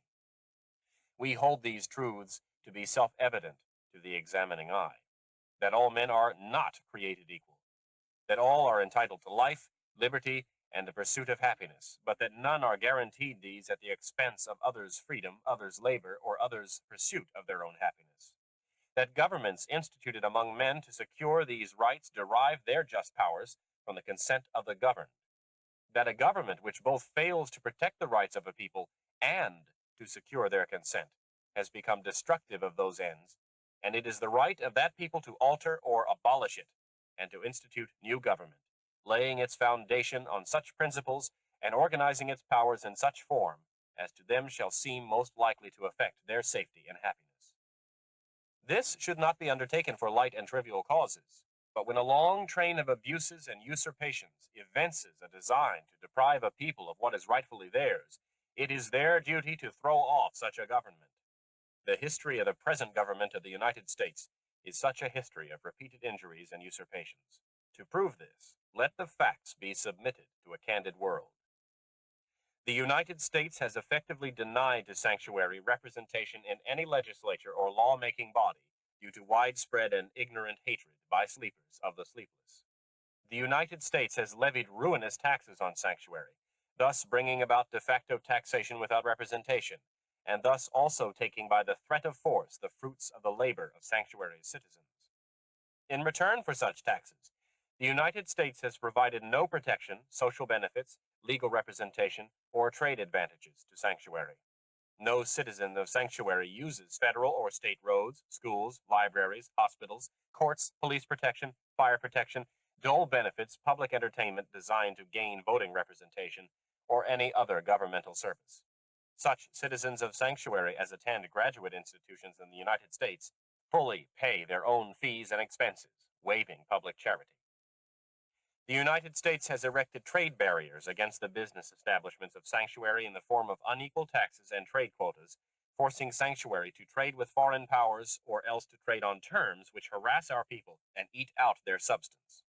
The United States has obstructed the administration of justice by refusing assent to laws for establishing judiciary powers on sanctuary itself, so that we are deprived of the basic judicial right to trial by a jury of our peers. Finally, the United States has used against sanctuary the threat of military force if sanctuary should not comply with all these unjust and immoral conditions, in effect abdicating true government of sanctuary and waging war against us. We therefore, the representatives of sanctuary in General Council assembled, appealing to the Supreme Judge of the world for the rectitude of our intentions, do, in the name and by the authority of the people of sanctuary, solemnly publish and declare that this orbital colony is, and of right ought to be, a free and independent state, that we are absolved of all allegiance to the United States of America, and that all political connection between them and the United States is and ought to be dissolved. As a free and independent state, sanctuary possesses the power to levy war, conclude peace, contract alliances, establish commerce, and do all other acts which independent states have a right to do. We of sanctuary further declare that our first act as an independent state is to throw off the yoke of foreign tribute in the form of ruinous and unequal quarterly estimated corporate taxes unfairly levied January 15th of this year, 2092, followed by other such taxes as the United States may try to impose to our ruin and detriment April 15th of this year. In support of this declaration, we, the duly elected and appointed representatives of sanctuary, mutually pledged to each other our lives, our fortune, and our sacred honor. The news grid facsimile bore 14 signatures, led by a large, scrawled Jennifer Fatima Sharifi. Jennifer's usual handwriting, Lisha remembered, was small and neat. Stella said, "They did it. They really did it." Jordan said, "Lisha, what will happen now?" "The IRS will wait for the non-payment of the January 15th taxes. When it doesn't come, they'll attach a jeopardy assessment to Sanctuary. That means they'll have the right to physically seize the material assets to hold as protection against getting their money." Physically seize Sanctuary? Without even a hearing or something? Jeopardy assessment puts the seizure first, the hearing second. That's probably why Jennifer chose this course of action. Everybody will have to move very fast. Half of Congress is away for the holidays. Lisha noted how detached she sounded, how calm, how amazing. Stella said, "But seizing Sanctuary, how, Lisha? With the army? An assault?" Jordan said, "They could blow it out of the sky with a single truth missile." "But they won't," Stella argued, "because that would just destroy the property the IRS is trying to seize. It'll have to be an invasion. But that would be just as hard on Sanctuary. Orbital environments are fragile." "Lisha, what the hell is Jennifer thinking of?" "I don't know," Lisha said. "Look at the signatures. Richard Anthony Keller Sharifi, Nadja Sharifi Johnson, Hermione Wells Keller. Richard's children have married. I don't think Richard knows that." Stella and Jordan looked at each other. "Lisha," Stella said in her acerbic way, "doesn't it seem to you this is more than a matter of family news? It's a civil war. Jennifer has finally succeeded in separating virtually all the sleepless from the rest of the country, from the mainstream of American society. And are you going to tell me," Lisha asked, smiling without amusement, "that the 12 of us sitting out here in this forgotten compound in the desert haven't done exactly the same thing?" Neither of the others answered her. "Do you think," Stella said finally, "that Sanctuary is a match for the United States?" "I don't know," Lisha said, and Stella and Jordan stared at each other, aghast. "I'm not the right person to ask. I've never once in my entire life been right about Jennifer Sharifi." "But Lisha—" "I'm going down to the creek," Lisha said. "Call me if we go to war." She left Stella and Jordan staring at each other, bewildered and angry at her, unable to see the distinction between criminal indifference and what to Lisha was even worse, criminal uselessness. The United States Congress, from the first, took Sanctuary's secession threat seriously. This was sleepless. Senators and congressmen, who had scattered to their constituencies for the winter holidays, hastily reassembled in Washington. President Calvin John Meyerhoff, a big, slow-moving man, dubbed in the news grids Silent Cal II, nonetheless possessed a sharp brain, finely tuned to foreign policy. If it struck Meyerhoff as ironic that the major foreign crisis of his waning first term involved a section of the United States technically part of Cattaraugus County, New York, the irony was not present in any of the press releases from the Oval Office. The liver news grids, however, saw the Sanctuary threat as hysterically funny, raw material for the 2-minute comedy sketches that were the favorite form of entertainment. Few livers had ever dealt with, heard of, or known any sleepless, whose dealings were with the donkey class that ran the businesses that ran the country. A liver news grid gleefully made the prediction, "Next to secede, Oregon, inside story." The sketch was dramatized with hollow actors with taped-up eyelids standing in downtown Portland and ranting that it was necessary for Oregon people to dissolve the political bands that connect them with another people. Free Oregon banners suddenly appeared at scooter races, at brainy parties, at the free dance palaces. A racer named Kimberly Sands won the Belmont Winter Race in a scooter painted with the Oregon flag superimposed over the United States flag. On January 3rd, the White House issued a statement that Sanctuary had in effect made a statement of both sedition and terrorism, declaring its power to levy war while conspiring to overthrow the United States government as it pertained to a section of New York State. Neither terrorism nor sedition could be tolerated in a free democracy. The National Guard was put on alert. Sanctuary was told, in a statement released to the press as well, that on January 10th, a delegation consisting of members from both the State Department and the IRS, a coupling seldom seen before in American diplomacy, would dock at Sanctuary for discussion of the situation. Sanctuary replied that if any shuttle or other space-going vessel approached the orbital, Sanctuary would open fire. Congress met in emergency session. The IRS levied a jeopardy assessment against all assets held by Sanctuary Incorporated and its principal shareholders, the Sharifi family. The tabloid news grids, more interested in drama than in federal tax procedure, whooped that the IRS would sell Sanctuary at an auction to pay the taxes and penalty. Anybody want to buy a used shuttle? A slightly dented orbital panel? Oregon? WBRN, the Brainy Channel, held a mock auction in which Oregon was won by a couple in Monterey, California, who announced that Crater Lake National Park wished to secede from Oregon. On January 8th, 2 days before Sanctuary was to receive the federal delegation, the New York Times News Grid Division, in conjunction with its venerable donkey newspaper, offered an editorial called Why Keep Oregon? The News Grid version was spoken on all 6 daily hollow broadcasts by the leading anchorman. The hard copy version was centered, alone, on the editorial page. Why keep Oregon? In the past week, the country has been offered both a serious secession threat by Sanctuary, stronghold of American Sleepless, and a sideshow by the so-called tabloid news grids. Sideshows can, depending on your taste, be amusing, vulgar, demeaning, or trivial. This one, however, centering as it does on the lighthearted Free Oregon movement, actually serves a useful purpose in aiding understanding of the nature of the threat from Sanctuary. Suppose it were Oregon that was trying to secede from the Union. Suppose further that a thoughtful, objective person, assuming there are any left in the general liver hoopla, wished to set forth genuine, thoughtful arguments against Oregon's right to do so. What might those arguments be? The first point to note is that such arguments must start from a parallel with the American Revolution, not the Civil War, in which 11 Confederate states tried to depart the Union. Indeed, in all the fun that irresponsible news grids are having with this issue, we don't remember hearing one reference to Fort Sumter or Jeff Davis. The parallel with the Revolution is implied in the borrowed language of Sanctuary's so-called Declaration of Independence. Clearly, Sanctuary considers itself as much an oppressed colony as did the original 13 American colonies, and a thoughtful rebuttal to the Sanctuary document must start with an examination of that parallel. It is not very convincing.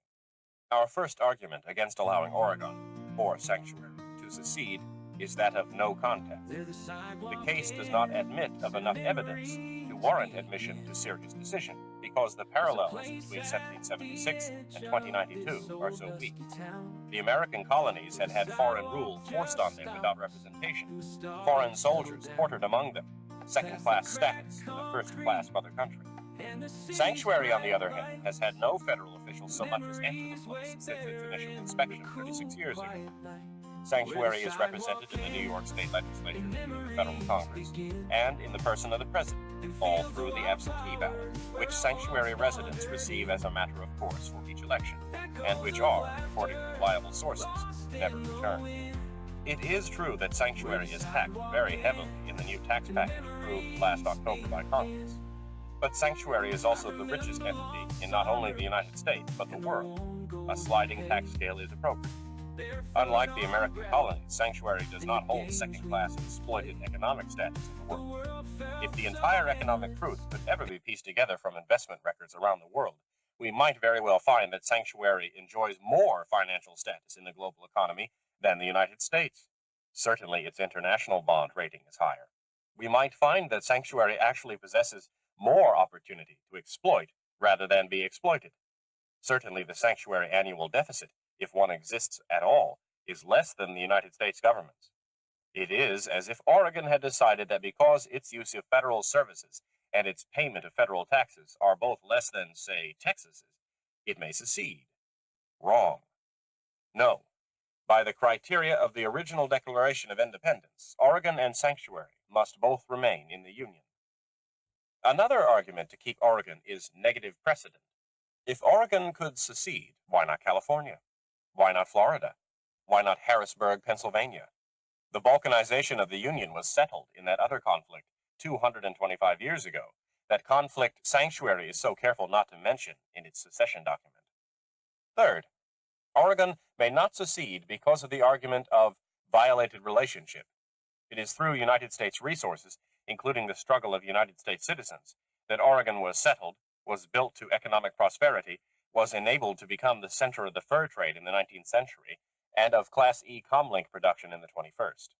Oregon must honor that reciprocal relationship even if she is tired of it, just as a child who has been put through law school by her parents must, in keeping with the Civil Rights Act of 2048, support her elderly parents in the amount needed to maintain the same standard of living she enjoyed at law school. She cannot shuck them off just because she is now more successful than they.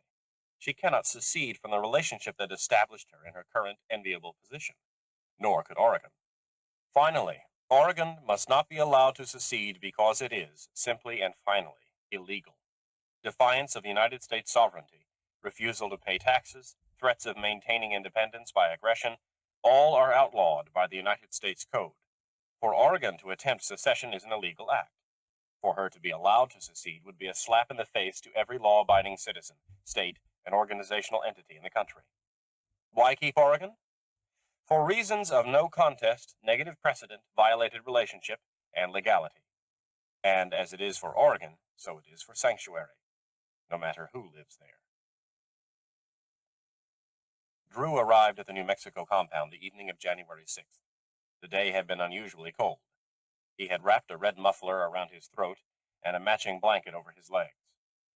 Both, Lisha noted, were of fine Irish wool. He powered his chair across the large open living room, built to provide a gathering place for 75, and lately never holding more than 10 or 12. Alice's daughter, Alicia, and her family had moved back to California. Eric was in South America, Seth and his wife in Chicago. Drew, Lisha saw, had once more changed. The strident flamboyance of the newly successful artist, a little too self-conscious, had softened. Success did that. Looking up at her face, greeting her, Drew's gaze was open, but in no way needy, not even of attention. He was sure now of what he was, without her confirmation, nor did his gaze shut her out as automatically of less interest than himself, the way so many celebrities did. Drew still looked at the world as if willing to be interested, with the addition of a faint smiling challenge that said continued interest would have to be earned. It was the look Lisha remembered always as her father's. I thought I should come home, Drew said, in case this political situation becomes really tense. You think it won't? Lisha said dryly. But then you never knew Jennifer Sharifi. No, but you did. Lisha, tell me, what's going to happen to Sanctuary? In Drew's intonations, Sanctuary, she heard all the old obsession. What did he himself make of that childish obsession now, in his strange adult profession? Did Sanctuary, transformed into the shapes of desire, fuel his lucid dreaming? Lisha said, the military won't blow Sanctuary out of orbit, if that's what you mean. There are civilians up there, even if terrorist civilians, and about a fourth of them are children. Any weapons they have could be deadly, but Jennifer always had too much political acumen to draw the line where she could be hit back really hard. People change, Drew said. Maybe, but even if obsession has eroded Jennifer's judgment, she has others up there to counteract it. A very smart lawyer named Will Sandaleros and Cassie Blumenthal, and of course her children, must be over 40 by now. Abruptly, Lisha remembered Richard saying, 40 years ago, you become different, walled away with only others sleepless for decades. Drew said, watching her, Richard's here too. Richard? With Ada and the kid. Stella was fussing over them when I came in. Apparently Sean has a flu or something. You seem surprised that Richard's here, Lisha. I am. She suddenly grinned. You're right, Drew. People change. Don't you think that's kind of funny? I never thought you had much of a sense of humor, Lisha. With all your other wonderful qualities, I never suspected that one. She said sharply, don't try to bait me, Drew. He said, I wasn't. And she saw in his private smile that he meant it. He had never thought she had much of a sense of humor. Well, maybe their ideas of humor were very different, along with so much else. Richard came in, alone. He was abrupt. Hello, Lisha. Drew. Hope you don't mind the unannounced visit. I thought, she finished the thought for him, that if Nadja or Ricky had any communication to make to you, it would be through me. Richard, dear, I think Kevin would be a more likely choice. Sanctuary deals with him. No, they wouldn't use Kevin, Richard said, and Lisha didn't ask how he knew. Lisha, what's going to happen with Sanctuary? Everyone asked her that. Everyone assumed she was the political expert. She who had sulked, Susan Melling had called it, 30 years idle in the desert. What went on in people's minds, even her own people? I don't know, Richard. What do you think Jennifer will do? Richard didn't look at her. I think she'd detonate the world if she thought it would finally make her feel safe. You're saying, do you know what you're saying, Richard? That all of Sanctuary's political philosophy still comes down to one person's personal needs? Do you believe that? I believe it about all political philosophies, Richard said. No, Lusha said, not all. Yes. And it was not Richard who made the rebuttal, but Drew. Not the Constitution, Lusha said, surprising herself. We'll see, Drew said, and smoothed the fine, expensive Irish wool over his withered legs. Sanctuary, without night or day, without seasons, had always kept Eastern Standard Time. This fact, as familiar to Jennifer as the feeling of her own blood flowing through her veins, suddenly struck her as grotesque. Sanctuary, the refuge and homeland of the sleepless, the pioneer in the next stage of human evolution, had all these years been tied to the outworn United States by the most basic of man-made shackles, time. Standing at the head of the Sanctuary Council table at 6:00 p.m. Eastern Standard Time, Jennifer resolved that when this crisis was over, those shackles would be cut. Sanctuary would devise its own system of measuring time, free from the planet-based idea of day and night, free from the degrading circadian rhythms that bound sleepers. Sanctuary would conquer time.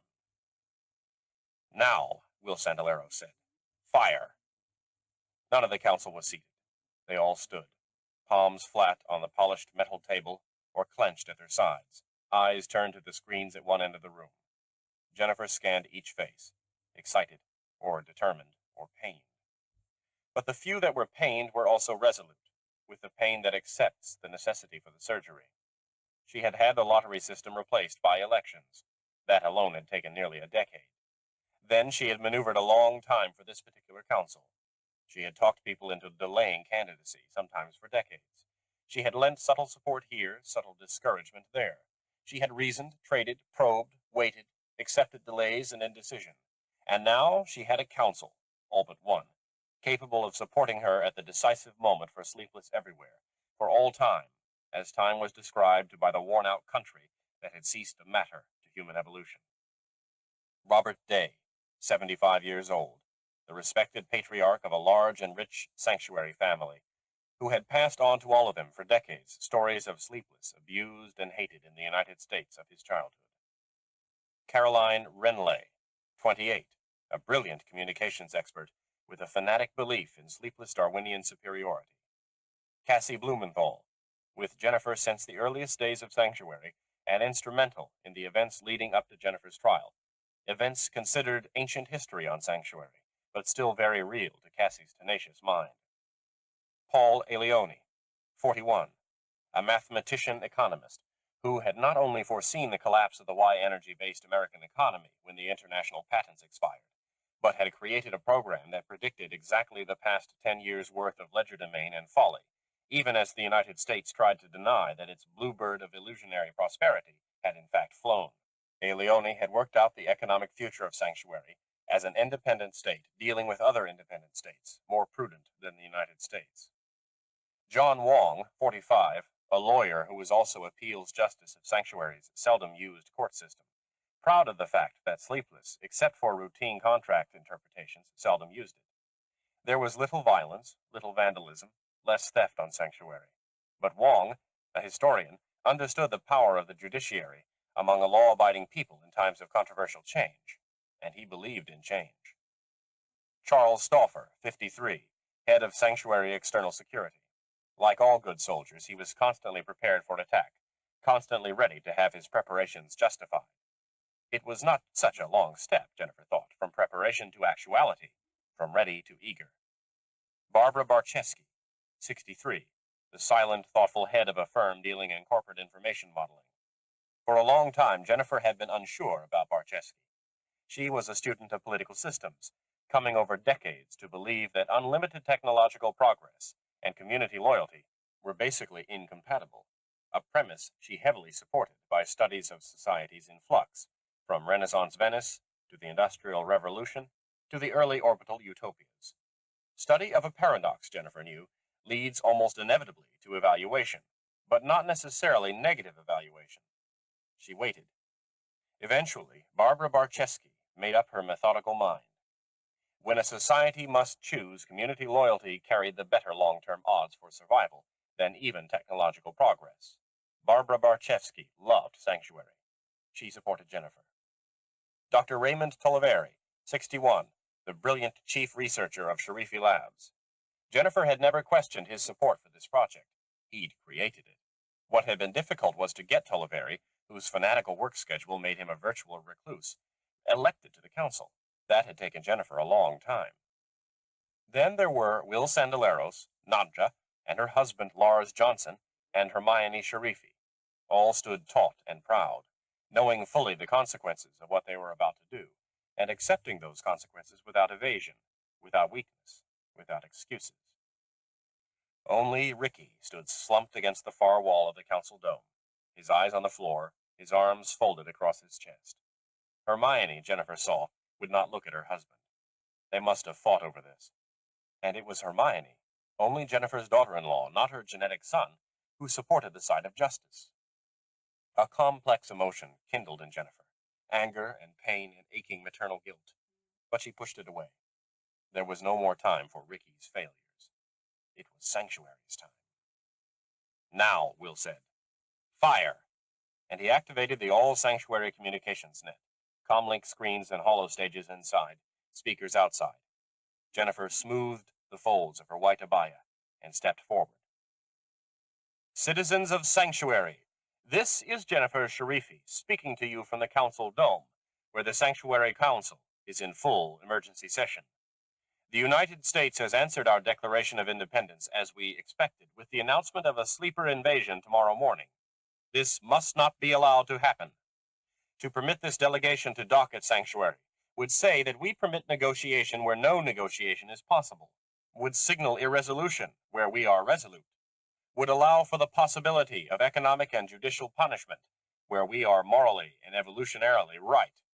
The delegation must not dock at Sanctuary.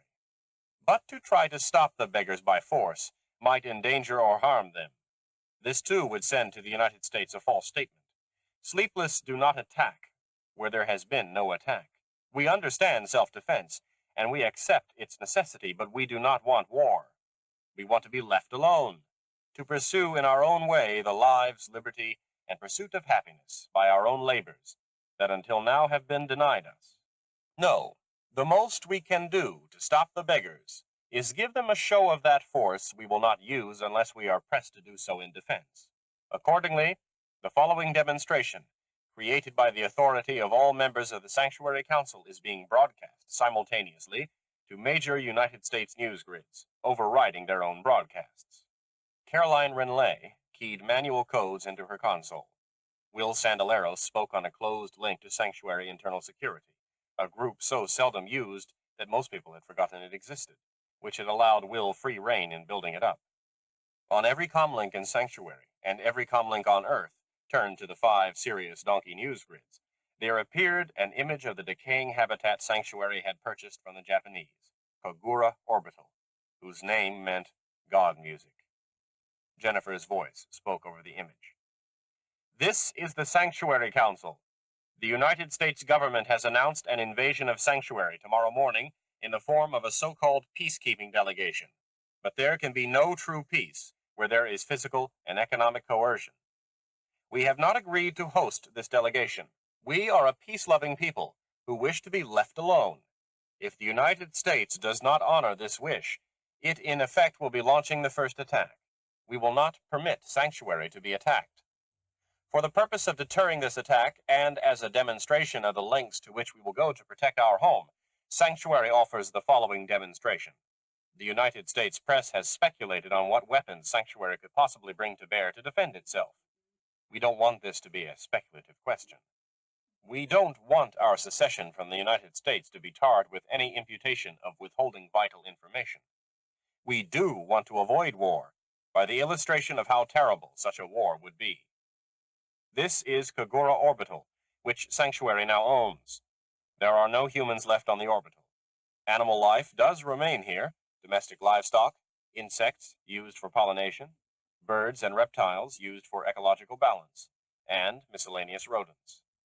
Each hollow stage, or comlink screen, showed the interior of Kagura, first in a long pan, and then in close-ups of grazing goat towels and bi-cattle.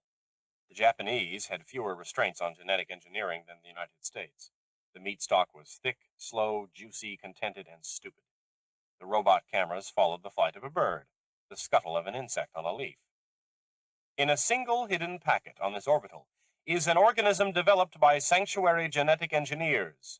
It is wind-borne. Its genetic code includes a built-in 72-hour destruct from the time it is released. This packet will now be released by remote from Sanctuary. The view of the orbital showed no change in sound or light. A gentle breeze, created by maintenance, ruffled some leaves. The meat animal munching them, a bi-cow, rolled its eyes. It made a single anguished, painful sound and crumpled. Birds fell from the skies. The drone of insects stopped. Within 2 minutes, nothing moved except the leaves, rustling in the lethal breeze. Jennifer's voice said quietly, "Kagura Orbital is open to any scientific expedition that wishes to verify this phenomenon.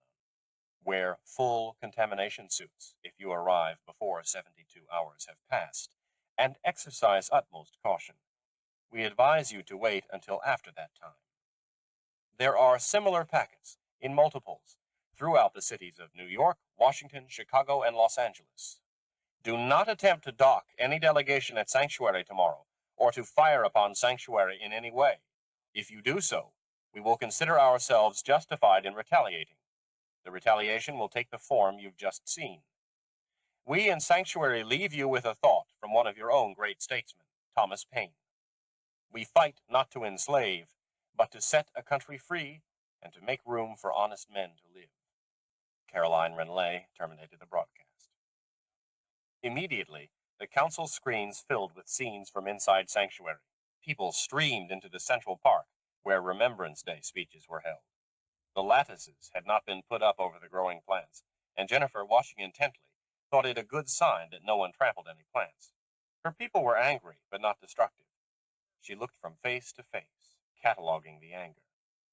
No one in Sanctuary had been told about the Kagura demonstration except the council, which had voted for it, the carefully chosen graduate students who had planted the packets on Earth, and Will Sandaleros's equally carefully chosen security force. The secrecy had been a hard fight for Jennifer. The elected councilors, fiercely committed to their community, had wanted to discuss the weapon with their constituents. Jennifer had invoked her own trial when someone inside the old sanctuary in Cattaraugus County, someone never identified, had mailed the sanctuary oath to Lisha Camden before the council was ready to release it. The same thing could happen again. And Richard Keller, Nadja looked fiercely out the window, Ricky at his feet, had taken information about their operations to that same Lisha Camden, imperiling them all. The same thing could happen again. The council had finally, reluctantly, agreed to secrecy. "Sanctuary is not a military machine," a face now shouted into the comlink. It was Douglas Wagner, an original settler. In his youth, a peace activist. He had formidable organizational skills. He could be very powerful. Will said, "I'll sequester him, and later I'll talk to him myself." "Take him quietly," Jennifer said, so softly that no one but Will heard. "Don't create a rallying point." She tried to watch all the screens at once. "We should have been told," a woman cried. "How is Sanctuary different from the Beggars Society if decisions are made for us, about us, without our knowledge or consent? We aren't dependents and we aren't killers. This was no part of the independence plan we were told about." A small crowd gathered to listen to the woman. "I know her," Councilor Barczewski said. "We'll have her brought here to a meeting room. I'll talk to her." A face on Will's security comlink said, "All quiet in B section, Will. People seem to agree that the demonstration was necessary, if distasteful." "Good," Will said. Councilor Day said, "Here they come." A group of citizens stalked purposefully toward the council dome, which had been opaqued. The surveillance screen showed the citizens try the door, try again, and realize that the dome was locked. A computer voice said smoothly, "The council wants to hear all your opinions on the controversial demonstration of sanctuary power, but right now we must concentrate on the reactions from Earth. Please come back later." The sleepless looked at each other. Indignation, resignation, anger, fear. Jennifer studied their faces. After 10 minutes of loud protests, they went away. The broadcasts from Earth began. Unprecedented terrorist threat from a quarter long suspected by many to be not only disloyal but dangerous. Instant crisis in the developing standoff between the sanctuary orbital and the United States government from which it is trying to secede. Dangerous panic in the 4 cities allegedly mined with deadly viruses, although officials are a mistake to believe that just because a threat has been made, the capability to carry out that threat necessarily exists. American gene mod expert Dr. Stanley Kassenbaum is here with us now to... Ladies and gentlemen, the President of the United States. The donkey grids were fast. Jennifer would give them that. She wondered if the other grids would continue their inane jokes about Oregon. President Meyerhoff spoke in his slow, rich, reassuring voice. Reassuring in part because it was heard so seldom and had therefore taken on the value of a scarce luxury, like 3-carat natural diamonds. My fellow Americans, as most of you know, the United States has received a terrorist threat from Sanctuary Orbital. They claim the capability to cause serious harm to 4 major American cities through illegal genetically modified viruses. They threaten to release these viruses if the scheduled federal delegation attempts to dock at Sanctuary tomorrow. This situation is intolerable for several reasons. The long-standing policy of the United States has been to never bargain with terrorists under any circumstances. At the same time, however, absolutely paramount must be the safety and well-being of our citizens. That is never negotiable. To the citizens of New York and Chicago, of Washington and Los Angeles, I say this: do not panic. Do not leave your homes. The United States will allow no action that will imperil your safety. Even as I speak to you, expert teams of biological warfare specialists are securing the safety of our cities. Even as I speak to you, every attention is being given to this intolerable and cowardly threat. I repeat, the best thing you can do is remain in your homes. The news grids continued to show people fighting to leave Washington, Chicago, New York, and Los Angeles. Air cars streamed above ground. Super rail cars were jammed. Ground cars clogged the highways. The White House broadcast never directly answered the question, will the delegation attempt to dock at Sanctuary tomorrow morning? Keeping their options open, Counselor Day said grimly. A mistake. They're sleepers, Counselor Alioni said, with contempt. But his breath came quickly. An hour after the Kagura orbital demonstration, Sanctuary received a focused, high-powered communication from the White House, demanding immediate surrender of all illegal weapons, including the alleged criminal possession of biologicals. Sanctuary sent back a quote from Patrick Henry, this one recognizable even to some of the livers. Give me liberty, or... 2 hours after the demonstration, Sanctuary sent another multi-channel conventional broadcast, audio only. It announced that the deadly gene mod virus packets were cached not in Washington, New York, Los Angeles, and Chicago, but in Washington, Dallas, New Orleans, and St. Louis. People started to stream out of St. Louis and to riot in New Orleans. The evacuation didn't slow from Chicago, New York, or Los Angeles. A hysterical woman in Atlanta reported that all the pigeons on her terrace had just died all at once. People began to leave Atlanta, while a team in contamination suits rushed out from the CDC. They found the pigeons had eaten rat poison, but by that time the news grids had replaced the story with one about dead cattle near Fort Worth. Jennifer leaned closer to the screen. They can't plan, can't coordinate, can't think. The protests within Sanctuary had reached a peak and subsided. All its spontaneous leaders were either locked in rational argument with counselors, were sequestered in the building quietly prepared by Sandaleros' security force, or were busy collecting signatures on the official petitions that were Sanctuary's usual answer to dissent.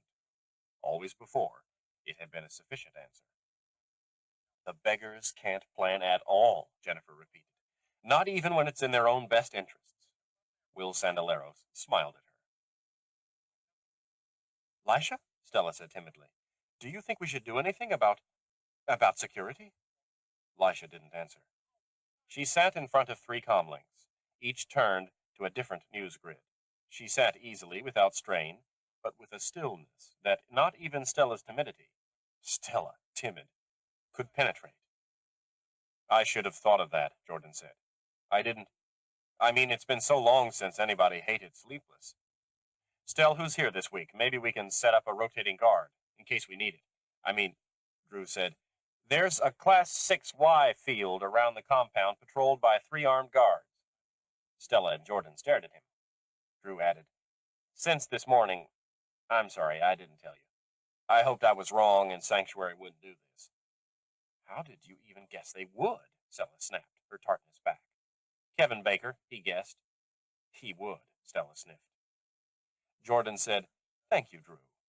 And Stella had the grace to look slightly ashamed. And Lisha said nothing, completely still. We have no choice, Miri said to Nikos. They huddled in Raoul's lab, 8 supers, all that had made for the same place when the announcement of the Kagura orbital demonstration struck like a meteor. Some of the others had run to Miri's lab, dodging protesters and uniformed security forces. Since when had Sanctuary had uniforms? Some had run to Nikos.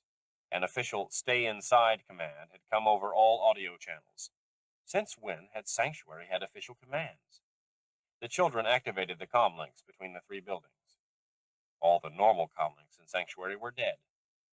Miri looked at Terry Mwakambe, a second before the super exploded in words Miri had never heard put together before.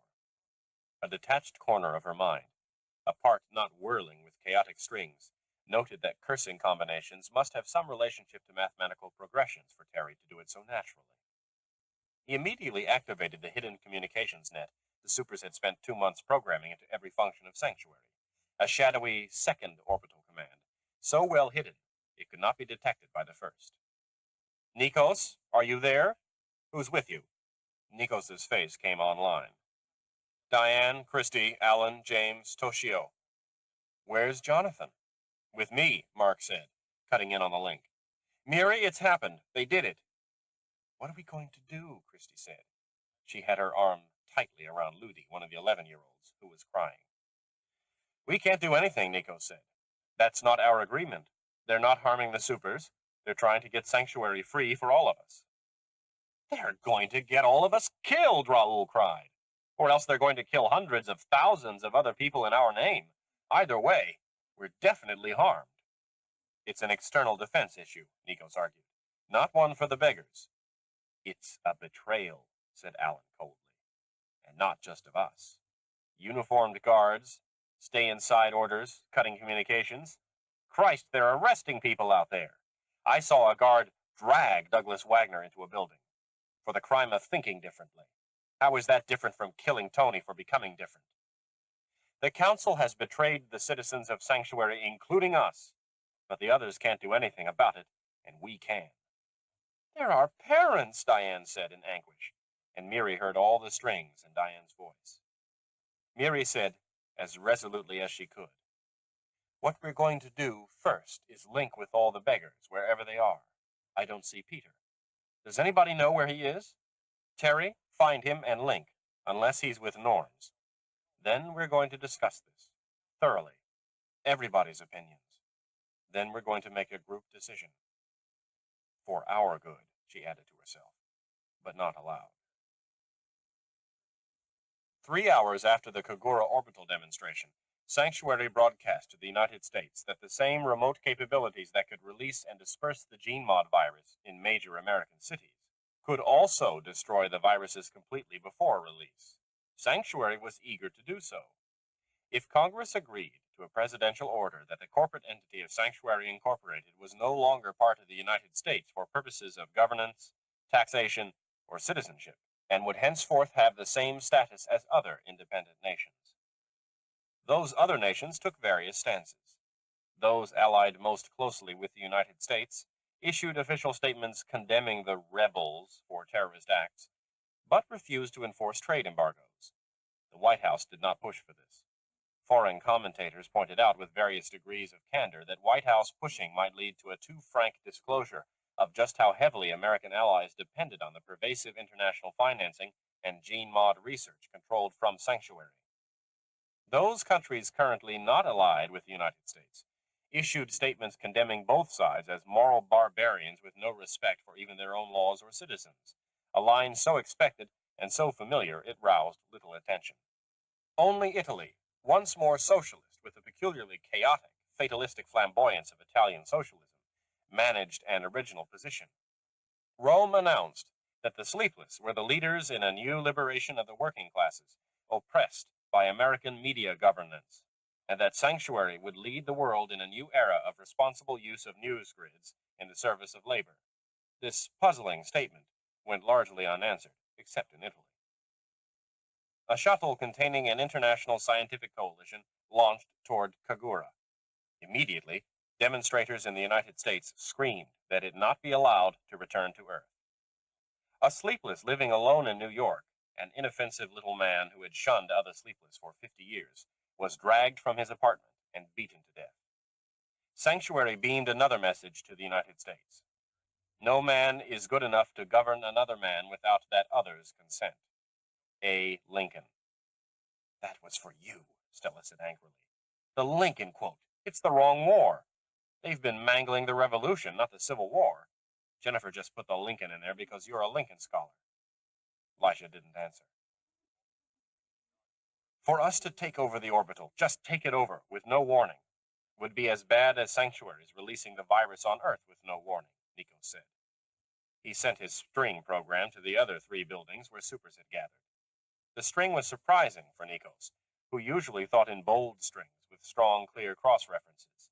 This string was delicately balanced, ethics and history and community solidarity carefully balanced, opposing values so almost equal that the shape was fragile with internal tension. The string was almost more characteristic of Alan than of Nikos. Miri studied it carefully. She approved of its pressured delicacy. It meant Nikos was not that strongly committed to opposing her. Christie said, "What if we gave them a warning?" The idea had come up over an hour ago, but Christie's string had new elements in it, drawn from military justification. Preemptive strikes versus clear-cut alternatives. The burden of blame in courts of war balanced with the options explored for peace. The weight of moral effort on the perceived extent of permissive force. Pearl Harbor. The Israeli homeland. Hiroshima. General William Tecumseh Sherman. The Paraguay standoff. The super's strings seldom included military history. Miri hadn't known Christie's memory had indexed these military stories enough to build strings on them. Yes, Nico said slowly. Yes. Ludi, only 11, said, "I can't threaten my mother, not even indirectly." I could, Miri thought, and watched Nikos and Christie and Alan and the unpredictable Terry. Yes, Nikos said, and if strings of probability, looped and knotted and spun. Will, there's another group of citizens demanding admittance to the council dome, Councilor Renlay said. Sandaleros turned. How did they get this far against the stay inside order? How? Councilor Barczewski said, with some disgust. Tensions were developing in the council. They walked. How many enforcers do you think you've got out there? And how afraid do you think our own citizens are of the ones you do have? Jennifer said calmly. No one wants our people afraid. They're not, Barbara Barczewski said. They're demanding to come in and talk to you. No, Sandalero said. When this is over, when we've got the independence from Earth, then we'll talk. When nobody cares what you did to get it, Ricky Sharifi said. It was the first time he had spoken in 3 hours. Caroline Renlay said, They've got Hank Kimball with them. I've worked with him on systems. The security field around the council dome may not stand. Cassie Blumenthal looked up from her terminal. Her yellowish teeth gleamed. It'll stand. After a while, the protesters went away. Jennifer, John Wong said, Newsgrid 4 is agitating heavily for a single nuclear surgical strike, blowing up Sanctuary and our alleged detonators in one clean blow. Jennifer said, They won't do that. Not the United States. Ricky Sharifi said, You're relying on the decency of the beggars to win your war for you. I think, Ricky, Jennifer said composedly, that if you remembered the events Will and I remember, you would not talk about the decency of the beggars. I think, too, that you should keep your further opinions silent. If her voice splintered a little, it was only a very little, and no one heard it but Ricky and Jennifer herself. Or at least no one acted as if they'd heard it. Richard Keller had entered the hollow room so silently the the others didn't realize at first that he was there. He stood behind Stella and Jordan, far back against the wall, his dark eyes above the heavy beard, deep and shadowed. Drew noticed him first. Drew had never much liked Richard, who seemed to him to have given up, retreated, although Drew couldn't say from what. Richard, after all, had married again, had another child, traveled around the world, learning and working. Lisha, on the other hand, did none of these things. Yet it still seemed to Drew that Lisha, walled up in the desert, had not given up, and Richard had. That made no sense. Drew wrestled with the abstractions a while longer, and then, as usual, abandoned the attempt to think it out in words. Instead, he let cool shapes that were and were not Richard and Lisha slide through his mind. Richard slouched against the wall, listening to strident news grid announcers scream for the death of the children he had not seen in 40 years. If the government blew up Sanctuary, Drew thought suddenly Richard would still have Ada and Sean. And if Sean died in, say, some sort of accident, in Drew's experience, kids frequently died in accidents, then would Richard have another child, either with Ada or with somebody else? Yes, he would. And if that kid died, Richard would replace it with still another child. He would. And then another. Drew began to see what it was that Richard, unlike Lisha, had given up. This is the President of the United States addressing Sanctuary Incorporated. Meyerhoff's face, larger than life, filled the sanctuary screen. Typical of sleepers, Jennifer thought. They enlarged images, thinking that enlarged reality. In the council dome, everyone not engaged in crucial monitoring gathered quickly around the screen. Nadja bit her bottom lip and took a step toward her mother. Paul A. Leone folded his hands tightly together. It was a two-way link. This is Jennifer Sharifi, Chief Executive Officer of Sanctuary Incorporated and President of the Council of Sanctuary Orbital. We are receiving you, Mr. President. Please proceed. Ms. Sharifi, you are in criminal violation of the United States Code. You must know that. We are no longer citizens of the United States, Mr. President. You are also in violation of the United Nations Accordance of 2042 and the Geneva Convention. Jennifer was silent, waiting for the president to realize that he had just implied to Sanctuary the status of independent nation. She saw the moment he did, although he was good at keeping the slip with just one moment. She said, "Put a resolution before Congress that Sanctuary is an entity independent of the United States, and there will no longer be a situation for the two of us to consider. The United States is not going to do that, Ms. Sharifi, nor will we negotiate with terrorists. What we will do is prosecute the Sanctuary Council, every member, to the fullest extent of the law for treason. It is not treason to seek independence from tyranny, Mr. President. If you have nothing new to say, I see no reason to continue this conversation." The president's voice hardened. "I have this to say, Ms. Sharifi. Tomorrow morning, the United States will attack Sanctuary with every means at our disposal. If you do not, by midnight tonight, reveal to the Secretary of State the location of every alleged weapon of biological warfare planted by Sanctuary in the United States. We will not do that, Mr. President, nor will your conventional means of detection, with which we are quite familiar, succeed in locating them. They are made of materials and by materials not available to the United States. In fact, Mr. President," alarms sounded outside the council dome. Cassie Blumenthal looked up, incredulous. The Y-field security had been breached. Will Sandaleros lunged to clear the windows. Before he could, the council dome door opened, and Miranda Sharifi entered at the head of a line of super bright children.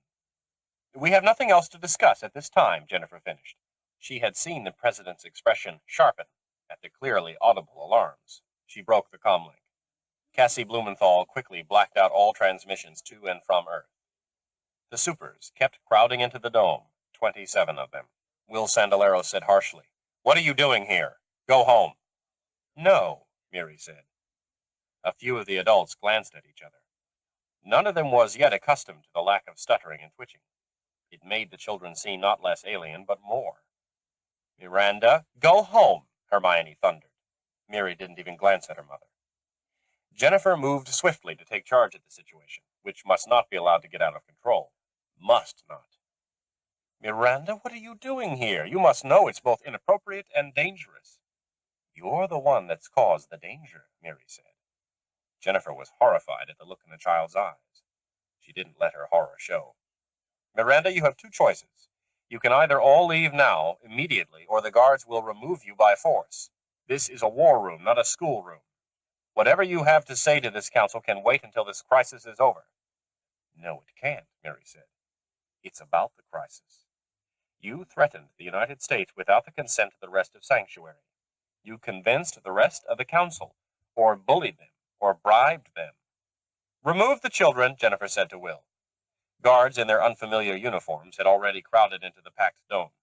A woman seized Mary's arms. Nico said very loudly, "Don't do that. We Superbrights have complete control of all Sanctuary systems. Life support, communications, defense, everything. There are hidden programs you can't begin to understand." Any more than the sleepers could understand your gene-mod viruses, Mary said. The woman holding Mary's arms looked confused. Dr. Toliveri said, outraged, "That's impossible." Nico said, "Not for us." Jennifer scanned the children, her mind racing. "Where's Terry Mwakambe?" "Not here," Nico said. He spoke into his lapel link. "Terry, take control of Cassie Blumenthal's terminal. Link her to Charles Stauffer's external defense system." At her terminal, Cassie Blumenthal made a quick, choked sound. She spoke commands at her console, then switched to manual and keyed rapidly. Her eyes opened wide. Charles Stauffer sprang forward. He keyed what Jennifer, numb, thought must be override codes. Jennifer kept her voice calm. "Counselor Stauffer, we've lost control, but the missile bays are opening. Now they're closing." Miranda said, "Tell the United States you'll destroy the packets of viruses on Earth in exchange for immunity for the rest of Sanctuary, except for the council members. Tell them you'll destroy the organisms, give the United States the locations, and open Sanctuary to federal inspection. Or if you don't do those things, then we supers will." Robert Day drew in a quick breath. "You can't." Alan said with utter conviction, "Yes, we can. Please believe it." "Your children," someone said with such harshness, it took Jennifer a minute to identify the voice. Hermione. "We are what you made us," Mary said. Jennifer looked at her granddaughter. This child. This girl who had never been spat upon because she was sleepless. Never locked in a room by a mother who was putrid with jealousy of a beauty her daughter would never lose, even as the mother's beauty was inexorably fading. Never locked in a cell away from her children. Never betrayed by a husband who hated his own sleeplessness. This spoiled and pampered child, who had been given everything, was attempting to thwart her, Jennifer Sharifi, who had brought Sanctuary into its very being by the force of her own will. This petty child would undo everything Jennifer had worked for, suffered for, planned for a lifetime devoted to her people, to the well-being and independence of the sleepless. No girl gone rotten and selfish at the core was going to ruin the future for her own people. The future Jennifer had fought for, had created, had willed, by her own spirit moving across what had been a hopeless void. No. She said to the guards, "Take them all. Carry them to the detention building and put them in a secure room. Remove every bit of technology from every one of them first." She hesitated, but only for a moment. "Strip search them for hidden technology and let them have nothing, not even clothing that looks harmless. Nothing." "Jennifer, you can't do that," Robert Day said. "They're our children." "Make your choice," Miranda said. "Or is that it?" It had been years since Jennifer had allowed herself to feel hatred. It came surging up, black and viscous, from all those places in her mind she never allowed herself to go. For a moment she was so horrified she couldn't see. Then her vision cleared, and she could do the rest of it. Find Terry Mwakambe, immediately. Put him with the others. Be especially careful that he doesn't have anything with him, not so much as a scrap of harmless-looking clothing. "Jennifer!" John Wong cried. "You know, don't you?" Mary said directly to Jennifer. "You know what Terry is, even more than what I am, or Nikos, or Diane. Or you think you know. You think you understand us the same way the sleepers always thought they understood you. They never gave you credit for basic humanity, did they? You were different, so you weren't part of their community. You were evil, scheming, cold, and much, much better than they were. And you did think you were better, all you sleepless. That's why you called them beggars. But we're better than you are. And so you killed one of us, because you could no longer control him, didn't you? And now we're capable of things you never even imagined. Who are the beggars now, grandmother? Jennifer said in a voice she didn't recognize, but calm. Calm. Strip them now, all technology, even if you don't recognize it. And detain my son, too, with them. Ricky Sharifi only smiled. Miri began taking off her own clothes. After a stunned moment, and a quick command from Nikos, a command Jennifer didn't understand. Did they have their own language?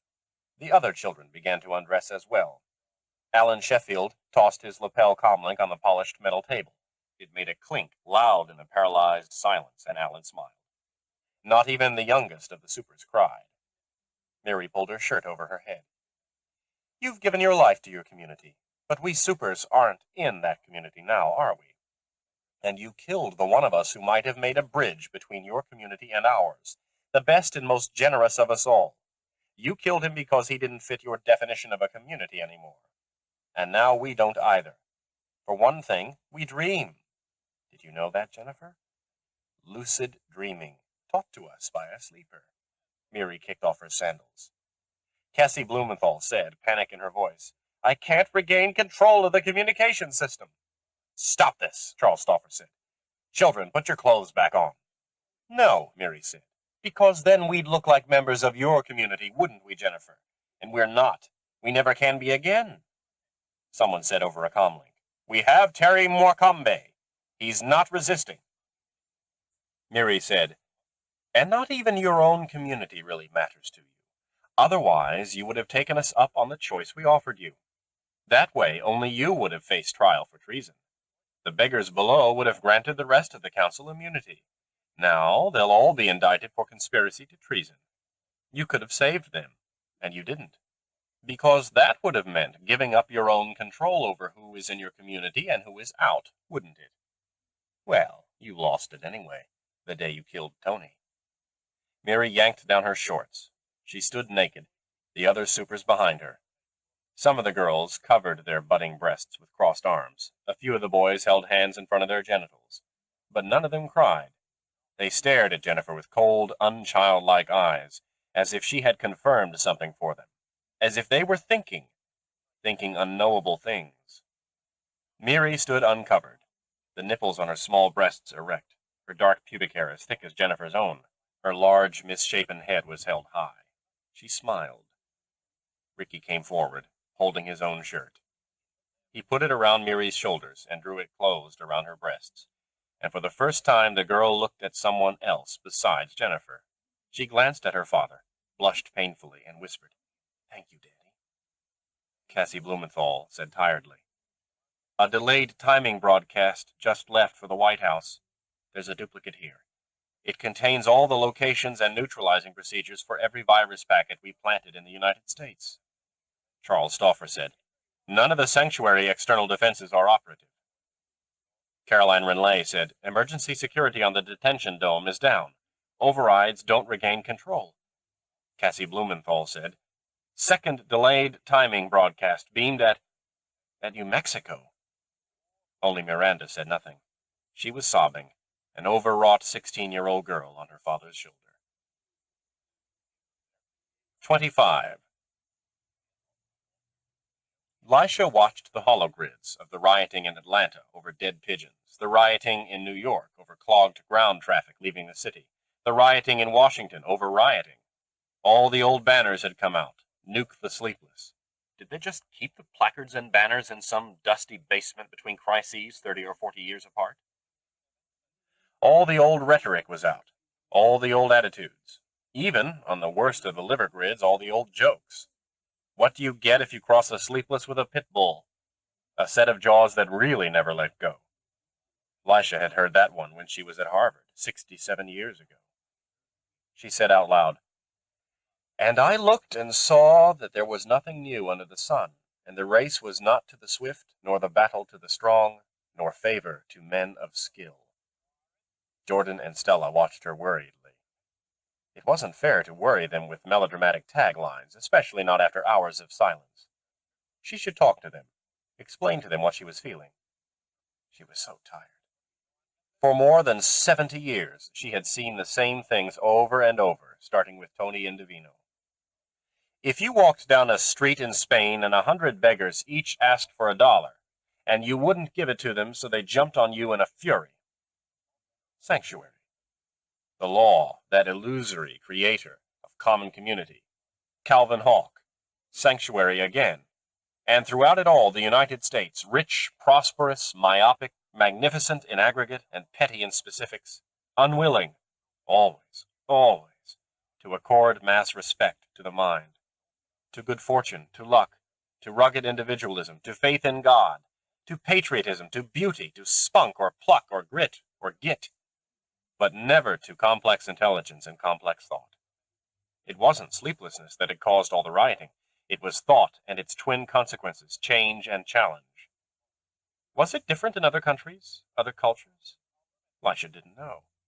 In 83 years, she'd never once traveled outside the United States for longer than a weekend, nor particularly wanted to. Surely that was singular in such a global economy. I always loved this country, Lisha said, also aloud, and realized instantly how this disconnected sentiment must sound. Lisha, dear, would you like a brandy or a cup of tea? Stella said. Despite herself, Lisha smiled. You sounded just like Alice when you said that. Well, Stella said. Lisha, Drew said, I think it might be a good idea if you... Lisha Camden, said the holostage. Stella gasped. The news grid coverage of the White House, the rioting in New York, the satellite shots of Sanctuary had all disappeared. A young girl with a large, slightly bulging head and great dark eyes stood stiffly on the holostage in a scientific lab filled with unfamiliar equipment. She wore a thin synthetic shirt, shorts, and simple slippers, and her unruly dark hair was tied back with a red ribbon. Richard, whom Lisha had forgotten was in the room, made a strangled sound. The girl said, This is Miranda Serena Sharifi in Sanctuary. I'm the granddaughter of Jennifer Sharifi and Richard Keller. I'm beaming this broadcast directly to your New Mexico equipment. It's an override on all other Sanctuary communication nets. It's also unauthorized by the Sanctuary Council. The girl paused, and a slight falter came into the serious young face. So serious. This child looked as if she never smiled. How old was she? 14, 16? Her voice had a slight accent, as if English were being spoken differently in Sanctuary, more precisely and more formally, both contrary to the way language usually evolved. The differences, too, lent seriousness to her words. Lisha took an involuntary step toward the holostage. There are a group of us here, sleepless, but also something more, gene mod construction. We're called Superbrights, and I'm the oldest. There are 28 of us over the age of 10. We're different from the adults, and they have treated us differently. We've taken over Sanctuary, sent the location of all the biological weapons to your president, deactivated the Sanctuary defenses, and stopped the war for independence. Oh, dear God, Jordan said.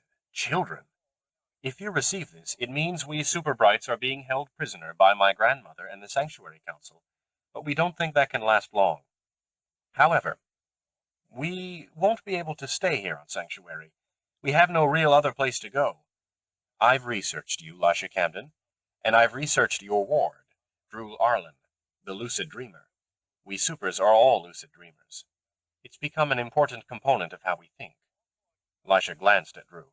He stared intently at Miranda Sharifi, and at the look in his green eyes, Lisha glanced away. I don't know what will happen next or when, Miranda continued. Maybe Sanctuary will allow us a shuttle. Maybe your government will send for us, or a corporation you control can do that. Maybe some Superbrights, the younger ones, will stay here, but some of us, soon, will need a place to go away from Sanctuary, since we will have caused the arrest for conspiracy to treason of the entire Sanctuary Council. We need a place with security, a place with reasonable equipment we can modify further, and someone to help us with your legal and economic system. You were a lawyer, Miss Camden. Can we come to you?" Miranda paused. Lisha felt her eyes prickle. "There will be with us, I think, although I'm not sure, a few normals. One will probably be my father, Richard Sharifi. I don't think you can contact me directly to answer this broadcast, although I don't know for sure what your capabilities are." "Not what theirs are," Stella said, sounding dazed. Drew shot her an amused look. "Thank you," Miranda finished awkwardly. She shifted weight, one foot on top of the other, and suddenly looked even younger. If Drew Arlen is with you when you receive this, and if you're willing to let us Superbites come to you, please ask him to stay. I'd like to meet him." Suddenly Miranda smiled, a smile of such cynicism that Lisha was startled. This was no child after all. "You see," Miranda said, "we come to you as beggars. Nothing to offer, nothing to trade, just need." She disappeared, and a sudden three-dimensional graphic appeared on the screen. A complex globe made of strings of words looped and crossed and balanced, each word or phrase an idea that connected to the next. The whole thing color-coded in ways that emphasized the stresses and balances and trade-offs in meaning, from concepts that opposed or reinforced or modified each other. The globe lingered, rotating slowly. "What on earth is that?" Stella said. Lisha got up and walked around the globe slightly faster than it rotated, studying it. Her knees felt shaky. I think it's a philosophical argument." "Ah," Drew said. Lisha looked at the globe. Her eyes snagged on a phrase in green in an outer layer. "A house divided, Lincoln." Abruptly, she sat down on the floor. Stella took refuge in a flurry of domestic activity. "If there's 28 of them, and if they double up, we can open the west wing, and move Richard and Ada to—" "I won't be here," Richard said quietly. "But Richard, your son—" Stella broke off, looking embarrassed. That was another life. "But Richard—" Stella's face began to redden. Richard slipped quietly from the room. The only one he looked at directly was Drew, who gazed steadily back. Lisha saw none of this. She sat on the floor studying Miranda's string globe until the broadcast ended and the hologram vanished. Then she looked up at the three left, Stella, Jordan, and Drew. Stella took in a sharp breath. "Lisha, your face!" "Things change," Lisha said, cross-legged and radiant on the floor. "There are second and third chances, and fourth and fifth." "Well, of course," Stella said, puzzled. "Lisha, please get up." "Things do change," Lisha repeated, like a little girl. "Not just changes in degree, changes in kind, even for us. After all, after all, after all." There were 36 of them, flown by a government plane from Washington. The whole thing had taken much longer than anyone but Lisha, the ex-lawyer, had expected. 27 Superbrights: Miri, Nikos, Alan, Terry, Diane, Christy, Jonathan, Mark, Ludi, Joanna, Toshio, Peter, Sarah, James, Raul, Victoria, Anne, Marty, Bill, Audrey, Alex, Miguel, Brian, Rebecca, Kathy, Victor, and Jane. Such familiar names for such unfamiliar people. And with them, there were 4 normal sleepless children: Joan, Sam, Heiko, and Andrula. There were 5 parents, looking for the most part tenser than their children. Among the parents was Ricky Sharifi. His dark eyes were patient with pain, and he moved hesitantly, as if unsure he had a right to walk on the earth. When Lisha realized why this looked normal to her, she grimaced. Richard, who now looked younger than his son, had looked like that in the months after Jennifer's trial. Jennifer's first trial. The Sanctuary Council members were all in prison in Washington. "Is my father here?" Ricky asked Lisha quietly, the first afternoon. "No, he left, Ricky."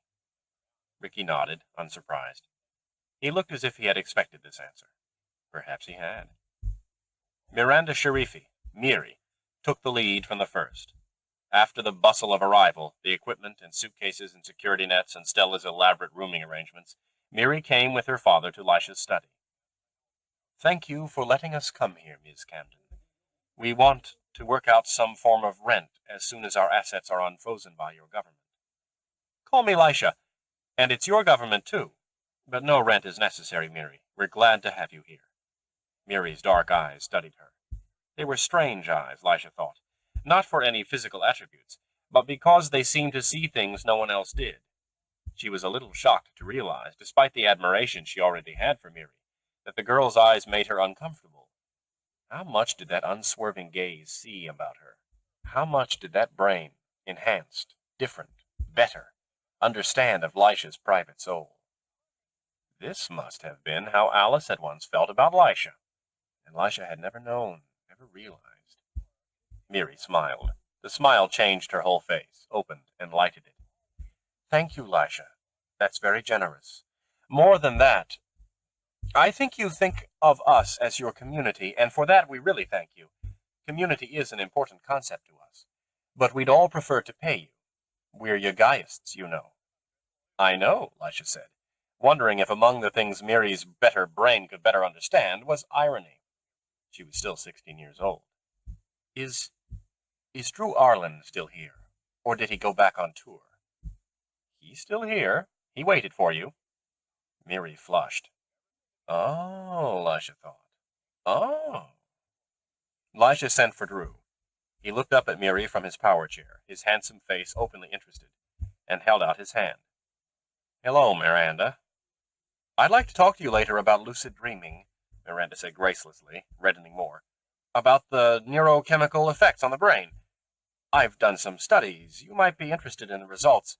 A chance to look at your art from the scientific side. Lisha recognized the girl's babbling for what it was, a gift.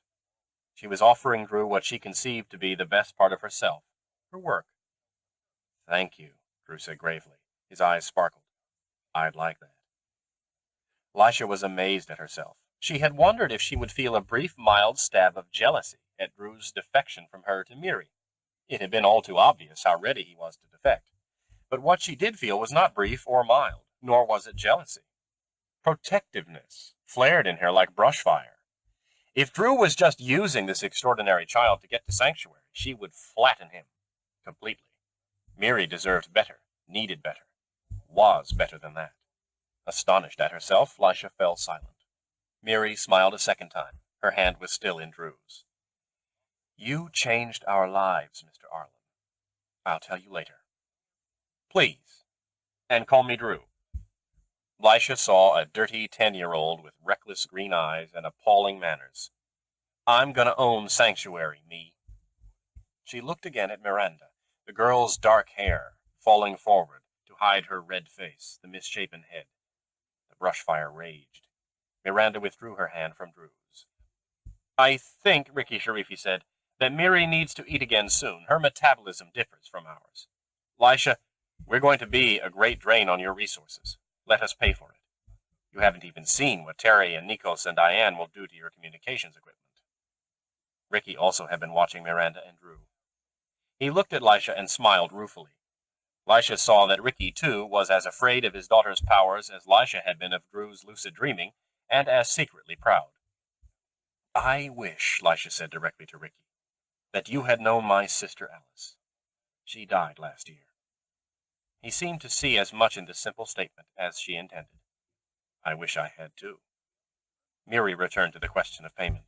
And once our government satisfies itself enough to release our assets, we'll all be rich by your standards. In fact, I was going to ask you if you would be interested in doing the legal work to help a number of us set up corporations registered in New Mexico. Most of us have run businesses or done commercial research, you know, but here we're underage. We're going to need legal structures to let us continue our businesses as part-time employees of corporate entities with adults named as CEOs. That wasn't ever my field, Lisha said carefully, but I can suggest someone who could do it. Kevin Baker. No. He was the liaison for Sanctuary. Was he always honest? Lisha said. Yes, but he would be for you too. And willing. Kevin was always willing to go where the business was. Miri said, I'll bring it up with the others. Lisha had already observed her with the other superbrights, trading glances, for which Lisha knew she was missing most of the meaning. Volumes worth of meaning she would never see. And how much more meaning she would never see was there in the string globes they constructed for each other, or in the string globes in their alien minds. the string globes that reminded her so uncomfortably of the shapes in Drew's lucid dreaming. But even if we use Kevin Baker, Mary continued, we'll still need a lawyer. Will you represent us? Thank you, but I can't, Lisha said. She didn't tell Mary why not. Not just yet. But I can recommend some good lawyers. Justine Sutter, for instance. She's the daughter of a very old friend of mine. A sleeper? Mary said. She's very good, Lisha said. And that's what counts, isn't it? Yes, Mary said. And then? A sleeper. Ricky Sharifi said, that might actually be best. Your lawyers are going to have to deal with United States property laws, after all. A beggar might know them best. Lisha said, if you're going to live here, Ricky, you're going to have to stop using that word. Like that, anyway. After a moment, Ricky said, yes, you're right. Just like that, Jennifer Sharifi's son, brought up in sanctuary, and human beings thought they understood genetic manipulation. Drew said abruptly to Miri, are you going to inherit sanctuary someday? Miranda looked at him for a long time. Lisha couldn't tell. Nothing, not a clue, what was in the girl's mind. Yes, Miri said finally, thoughtfully. Although not for a very long time, maybe a century, or more. But someday, yes, I am. Drew didn't answer. A century or more, Lisha thought. A look passed between Drew and Miri, a look Lisha couldn't interpret. She had no idea at all what it meant when Drew finally smiled. Good enough, he said. Miri smiled too. 26. Lisha sat on her favorite flat rock under the shade of a cottonwood tree. The creek at her feet was completely dry. A quarter-mile downstream, a super moved slowly, face bent forward over the ground. It must be Joanna. She had become fascinated with fossils, and was constructing a three-dimensional thought string, which Lisha didn't understand, about the relation of coprolites to orbitals. It was poetry, Mary said, adding that none of them built poetry before they began lucid dreaming. That was the phrase she used. Built poetry. A kangaroo rat burrowed into a mound of dry earth a few feet away. Lisha watched it whir its short forelegs like a mechanical auger, then kick away the excavated dirt with long hind legs. The rat turned suddenly and looked at her, round ears and rounder, bulging, lustrous black eyes. It had an odd bump on the top of its head, an incipient tumor, Lisha thought. The little animal returned to its work, incidentally aerating the soil and enriching it with nitrates from its droppings. Beyond, away from the cottonwood shade, the desert shimmered under heat already fierce in early June. If she turned around, Lisha knew, she would see a different kind of shimmer. 40 feet above the compound, air molecules were distorted with a new kind of energy field Terry was experimenting with. It would, he said, be the next breakthrough in applied physics. Kevin Baker was in negotiation with Samsung, IBM, and Koenig Rotzler for selective licensing of Terry's patents. Lisha wriggled out of her boots and socks. This was mildly dangerous. She was beyond the area swept electronically clear of scorpions. But the rock, warm here even in the shade, felt pleasantly gritty under her bare feet. Suddenly she remembered studying her feet the morning of her 67th birthday. How odd. What a strange thing to remember. The memory actually pleased her. She had only just begun to realize how much in 83 years even a sleepless forgot. The supers remembered everything. Always. Lisha was waiting for Miri to explode out of the compound to accuse her. The explosion was already overdue. Miri must have been locked longer than usual in her lab, or perhaps she was with Drew, home only a few days after his spring tour. If so, they would be in his room. Miri's didn't have a bed. The kangaroo rat disappeared into his mound. Lisha! Lisha turned.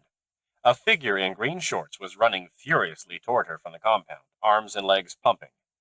8, 7, 6, 5, 4, 3. Lisha! Why? The supers always finished things before you expected them to. Because I choose to do it, Mary. Because I want to. Want to? Defend my grandmother against charges of treason? You, Lisha, who wrote the definitive book on Abraham Lincoln? Lisha knew this wasn't a non sequitur. She had begun in the past 3 months to learn a little about how the supers thought, not to the extent of following an entire complex string shape, woven from associations and reasoning and connections, glinting with shocks from lucid dreaming, and never to the extent of constructing one herself, nor did Lisha want to construct one. That was not who she was. But she had become able to fill in the skipped links when this girl, more important to her than anyone had been since Alice, spoke to her. At least, Lisha could fill them in if Mary hadn't skipped too many links. This time she hadn't. Sit down, Mary. I want to explain to you why I'm Jennifer's counsel. I've been waiting out here for you to ask. I'll stand. Sit, Lisha said, and after a moment Mary sat. She pushed the dark hair off her forehead, sweaty after even such a short run, and dropped angrily onto Lisha's rock without even a glance for scorpions. There were so many earthly things that Mary still didn't know to look for. Lisha had rehearsed her words carefully. Mary, your grandmother and I are both part of a specific American generation, the first generation of sleepless. That generation has certain things in common with the one before, the one that created us. Both generations saw that it's not possible to have both equality, which is just another name for what you call community solidarity, and individual excellence. When individuals are free to become anything at all, some will become geniuses, and some will become resentful beggars. Some will benefit themselves and their communities, and others will benefit no one and just loot whatever they can. Equality disappears. You can't have both equality and the freedom to pursue individual excellence. So 2 generations chose inequality. My father chose it for me. Kenzo Yagai chose it for the American economy. A man called Calvin Hawke, whom you don't know about. Yes, I do, Mary said. Lisha smiled quietly. Of course you do. Stupid comment. Well, Hawke picked the side of the born unequal and tried to even up the equation a little, and excellence be damned. Of all of us, only Tony Indovino and your grandmother tried to create a community that put just as much value on its own solidarity. The equality of those who were included as members, as on those members' individual diverse achievements. Jennifer failed, because it can't be done. The more Jennifer failed, the more fanatic she became about trying to do this thing, pushing the blame for all failures onto people who weren't members of the community, narrowing the definition more and more, getting farther and farther away from any kind of balance at all. But I suspect you know even more about that than I do. Lisha waited, but Mary said nothing. But even while Jennifer got farther and farther away from her dream of community, that dream itself, Tony's dream, was admirable, if impossible. It was an idealistic dream of uniting 2 great human needs, 2 great human longings. Can't you forgive your grandmother on the basis of that initial dream? No, Mary said, her face rigid. And Lisha remembered again how young she was. The young don't forgive.